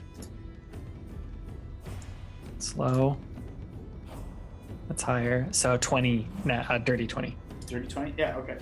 I'd say rather, if you wanted to actively perceive, you can see Mary for sure. If you wanted to, instead of getting that close to Mary, kind of swim up on this side and kind of get a little higher. I would say, as Gord is just backlit by that light on the back right side, you can just make out that, yeah, indeed, Gord is in the clutches of that crab and is not moving. You have no line of sight on Alana, no line of sight on Hondo, but you did see him last in the tentacles of the creature, and you do have line of sight on Mary right now. And you know Keith is still hiding in his corner. Can I... We're running out of spells here, folks. Can I 3rd level healing word Gord as a bonus? 60-foot range? Yes. 20, 25, 30, 35, 40. He's 45 feet. Yes. Oof. Thank God. Yes. Okay, Gordo. Get him up. 1, 3, 3 plus my 5, so 12. Okay, Gord, you heal 12. It's not a whole lot, but it's better than death saves. That's your action, bonus action, and all your move. Yep, that's it. That's all I can do. Yeah, your turn. if I could shout over the earring or just shout in general, whatever. We need to group up. That's it. I'm cool with like you guys using earring in combat. So Okay. if you want to do it over the earring, that's fine. Yeah. Then that's I'll be like, we need to group up by where the eggs were. You got it. End of your turn takes us to Gord. Gord, you are now conscious. You are still grappled by this crab on the back end right here. But you are grappled, but you are conscious at 12 hit points. What do you do? That concentration's gone, right, Kyle? You are right, yes. When you dropped unconscious. I shall cast Finger of Death. On who? The crab. Got it. Nice, smart. That's the definition of this guy. overkill, and I fucking love it. Nah, fuck this guy. He's holding that- nearby. That's a 3. Going down. The crab will probably die here. Please roll all the damage. Yeah, do it. I'm really sad that Hondo can't see this because there would That's absolutely be a joke about 39. crab meat. Oh, yeah. 39 plus 30. So 69. Dude. Nice, bro.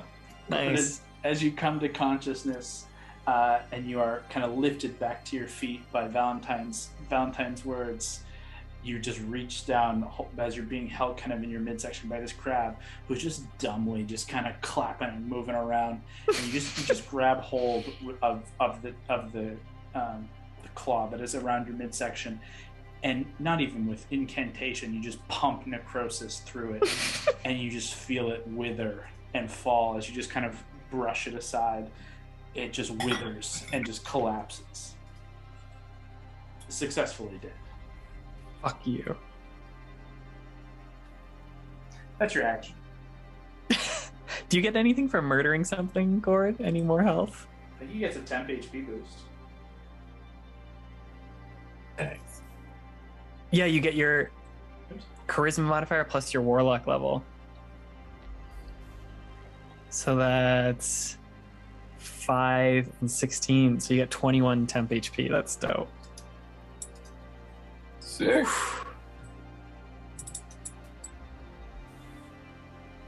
Any I don't really know what else to do. Kind of shouted for us to group up. We got to get out of here. So Right. I told us to cluster by the eggs. I'll go to the exit. You get it. I was really worried there, and you just crushed that. I was worried that crab was going to tear you to shit. That was awesome. I will say, if you want to use your feeling agility, you can get pretty close to Valentine. Nice. Let's do it. Okay.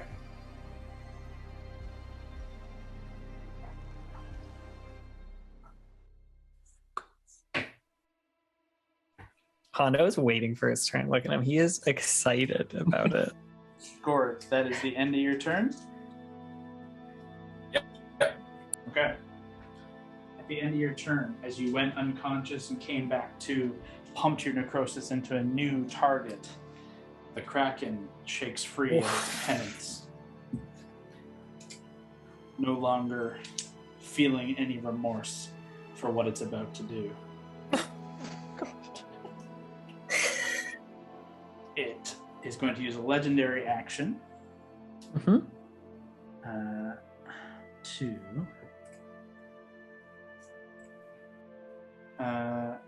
let's see. Yeah, legendary action, Primeval Presence. As it comes to, it just howls and just lets loose this ear-shattering, bone-rattling howl that just screeches like a harpy and a banshee all at once across the entire space. I need everyone to make wisdom saving throws. Like in my face. Even me? Oh yeah, just because you're You're inside it, baby. It's fucking magnified for you.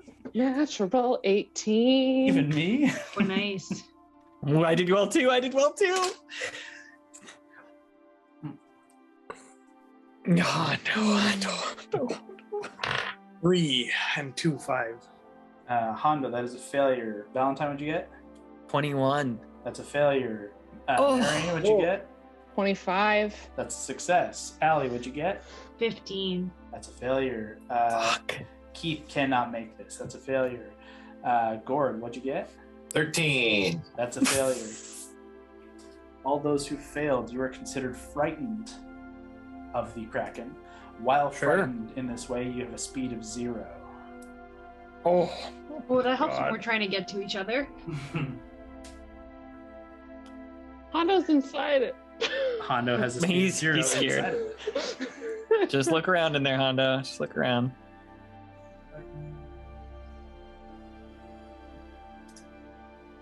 My whole circle of power thing doesn't work with that primordial bullshit, eh? Unfortunately, it's not necessarily a Not a spell. Yeah, it's So just its magical. spookiness. Shit. It was a good idea, though.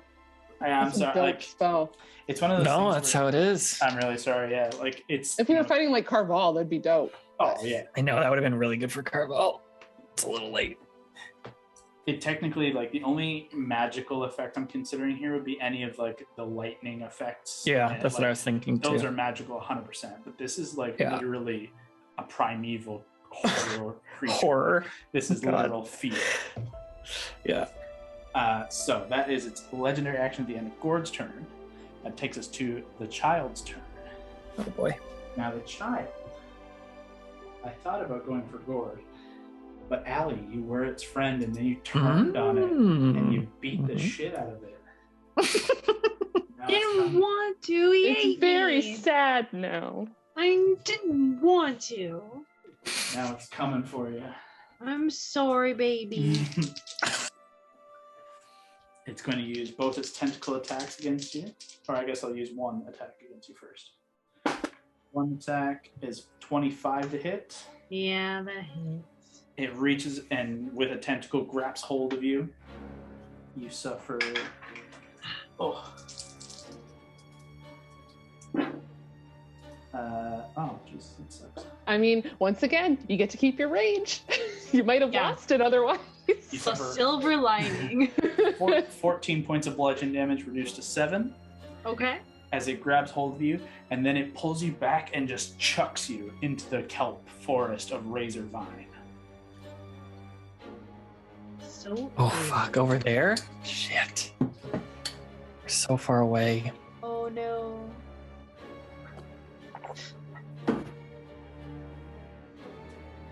And I'm Uh, so afraid. You cannot move closer, and as you are thrown through the razor vine, you suffer an additional 14 points of slashing damage, reduced to 7. Okay. Guys, we need to get out of here. Yeah. That ends its turn and takes us to. That was its turn. Takes us to the crab is dead. The shark is still kind of coming back, like it gets to here, Why not? Fuck this guy. but it can't get any further yet. I'm So so he's glad we just went to there. Michael's to buy all those sharks. Don't worry, there'll be more. I thought that there would be more like polymorphing, like that I'd need in battle, but like it kind of makes. I'm thinking about it. I'm thinking about it. That takes us from Shark to Hondo. Oh boy. Hondo, this top of your turn, you take 42 points of acid damage. Can I dodge it? As you have no, you have no speed, I'm gonna say you can't reduce that one. There's nothing the reason I gave you it on the first go is because it was like you were teleporting into it, you were still kind of swimming around and like trying to find your bearings. Now you are gripped by fear and it's just kind of boiling in around you. Yikes. So you said 42? Are you unconscious? What did I say? Yes, 42. Well, I'm at 0.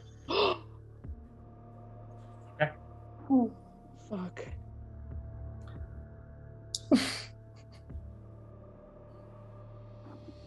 This is the way he'd want to go.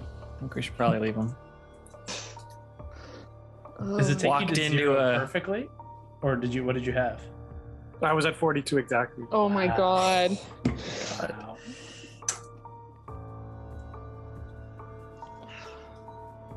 Poetic. Oh man. Hondo This is rough. falls unconscious.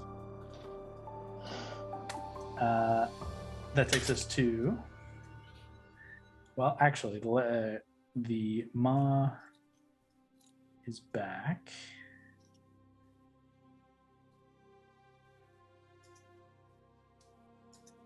Oh boy, guys. Oh boy. We are in one. The Ma is going to Oh boy, oh boy. let's use some legendary actions. Hondo just frantically looking at your character sheet for some way out of this. Gonna lightning storm once more, and it's gonna strike out at Valentine. It's gonna strike out at Mary. You're still technically in the room, and it can sense you, so it's gonna hit you with some lightning. And Brawley, it's gonna go for you as well. So dex saves. Valentine, Got it. Mary, Brawley. I'm rolling so good on these fucking saves. Do I have advantage on a dex save? This one you do. This is a lightning effect. Oh, that's right. I got you. Okay. 24. 4 is a success. 25. Also a success. 2. Oh, 2 Allie. for you. A success. I'm kidding. Let's see here. Alana, you are going to suffer 28 points of lightning reduced to 14. Valentine and Mary, you suffer 14 reduced to 7 because you're both resistant to lightning. Is this lightning magic? Or is this a natural lightning? It's a magic, like legendary lightning. Why? Circle of power. Yeah, so you had advantage. If you succeed, don't you take no damage? That's right. Oh, I'm sorry. Then yes, you Yeah. take none. Oh, thank And God. Mary, you're near me too, right? Yeah. Within 30. My fault. I thought it was just the advantage. I'm sorry. Oh, that's okay. It's a tight spell. Oh, that's great. Oh no, Allie. Allie, what you at? What you at? I normally at 206, which is what I started at. I'm down to 80, and that's with everything being halved. Like, Time to go, guys. yep. I gotta go get our rogue. Yep. Mhm. What rogue? That was the end of Hondo's turn. That takes us to Brawley. It is your turn. At the top of your turn, I need you to make a dexterity saving throw for me. That is a 7. Okay. Unfortunately, you're unable to avoid the kelp forest that is just kind of swishing and moving around you. Just adding insult to injury at this point. Yeah. That is 15 reduced to 7. Okay. Probably it says here you have advantage on dex against effects that you can see. Yep. Does that work? Yep. That's a So maybe barbarian feature. I love that stats like combing through everyone's character sheets. Oh, is it roll? I rolled a 4, so it doesn't matter anyway. Oh. He's trying to keep us alive. Suffer. It's Thank only you. 7. Unfortunately, you are still afraid and have 0 move. Fuck, I forgot all about that shit. Oh, God. Oh, no. However, one of the cool features of Stormbreaker is you can throw it, and it comes back to you. And it comes so you back could to still you. make some attacks. You are within range of the juvenile Kraken and within the long range of the big Kraken. So it'd be disadvantage on the big one and a straight roll on the little one. So you can't move, right? But you can't move. Speed is 0. You can't hold a move. Nope. Unless Action. it's holding a dash? I don't know how that would Nope. work. No, I don't. Holding a dash is the same as a move. It's stupid. Attack keeps your rage. Yeah. Plus, you took damage as well from the vine. Yeah. That's true. That's true. Do I want to attack something though? Just keep provoking it. Well, she mad. We fucked her eggs up, so. She mad, but she gonna kill me and go for me, and I'm like close to death as well. Well, Hondo is dead. And I know, and I can't go to him. That was what I was gonna do. I was gonna try and get over to him because I have a potion. I guess attack the little one. Okay. If you have a potion, you can take it for yourself too, or you True. can win. True. Yeah. If you're Ooh, hurting, second you can wind's second good too. wind. Oh, true. Okay. All right. And second We wind got a is plan good. going now. Here we Yeah. go. We got a plan. Okay. Bonus action, Yeah. second wind. Yeah, I'm gonna second wind. Okay, so it's a D10 plus your fighter level. Okay.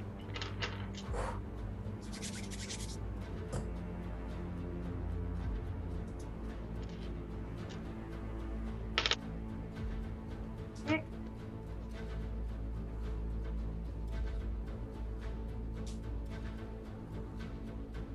Oh man, am I gonna be dumb next turn? Fuck me. God. So 16. 16 healed, great. And then you're going to try and throw Stormbreaker at the baby Kraken? Yeah, I guess so. Okay. Yeah, I'll do that. How much worse can it get? Okay, so I'm gonna throw it. Yeah, plus 13.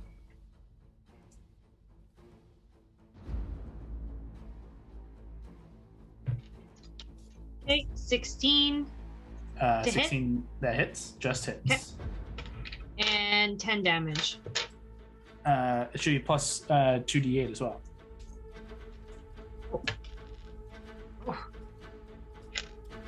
Plus your rage.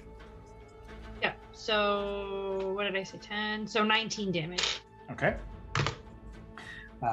You throw it hard and you collide and it makes this thundering and it comes back to your hand. You catch it once more. You have a second attack if you want to spin and throw again. Sure.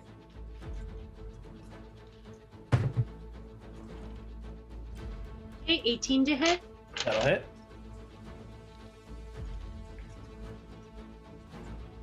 So 3d8 plus 8. Plus rage. Oh, that was a good one. 27. Oof, okay. On this second strike, same deal. You collide once more, and there's a poof, and there's just this dull energy thud as you pull it back. Unfortunately, still trapped in this kelp, like still afraid to push forward. But you can see that this young Kraken is looking really rough, and that last strike took it to a rough place. Okay. So if that's that, I'm just gonna I guess animal speak over to Keith and just tell him to move whenever he has the chance. Get out of the way. Hide, baby. Sweet, just go. Hide. Okay.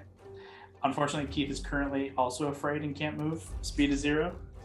And I wouldn't see it. No, but at some point he will make a point to hide or come to you.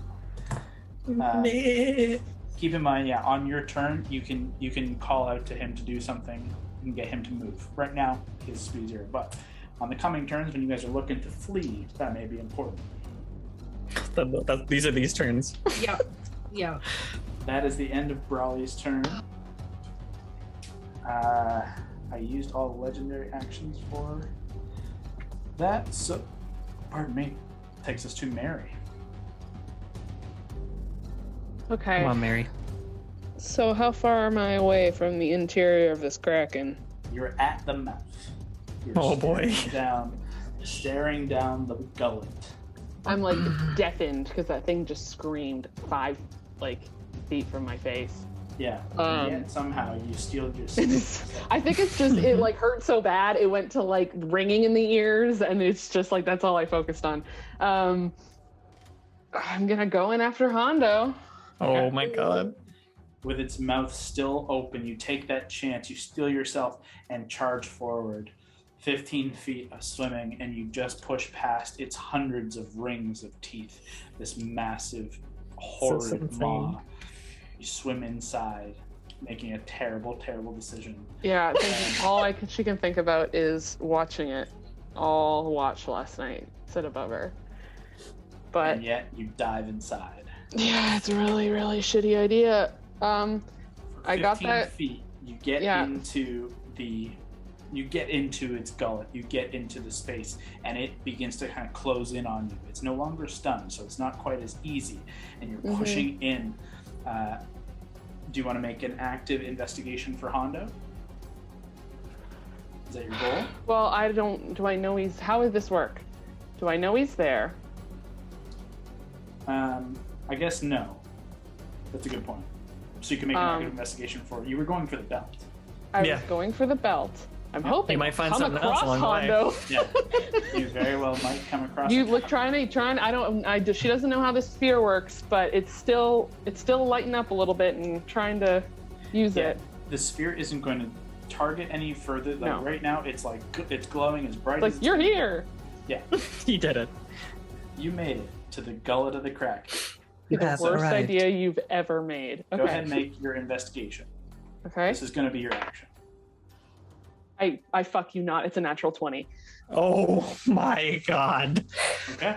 I will be using the inspiration just to fucking bump make it? sure this shit works. To Let's see how do it. high I can get it. Okay. Mary with That's these only clutch a- story ones. That's a 7. So it's not the top, but it's pretty fucking good. So It's pretty great. 27 plus investigation, Which is your jam. 39. God. As you dive in, you suffer that acid damage. As you How much is it? You're gonna suffer. You're gonna suffer 42 points of acid damage. Oh my god. This is getting close. Okay. Oh god. But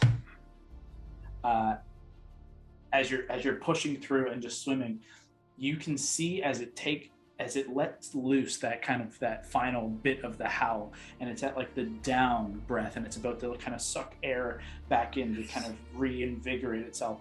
You watch water kind of and open up the cavity in here, and everything kind of fills and expands a little bit and gives you some room, and you see just kind of lifted up coin and treasures and relics and offerings presented by the Merrow. And you can see by the light of the Wayfinder's sphere illuminating everything within, the embedded into the side of the Kraken, what looks like possibly like just a bunch of old bones, ribs, embedded deep into the side of its whatever its skin, its folds, the skeletal structure, seemingly dwarven in nature, and gripping around its waist, you see a thick leather belt with a heavy buckle with the symbol of cord atop it. It's just lifted up, but like its arm and its ribs have embedded into the skin, into the inside of this Kraken for hundreds of years, and it's just still stuck where Ragnar Stormborn met his end. Ooh. Lifting up past him about 15 feet or 10 feet further within, you see Hondo the Blue, dazed and dying inside. And then the Kraken, it's the sides of the creature begin to kind of close in once more, and everything grows tight. You are restrained and held within the body of the Kraken. I'm restrained. I can't move. Sorry, grappled, whatever. You are blind. What do you still with have, the exception of the Wayfinder sphere giving you light. Do you still have your bonus? I do. I have a bonus action. Mm-hmm. Looking at that thing, that's going to be not an easy grab. That's going to need some work. Correct? The belt Yep. seems likely. Okay. Probably not as hard as the last one, seeing as you're just basically going to have to either break Ragnar's old bones or just kind of quickly kind of strip the belt from its torso, True. where it was kind of embedded in. It'll be a lot easier than trying to break free the Stormbreaker from years of kind of piling stuff. Hondo's 15 feet from me. 10 to 15. It's closed. Everything's closed in as it finished kind of taking that breath. So now it's all tight. Yeah. How far is the belt from me? Within that same distance. In the different direction, though. No, it's all kind of in the same general region within 10 to 15 feet. Onto the belt, just piles of shit. Okay. Well, I have a bonus action. Do it. What do you do? However, I only have 27 hit points. Mm-hmm. So if I spend another round in here, You'll straight up die. I'll just die. So it won't matter because I won't be able to get out. So I'll have to get 2 of you assholes out. Yep. So what's the plan? I'm sorry. I'm just trying to make my decision. Heal to try and survive another round. Is it a free action to action surge? Yep. I can action surge. It's just a question of what do I do with it. And then also where do I go, and what do I use my bonus action for? So, fuck. I'm sorry, Do you have guys. a superior potion? No, do you have Nope. a superior potion? All I got is a regular. Which isn't going to give me enough hit. Who has the superior, the supreme? Not me. Hondo has 1. Brawl does. Me, I do. So you could. Okay, no, I think I. Oh god. Okay. I'm looking. 1 second, I'm counting. I would. That's close. Okay. I'm going to bonus action dash. Yep. Okay. And get to the spot I need to get to. Okay. I'll action surge, try to get the fucking thing. Get the belt, not Hondo? Well, getting Hondo would be an action. Or what are you... What are you trying to do? I'm gonna try to get to where Hondo and the belt are. Unless they're not in the same area. It's all in the same area. Okay. Then I'm going to bonus action, try to get that shit off the skeleton. It's not a bonus action, it's an action. Sorry, I'm going to action surge. Okay. Try to get that shit off the skeleton. I had to bonus action dash to get there. Yes, okay. You can make your action strength check. Strength check? Yep. It's a natural 1, but thank God I haven't used luck today. Yep. Let me mark that off before I use it. It's already marked off because the thing doesn't fucking recharge. Okay. And that is an 18 on the dice. God. Can't take this shit. I know. As Plus you're 3. You're dashing forward, just trying to pull yourself forward and just give yourself that adrenaline surge. You managed to pull 1 relic free with Hondo's help. Hondo tried to get this, and you can see he's down.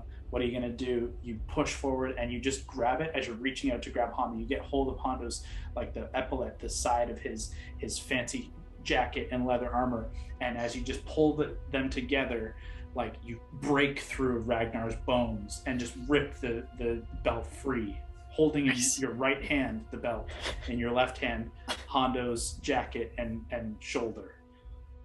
But no, Okay. You've got some pain incoming.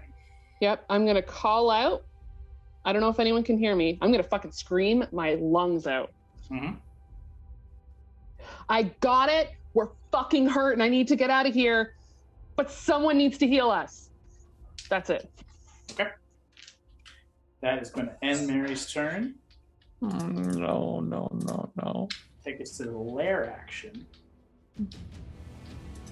Let's see. I'm going to roll for this one. Not sure which one makes sense to do, so I'm going to roll 1, 2, 3, 4. Here we go. Okay.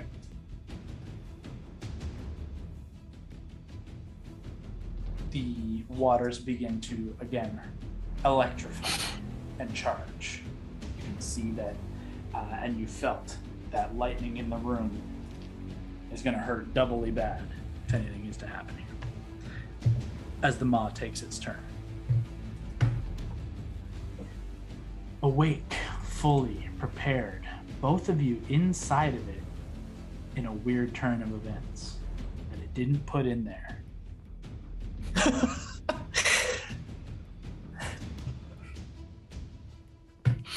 see. Well, it's going to.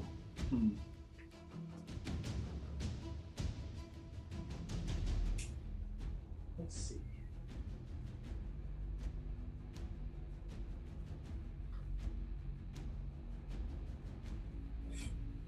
My music is like far too happy. Like we gotta. Oh, mine is very intense. Let's see. 30 feet.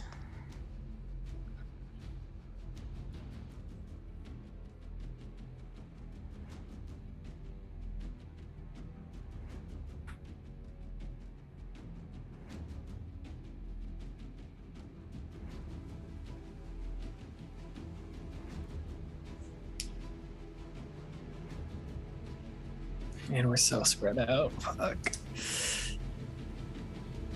Off of the one Kraken's tentacle. He's going to stay there. And it's going to make a tentacle attack against Valentine, Gord, and Alana. Okay. Okay. Against Valentine. Here we go. That is a 26. Yeah, that'll hit. Against Gord. That is a natural 1. Against No. Against Alana. That is 24. Yep. So against Valentine and Alana, you guys each suffer. Against Val, you suffer 18 points of bludgeoning damage. Okay. Against Alana, you suffer 18 reduced to 9. Okay. Both of you are grappled. And restrained in its tentacle. And that's going to end its turn there. And take us to Valentine. Oh my god, it's me. I've figured out what to do now. Am I still the scary fear thing?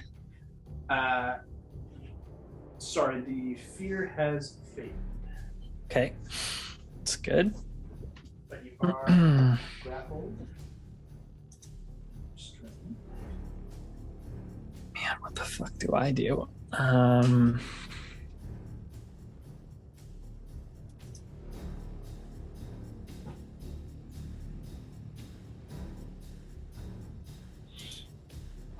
Fuck.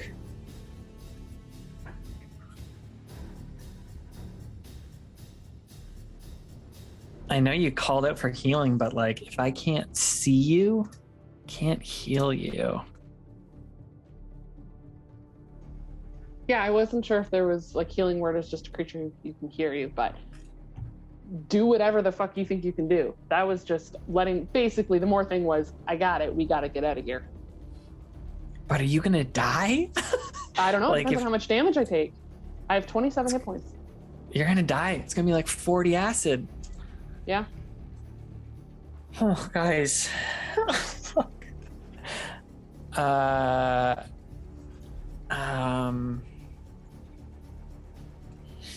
Let's teleport the maw as well. Willing creature. But I like that attitude. Sorry, I'm gonna be looking at spell stuff here. Teleport. Okay. Gord, you're on deck, is- so start planning your plan too. Have to be 10 feet away. I assume you're farther than 10 feet through this Kraken. God. Yeah, you don't know that, but I mean, admittedly, probably.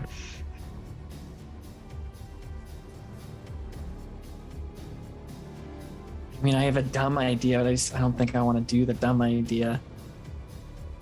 Let me read the spell description on that.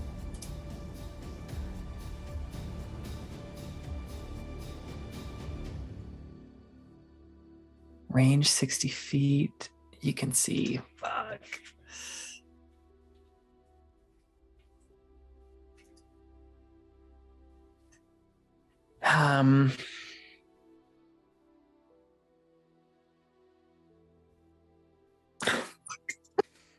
Fuck. I either try and mass suggestion this fucking huge Kraken into throwing you guys up, or I try and like heal you, but I'm scared you'll just die. It probably has legendary actions. Keep that in mind. Who Legendary knows? resistances. I will point out, it doesn't seem like it's attempted to resist anything thus far. Well, more than like it took. That's true. It took Gord's penance stare without That's true. resistance. That's a little bit of game knowledge, but your characters don't necessarily know that. But that's also like the whole bit of legendary resistance is kind of being bullshit. It's just kind of an instant win, but it didn't use I think that's the only. I think it's the only option. I will also point out, just while I'm pointing things out, it is a highly intelligent and mentally powerful creature. I know, it needs to be super fucking wise. God. Gotta use brains to beat brains. No. It's like when you tried to eat a mind flayer's brain in 8 years. Maybe we should eat this thing. Is that what you were Just- trying to do in there? Giant calamari. Yummy.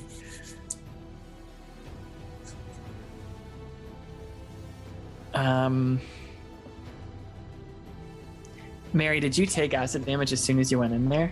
Top of my turn. I think. As soon as you went in, it was like you dove in and it was just. Yeah. So you already took acid? Fuck. Then I'd be fucked if I jumped in there too. I'd just die as well. Yeah. Think about this. What counters acid? This is not Pokemon for the last time. Tums. We have any anti-acids? Does anyone have any baking soda? Yeah. What's a base? What do you have for base? And I'm fully grappled by this, so I couldn't even try and like run in or anything like that. Not without teleporting in some capacity or using an action to break that grapple. But we need to decision here. Option I 2, know. teleport to someone very powerful, and then you can teleport back with them here. That's a good idea. I just get out of here. I just leave you guys. You can figure it out. Well, from you're here. gonna come back with someone more powerful than you. Who like Raymond Morales. Hey Ray, we got some help? The Raven Queen. Yeah, great. Fuck, guys, I'm sorry. Uthgadar. Yeah, he said he'd die if he left. Kyle, can I see through the gaping maw of this thing, Mary, as it's opening its mouth, or is that impossible? You do not see, if you see the maw at all where it's positioned itself, it's kind of holding you aloft in its tentacle. Rather than seeing beneath into its maw, you see more like above in its eye. You almost basically see this angle of what you see on camera. You do not And see how the far- mouth. Good. How far away am I from it? 30 from it.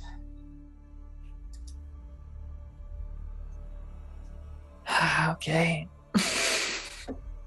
Then let's try this. I don't know how it's gonna go.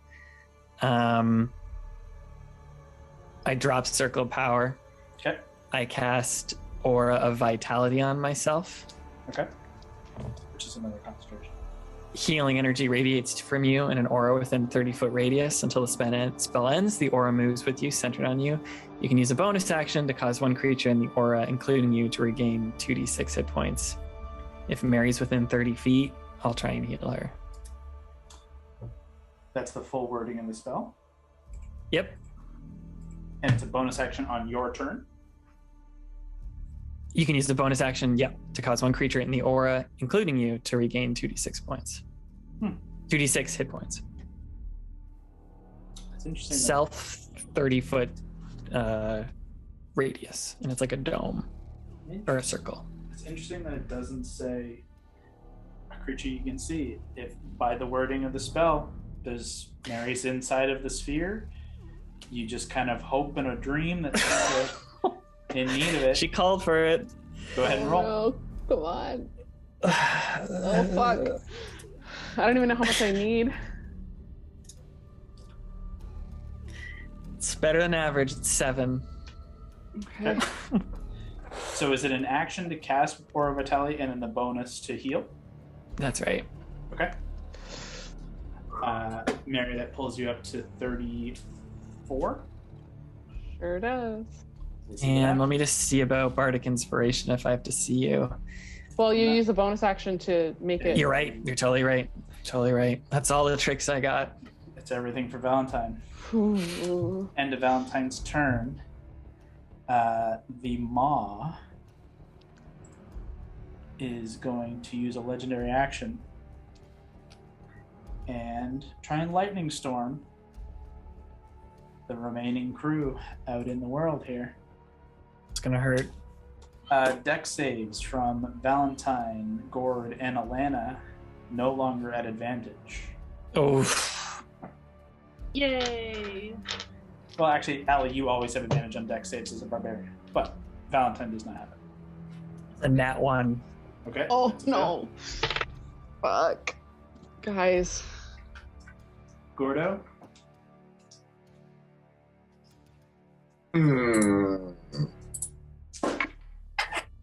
So what's closest to me here? Oh no, sorry. This is a dex save. Yeah, you're up in a second, but Dexterity save from you. Oh, sorry. Okay. Sorry. That's a 26. Nice. Al, Nice. nice. Okay. That's a success. Allie? 16. That's a failure, unfortunately. Was that with advantage, Al? Yeah. Yeah. That is going to be 22 points of lightning damage to Alana, that is reduced to 11. 22 to Valentine, reduced to 11. Hey. 22 reduced to 11 for Gord, so 11 all around. How Val, are we I doing, need a con y'all? save from you with advantage. Yep. Yep. Should be fine, but still. Oh, look, I'm at 69 now. 21. My first one was a 2 though, but then my second one was a 19. Warcaster. Forecaster, baby. Okay, Gordon, we are to you. Oh, What's Gord. closest to me? Currently, you are grappled. No, it did not hit you. So this is within 30 feet, and this is within also 30 feet. Both of them are 30 feet from you. I shall use. Oh shit! Sorry, I clicked the wrong thing. Power word stun. Ooh. On which one? Big one or little one? Big one. You got it. What's the save? Constitution. Okay, coming up. Oh, that is a 30. I actually don't think there's a save until later, but I mean, it might have more than the right amount of hit points. Oh, I'm sorry. Is it up of a certain hit points? Speak a word of power, blah, blah, blah, leaving it dumbfounded. If the creature has 150 hit points or fewer, it's stunned. The save happens on its turn. Oh, I'm sorry. Okay. Before you cast that, you know for sure Big Kraken has more than 150 hit points left. He big. But Little Kraken looks hurt. He's small. He's Do small. that one. Yeah, do that one. Okay. I'm sorry. I didn't realize that was a hit point thing. I guess it's like power would kill, but it's power would stun. Yeah, I looked it up earlier today. The only reason I know. So it insta stuns if it's below, and then it can save when? On its turn. 1 second. I'll paste the thing. At the end of each of its turns. Okay, because that's next. So That's big. So it's instantly stunned, so that's great. So let's put a little stunny.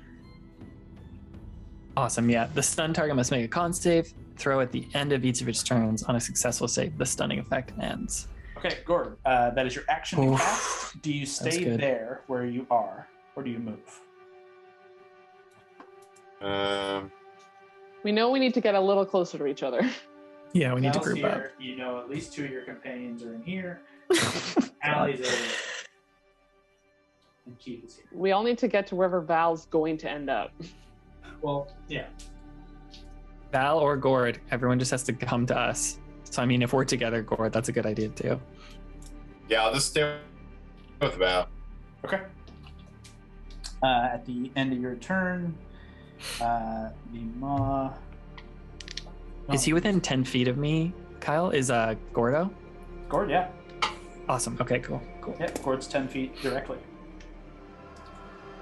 End of your turn, the Maw is going to use a legendary action to attempt to tentacle attack Gord. Boy, Gordo. That's definitely going to hit. 28. Oh, God. Yeah. And Gord, you suffer 18 points of bludgeoning damage. 1 second. And you are grappled.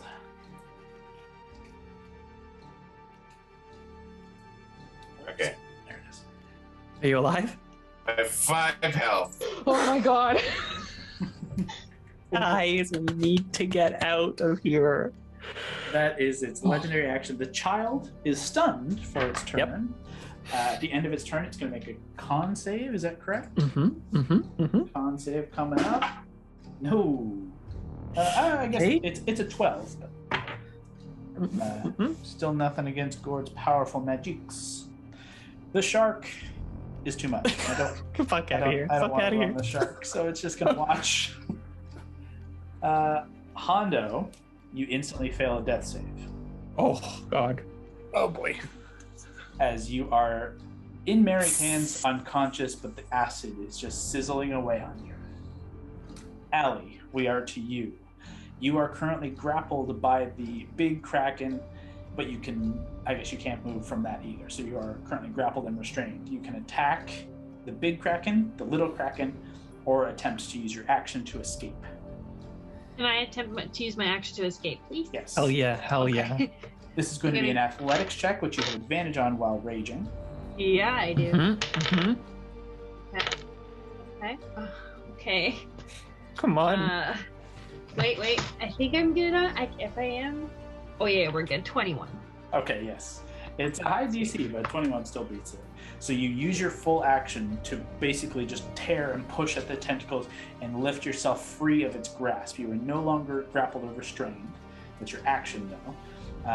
You have a bonus action and your movement. What do you do? Okay, where am I now? So Behind this You're kind of this buried. bitch. you got Keith over here, by the way, and you've got Okay.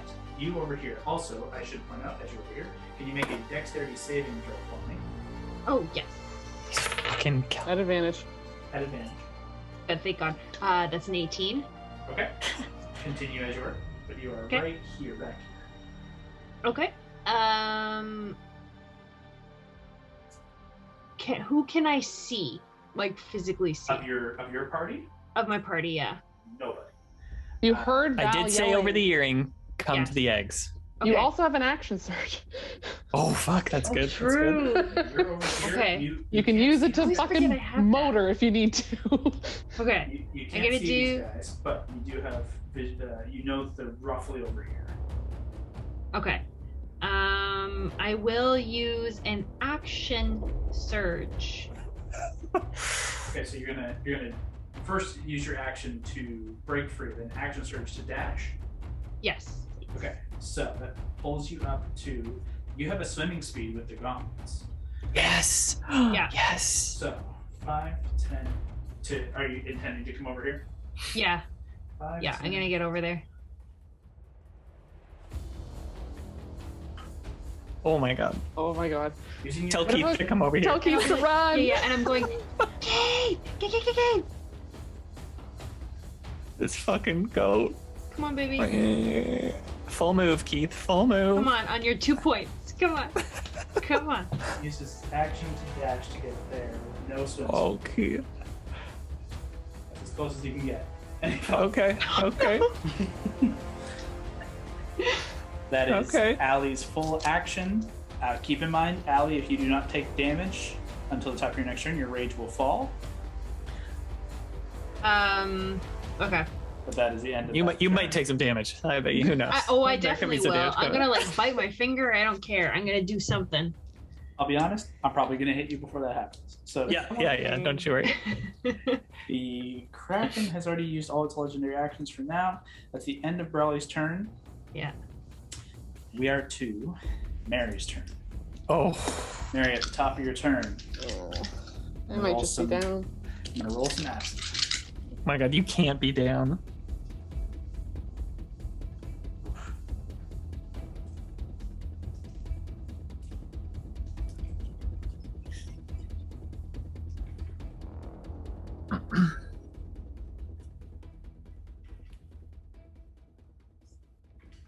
39 your, points of acid damage. Yeah, no, I'm down. Mary, you feel Valentine's healing give you that little boost, and you're just trying with the last ebbs of your last round to holding Hondo in one hand and holding the belt. You're triumphant, and you're just trying to pull and just continue to push forward, to have the heart of the hero, to be the champion needed from the Wildcards, be everything they need, and it's just not enough. You feel that acid burn away and just eat away at the skin, and you slip from consciousness for but a moment as you feel this kind of forceful burst of energy from your armor. You feel like adrenaline push through you once more, and that damage is reduced by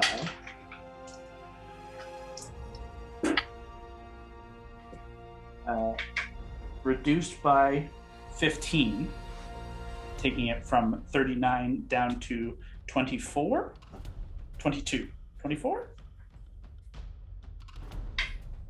and you are conscious with but a hair's breadth as you feel the spirits of the fallen Valkyrie rush through you and bolster you in this last moment as your armor exalts. Ooh. Final form. You are the hero that the Valkyrie want to be their champion. You are the one lone victor against the Maw. What do you do with your turn? Oh, shit.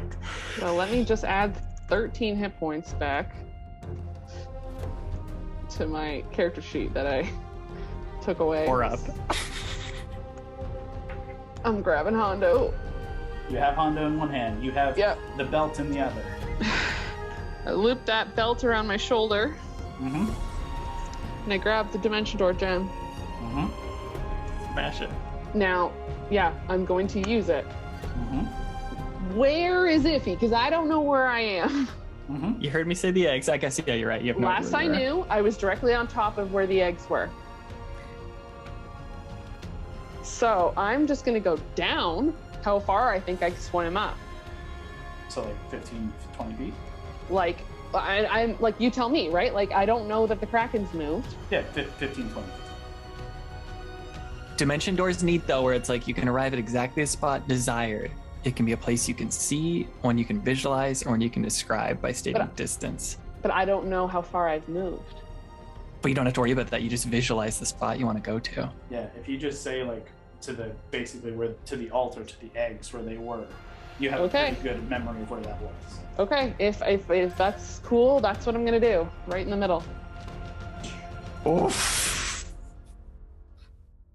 Mary, you arrive with Hondo unconscious in tow, the belt slung over one shoulder, covered in viscous internal Kraken goo and gore, but the armor nonetheless vibrant and glowing with this pale white light, with these faint kind of Pegasus-like wings kind of flaring out like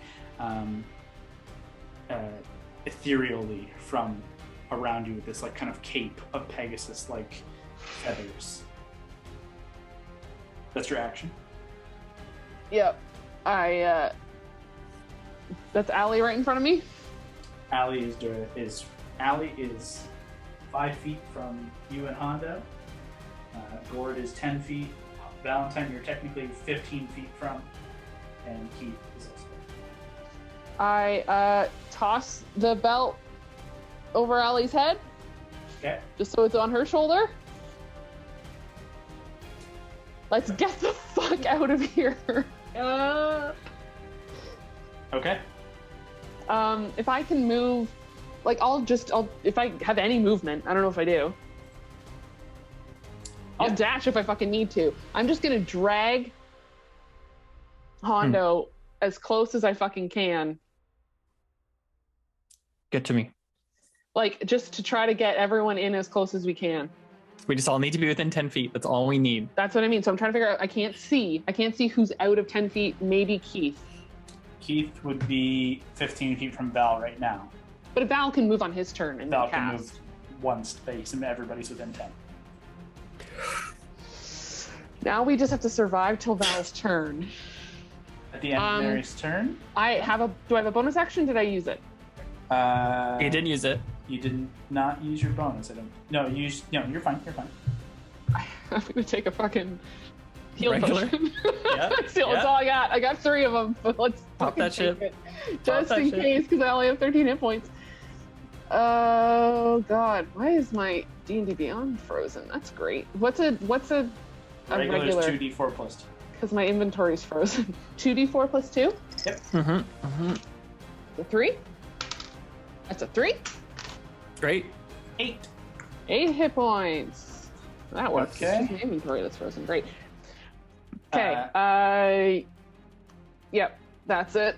At the end of your turn, trying to think, did the Maw use legendary actions? I've lost track. The lair You said it was action. out last time. I don't know if it comes back. Yeah. We're at the lair action regardless. Primordial fear sweeps across you all. Oh boy. Boy. As the last moments of this terrible encounter eke by, but slow to a crawl, you stare down the 5 of you, looking down the literal ravenous maw, standing in the depths of Seafarer's End. I need a wisdom saving throw from all parties. Oh, You God. get knocked out? No. I guess no. You're right. You're unconscious, so you're fine.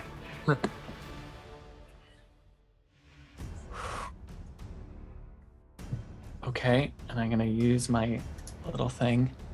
I'm using Indomitable. Because I only rolled a 5 on the dice the first time. Okay. Gord, what'd you get? Oh, roll, sorry. A wisdom save, please. Wisdom save. 21. That's a success. Only 20 for me. 20 just succeeds. I also got a 20. I rolled a 13 on the dice. 20 just succeeds. Use a bardic for that. Unconscious, so no. Let's be honest, it was mostly Val we needed to succeed. Wait. Did you use a bardic for your peerless skill or a bardic that you had? For my That's not on saves. You can only you can't do it on ability saves? checks. Oh, sorry guys. Then yeah, no, I failed. Okay. Whew. Alana.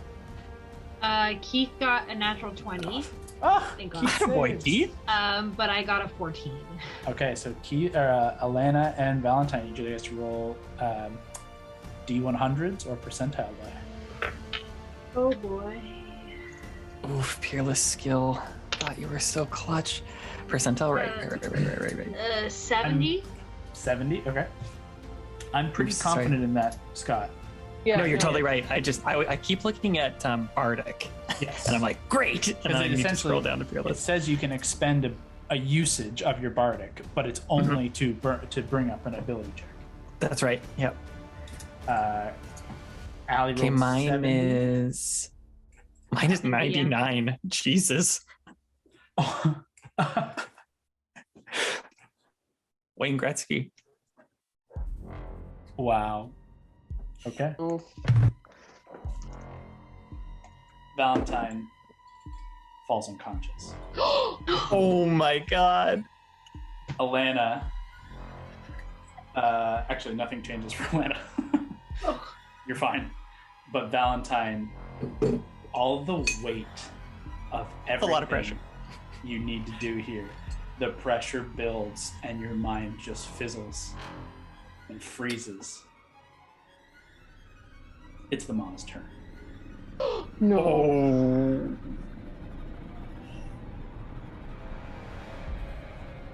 Tentacle attacks all around. Oh no. Alana. Oh. It's a natural 1 on the first. Okay. Just roll like 4 more of those. Oh, that's a pretty good one. That's a 16. Naturally.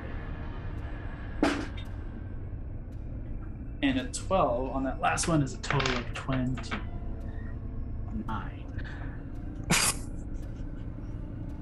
As it just brings its tentacles down hard, just slamming, not even grappling anymore, just bringing them down hard. Ferocity, pure rage.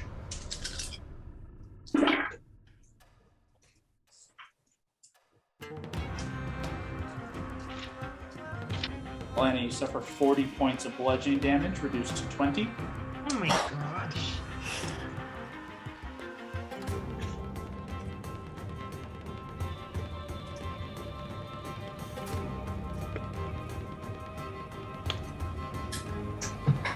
And it just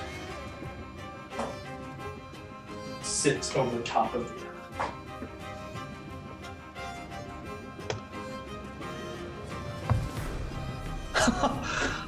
Leah, just saw what you put in the chat. Jesus Christ. Been in this situation before. Yep. I need you to make a charisma saving throw. You got it. Come on.